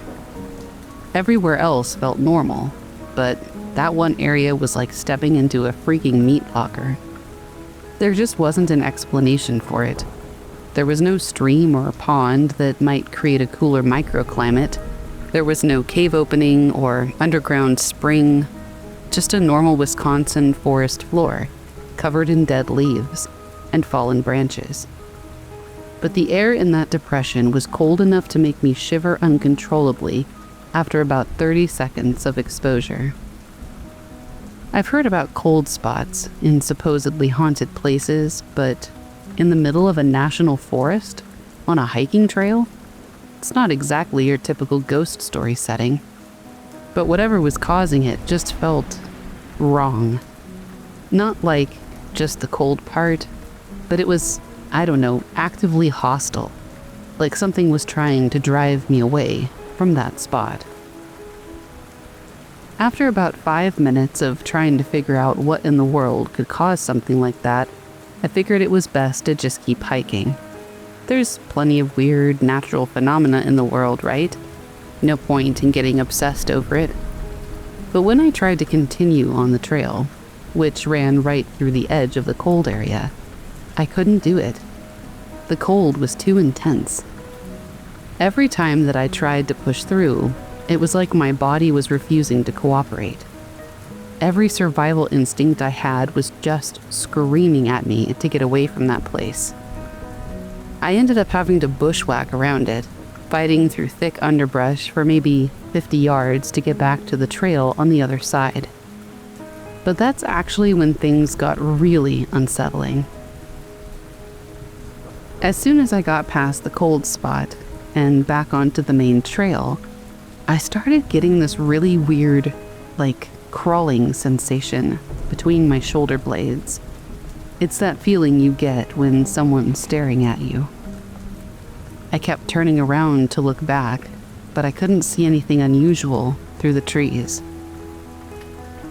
I figured that as I kept going, whatever that feeling was would decrease, especially if it had come from that area. But the feeling actually got stronger as I hiked away. Every few minutes, I kept looking back, expecting to see someone or something following me, but I never saw anything. But the sensation of being watched was so intense it made my skin crawl. After about a mile, I just couldn't take it anymore. I turned around and I hiked back toward the cold spot, thinking maybe I could get a better look at it from a different angle. But when I got to where it should have been, I couldn't find it. I mean, I found the depression in the forest floor, that same little hollow in the same general area, but the temperature was completely normal. Just regular summer heat and humidity, like everywhere else in the forest. I spent probably 20 minutes walking around that area, checking with my thermometer app, trying to recreate the experience. Everything felt perfectly fine, but I knew that I had not imagined it. My water bottle was still ice cold from the few minutes it had spent in that freezing air. I hiked back out without any more weird experiences. I asked my sister about it when I got back to her place. She's lived in Hayward for 8 years and hikes those trails all the time, but she said that she'd never heard of anything like what I described. I did some research online later, though. I found a few mentions of cold spots in the Chequamegon area, mostly on paranormal forums. People had reported similar experiences, sudden temperature drops in certain locations, feelings of being watched, and general sense of unease type of stuff, but nothing official. Most likely explanation, I suppose, is probably some kind of natural phenomenon. Underground water flows, geological features, air currents. Nothing that I know to be there, but you never know. Maybe it is. Plenty of things could create a temporary, localized temperature difference, I suppose. But the intensity of it, and how it seemed to have such sharp boundaries, that just didn't feel natural. And I can't explain the feeling of being watched afterward. That followed me for the entire hike back to the parking area. It was like something from that cold spot was tracking my movement through the forest, making sure that I didn't come back. I've been up to visit my sister twice since that happened, but I haven't done any more hiking in Chequamegon. She keeps suggesting other trails in the area, but something about that forest just feels off to me now. Like there are places that people aren't supposed to go, and it's one of them.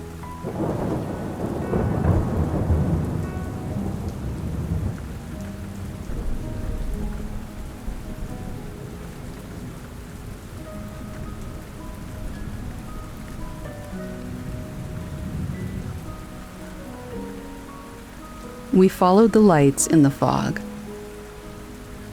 It was supposed to be a fun weekend, a short getaway. We had all been talking about it for weeks. Just a group of friends getting out of the city, leaving our phones behind, and taking a much-needed break from work and responsibilities. Florida's backwoods had been the perfect spot, secluded, peaceful, and far from the crowds. We rented a small cabin near the Everglades, set up camp, and spent the days fishing, hiking, and drinking beer around a fire. Simple, but it was exactly what we needed. But that second night, everything changed. It started with the fog. Sounds like a bad horror movie, I know, but this fog was nothing like the normal morning mist. That fog is usually thick and damp, but easy to move through. And it moves. Not this fog. This fog hung like a blanket, and had a weight to it that I can't explain. It was like somebody had thrown a huge wet blanket over everything. Not comforting, more like someone wrapping your body. Menacing. That's how it felt. I couldn't see more than 20 feet in front of me. We had been sitting around the fire, laughing, when the fog rolled in and the temperature dropped.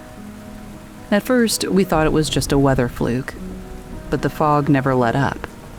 It thickened, and it seemed to stretch farther than it should have. We probably should have packed it in and gone to bed at that point.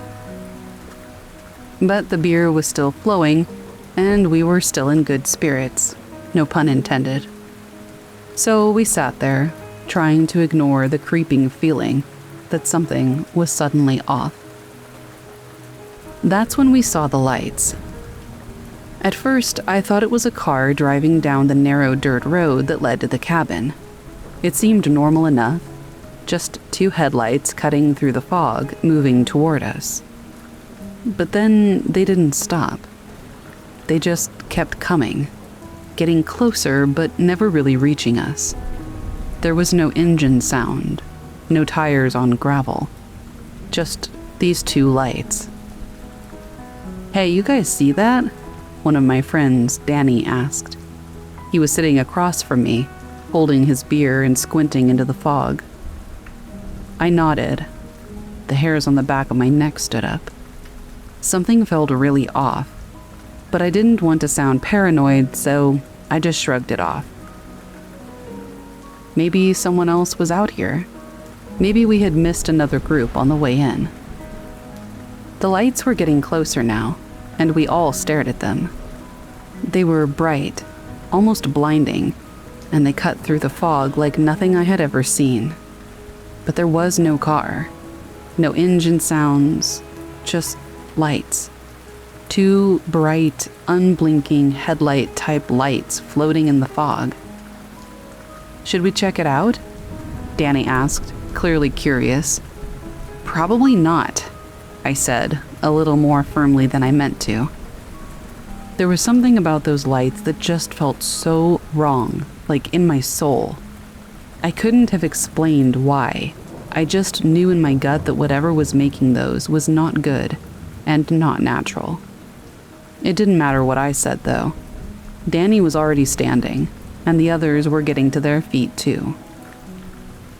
It seemed like everyone had the same thought. The lights had to be coming from somewhere, and we were too close to simply ignore them. If they were strange, it was better to know what they were than to sit there wondering. We grabbed our flashlights, and despite my better judgment, I joined in. What was the alternative? Sit alone in the woods? No thanks. We all started walking toward the lights. The fog swallowed us almost immediately. It was like stepping into a world that didn't really exist, some kind of in-between place where nothing was clear, and every step felt like we were losing ourselves in a dream. The closer we got, the weirder it was. The lights stayed at the same distance, never getting any closer, but somehow seeming to guide us forward, like they were drawing us into something. There was never any sound, nothing but our footsteps in the mud and the occasional rustling of trees around us. The path felt familiar, until it didn't. "I don't get it," said Emily, one of our friends. "How are we still this far out? This is the way we came, right?" I looked around trying to make sense of it, but everything was changing. The trees looked different now, more twisted and gnarled. The world around us felt off. I started to feel the distinct feeling of eyes on me, from everywhere.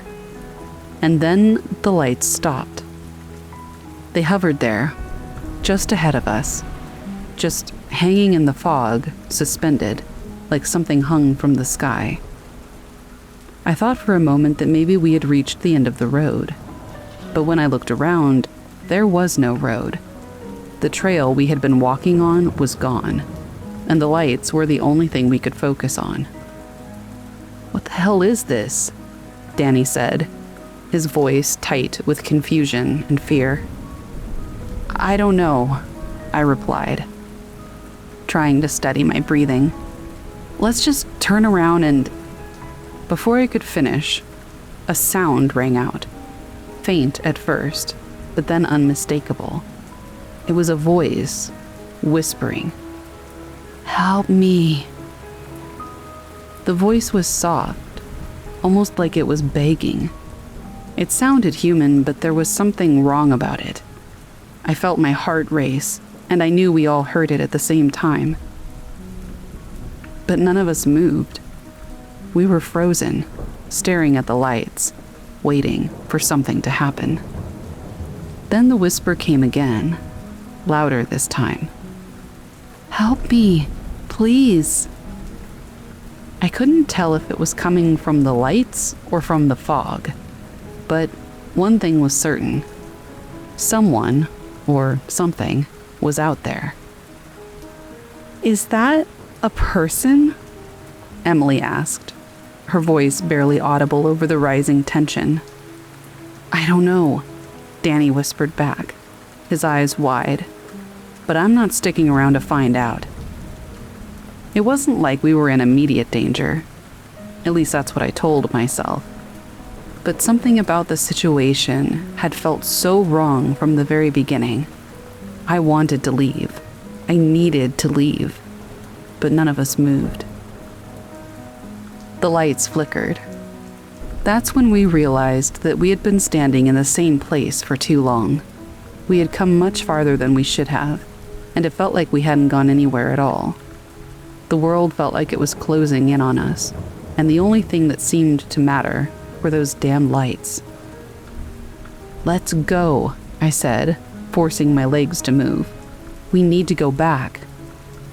But as soon as I turned, I realized we couldn't go back the way we came. The trail was gone. The trees, the landscape, everything was different now. It wasn't just the fog anymore. It was like the whole world had been repainted. It felt like we were trapped in some strange place, outside of time, outside of reality. I turned back to the lights, and they blinked out, completely vanished. "Where'd they go?" Danny asked, his voice trembling now. "I don't know," I said. The fog was still thick, but now there was nothing to guide us. No lights, no path, just an endless wall of mist pressing in from all sides. I could feel the panic creeping up in me, but I tried to stay calm. "Everyone just stick together," I said, trying to keep my voice steady. "Let's find a way back to the cabin." We started moving again, though it felt like we were going in circles. Every step felt heavier than the last. The fog made it impossible to get our bearings, and every direction seemed to lead nowhere. We didn't talk much. There was no need to, but the silence was equally suffocating. And then, as we moved, we heard it again. That whisper. "Help me! Please! I need you!" It wasn't coming from the fog anymore. It was coming from directly behind us. We all turned. In the distance, barely visible through the fog, there were shapes, dozens of them, dark figures moving through the mist. We couldn't make out their faces, but we could see their movements, slow and deliberate, coming toward us. I couldn't tell if they were human or something else entirely. They were just silhouettes in the fog, walking toward us with purpose. "Run!" I shouted, and before anyone could react, I took off. I didn't know where I was going, and I didn't care, but I did have a heading, away from them. The others followed, but no matter how fast we ran, the figure stayed the exact same distance behind us. The mist seemed to stretch farther and farther, and the figures kept coming closer, until we felt like we would all collapse. And then we broke through. We ran for what felt like hours, though I know it couldn't have been that long. But at some point, all at once, the fog thinned, the figures stopped, and we broke through the tree line in front of the cabin. We had made it back, just barely. We locked the door, and for the first time that night, we could breathe. The figures were gone, the lights were gone. The fog outside had lifted, and everything felt back to normal. But none of us spoke for the rest of the night. We just sat there, staring at the door. I think we were all waiting for something else to happen, but nothing ever arrived. Nothing ever happened. The next day, we packed up and left the cabin early. We didn't talk about the lights, the figures, or the whispers. We didn't talk about how we'd gotten lost and how we hadn't been able to find our way back. We didn't talk about the strange way we had broken through the tree line, even though none of us thought we were headed in the right direction. We didn't need to talk. Honestly, none of us even really wanted to think about it anymore. But we did talk when we got back to the cabin, and David said something that absolutely haunts me to this very day. "So weird how those things were whispering in my voice," he said. My blood ran cold. I had heard my voice. Everyone, it turned out when we asked, had heard the same whispers, but in their own voices. And for whatever reason, that just makes it so much worse.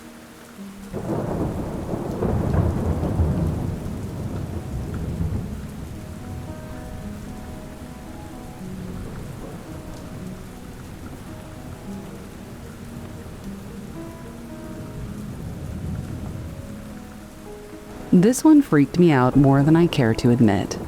It happened a few months ago, right after my grandmother passed away.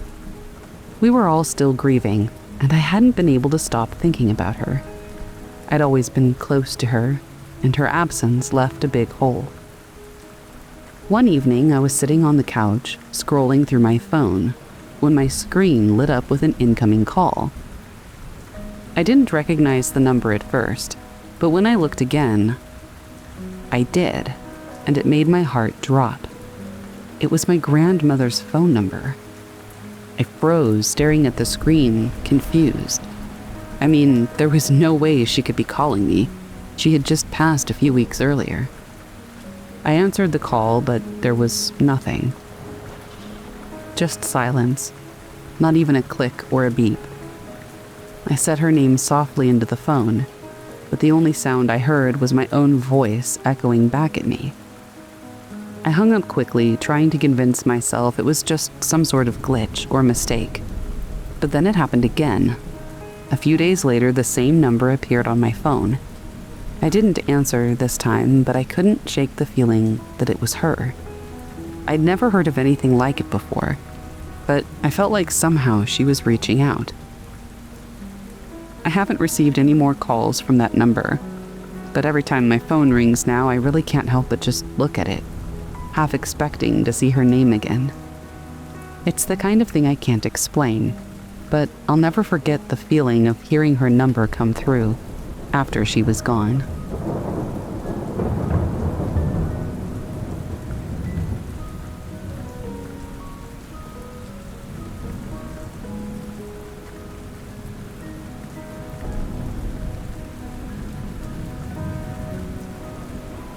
This happened a couple of years ago, but it still haunts me.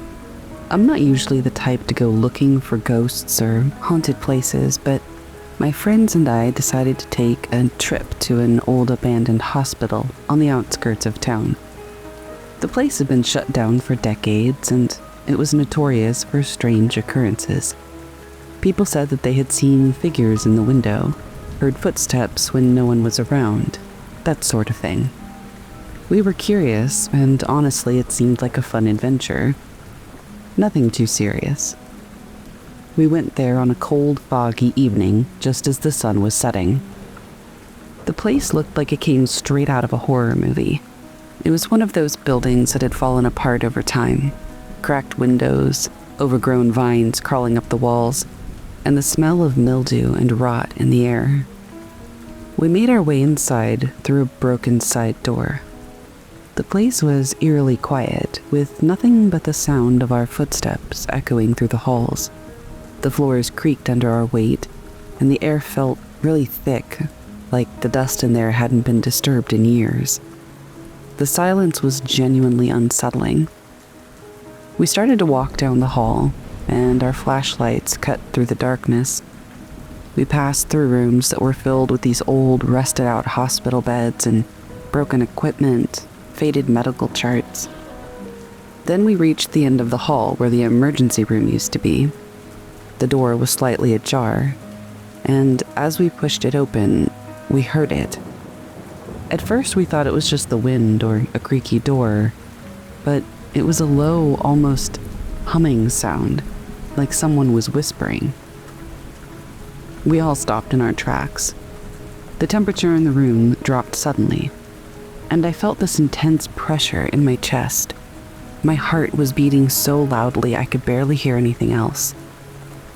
We slowly moved closer to the source of the sound, and that's when I saw it. In the far corner of the room, by a broken window, there was a figure, just standing there, not moving, but I could see its outline in the darkness.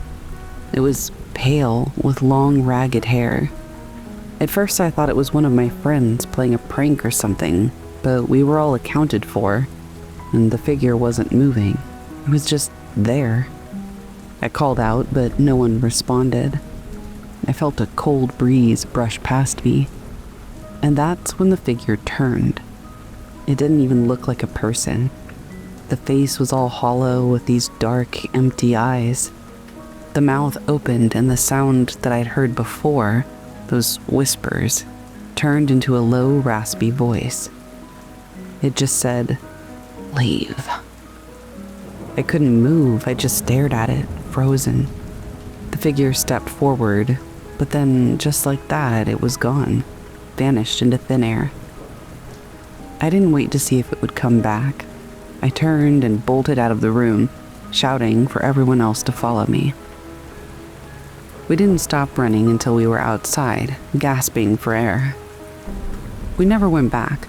None of us spoke about it much after that night, but I could tell from the looks on everyone's faces that they had seen what I saw. I still can't explain it. The place was empty, but something was there.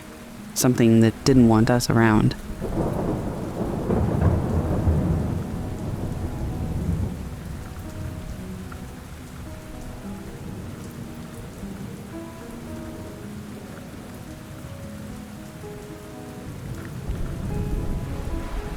Alright, so this happened last summer.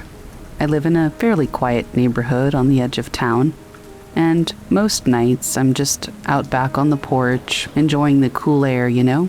No big deal. But one night, things got weird. It was late, probably around midnight. The house was dark and everyone was asleep, and it was just me, my thoughts, and the stars. The air had that crisp, fresh feeling that you only get when the moon is high in the sky. I was half reading, half listening to the wind rustling through the trees, when I heard something. At first I just figured it was a deer or maybe a raccoon, something harmless. But the sound was just wrong. There was this low rustling, and then a series of odd rhythmic thumps. It was almost like something heavy was dragging itself across the ground. I squinted out into the dark backyard, but I couldn't see anything. I figured it was just my mind playing tricks on me. Maybe it was a branch swaying in the wind, or one of the neighborhood cats messing around. But then the rustling stopped. Just dead silence. And that's when I felt it. There was a shift in the air, like everything was holding its breath. I sat there, listening. And then, snap. A twig broke from the far end of the yard, right by the tree line. My heart started pounding. I didn't want to look, but of course I had to. I slowly turned my head toward the sound. The shadows under the trees looked like they were shifting, like something was moving just out of sight. I couldn't make out any distinct shapes, but there was something. And then it emerged. This thing. I can't even really explain what I saw. It was tall, maybe 6, 7 feet, and it was moving slowly, dragging itself along the ground like it was injured or weak. But what really got to me were the eyes.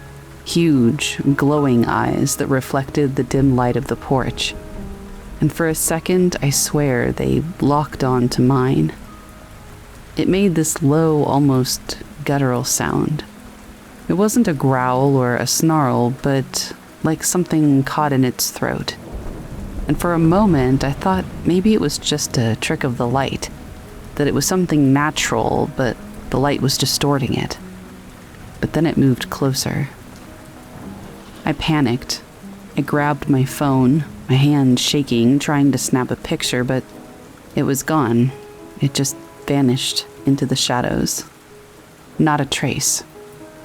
The rustling started up again, but this time it was like the whole yard had come alive with sound. Birds, animals, insects, everything was moving like crazy. I didn't sleep that night. I stayed up, sitting there, wide awake, waiting for it to come back, but it never did. The next morning, I went out back to see if I could find any evidence. Footprints, claw marks, anything. But the ground was solid, like nothing had ever happened. That night, I didn't dare go outside again. And honestly, I still don't go out there when it gets late. There is something in that backyard. I don't know what it was, but I know it's still out there. And I don't plan on finding out what it is.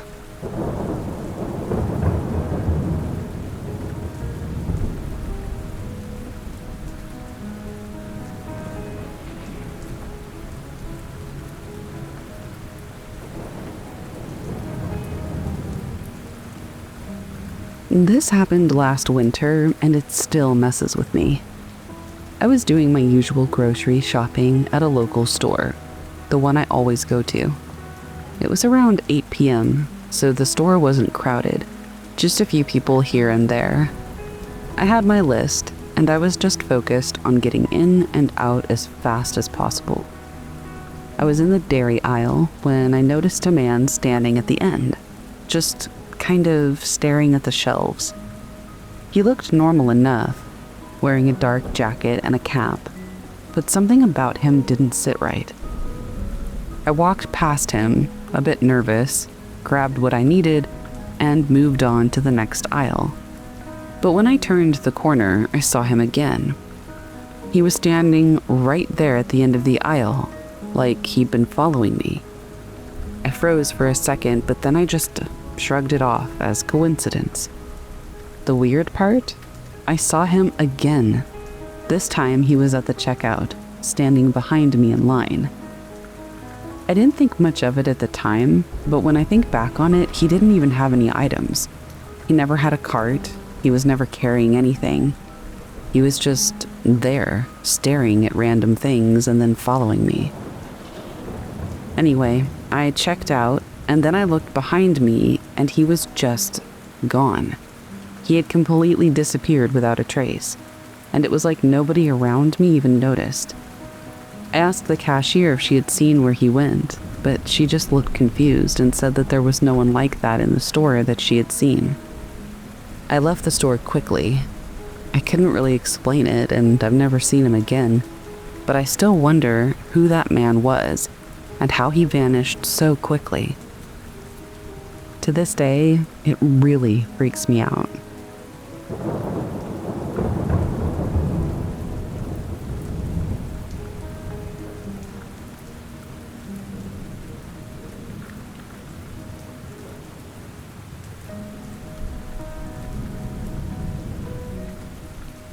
This happened a couple of years ago.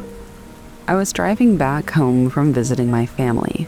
It was really late at night, just after midnight, I think. The roads were empty, and there was nothing but me, my car, and the occasional passing headlights. I was tired, but I still had a few hours to go, so I kept going. Out of nowhere, I saw him.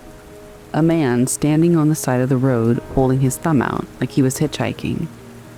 It was a stretch of highway, no gas stations or houses in sight.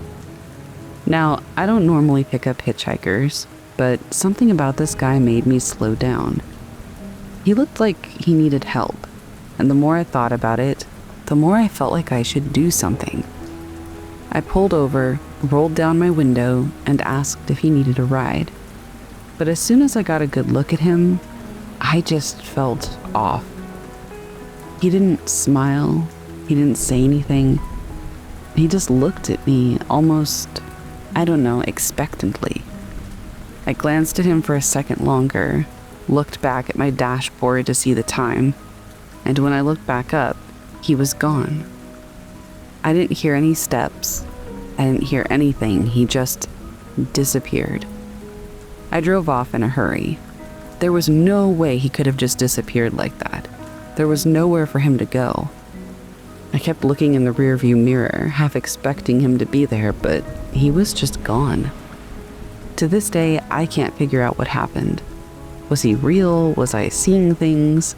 Or was I just really lucky to avoid something else?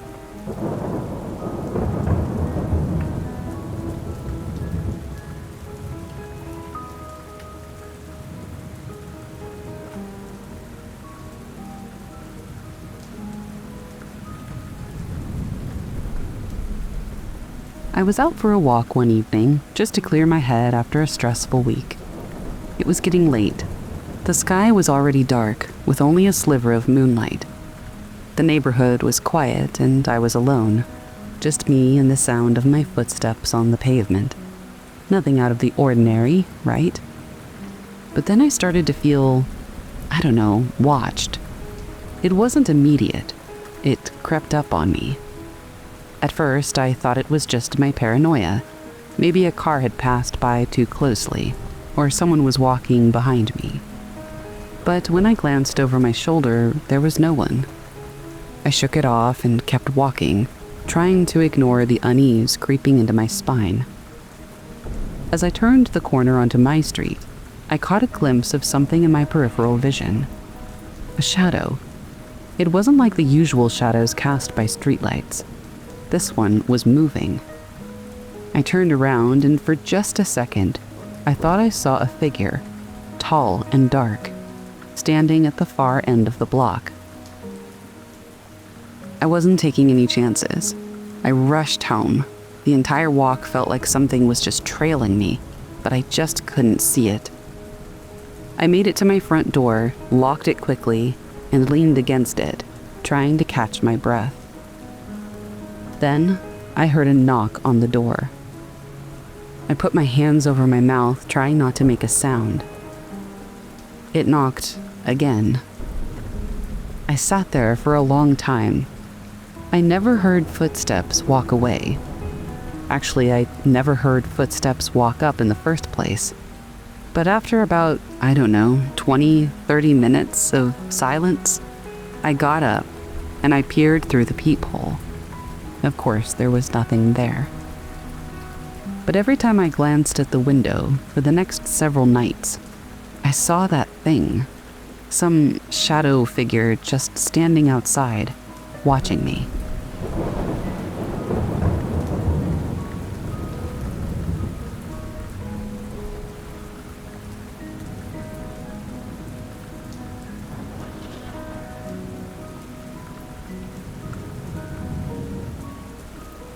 The silent phone calls. It started off innocently enough. I got a phone call late one night. It was an unknown number, but I thought nothing of it. When I answered, there was nothing but silence on the other end. At first, I figured it was a glitch or a wrong number, so I hung up. But then it happened again, and again. Same time every night, around 2 a.m. No one spoke, just dead silence on the line. Each time I would pick up the phone and say, "Hello?" but get nothing in return. After a few days, I started getting annoyed, but something about the calls nagged at me. Why was someone calling me and not saying anything? It was like they were just listening. One night, I decided to stay up and see if I could figure out who was behind these calls. I had the phone on speaker, sitting by my bed, waiting. The clock hit 2 a.m., and my phone buzzed. It was that same unknown number. I took a deep breath and answered, but this time I didn't say anything. I waited for the silence, but it wasn't the usual quiet. I heard faint breathing, slow and steady. And then the whisper. Soft, barely audible. "I'm watching." My heart nearly stopped. I hung up immediately and checked the number, but there was nothing there. Just the same blocked call.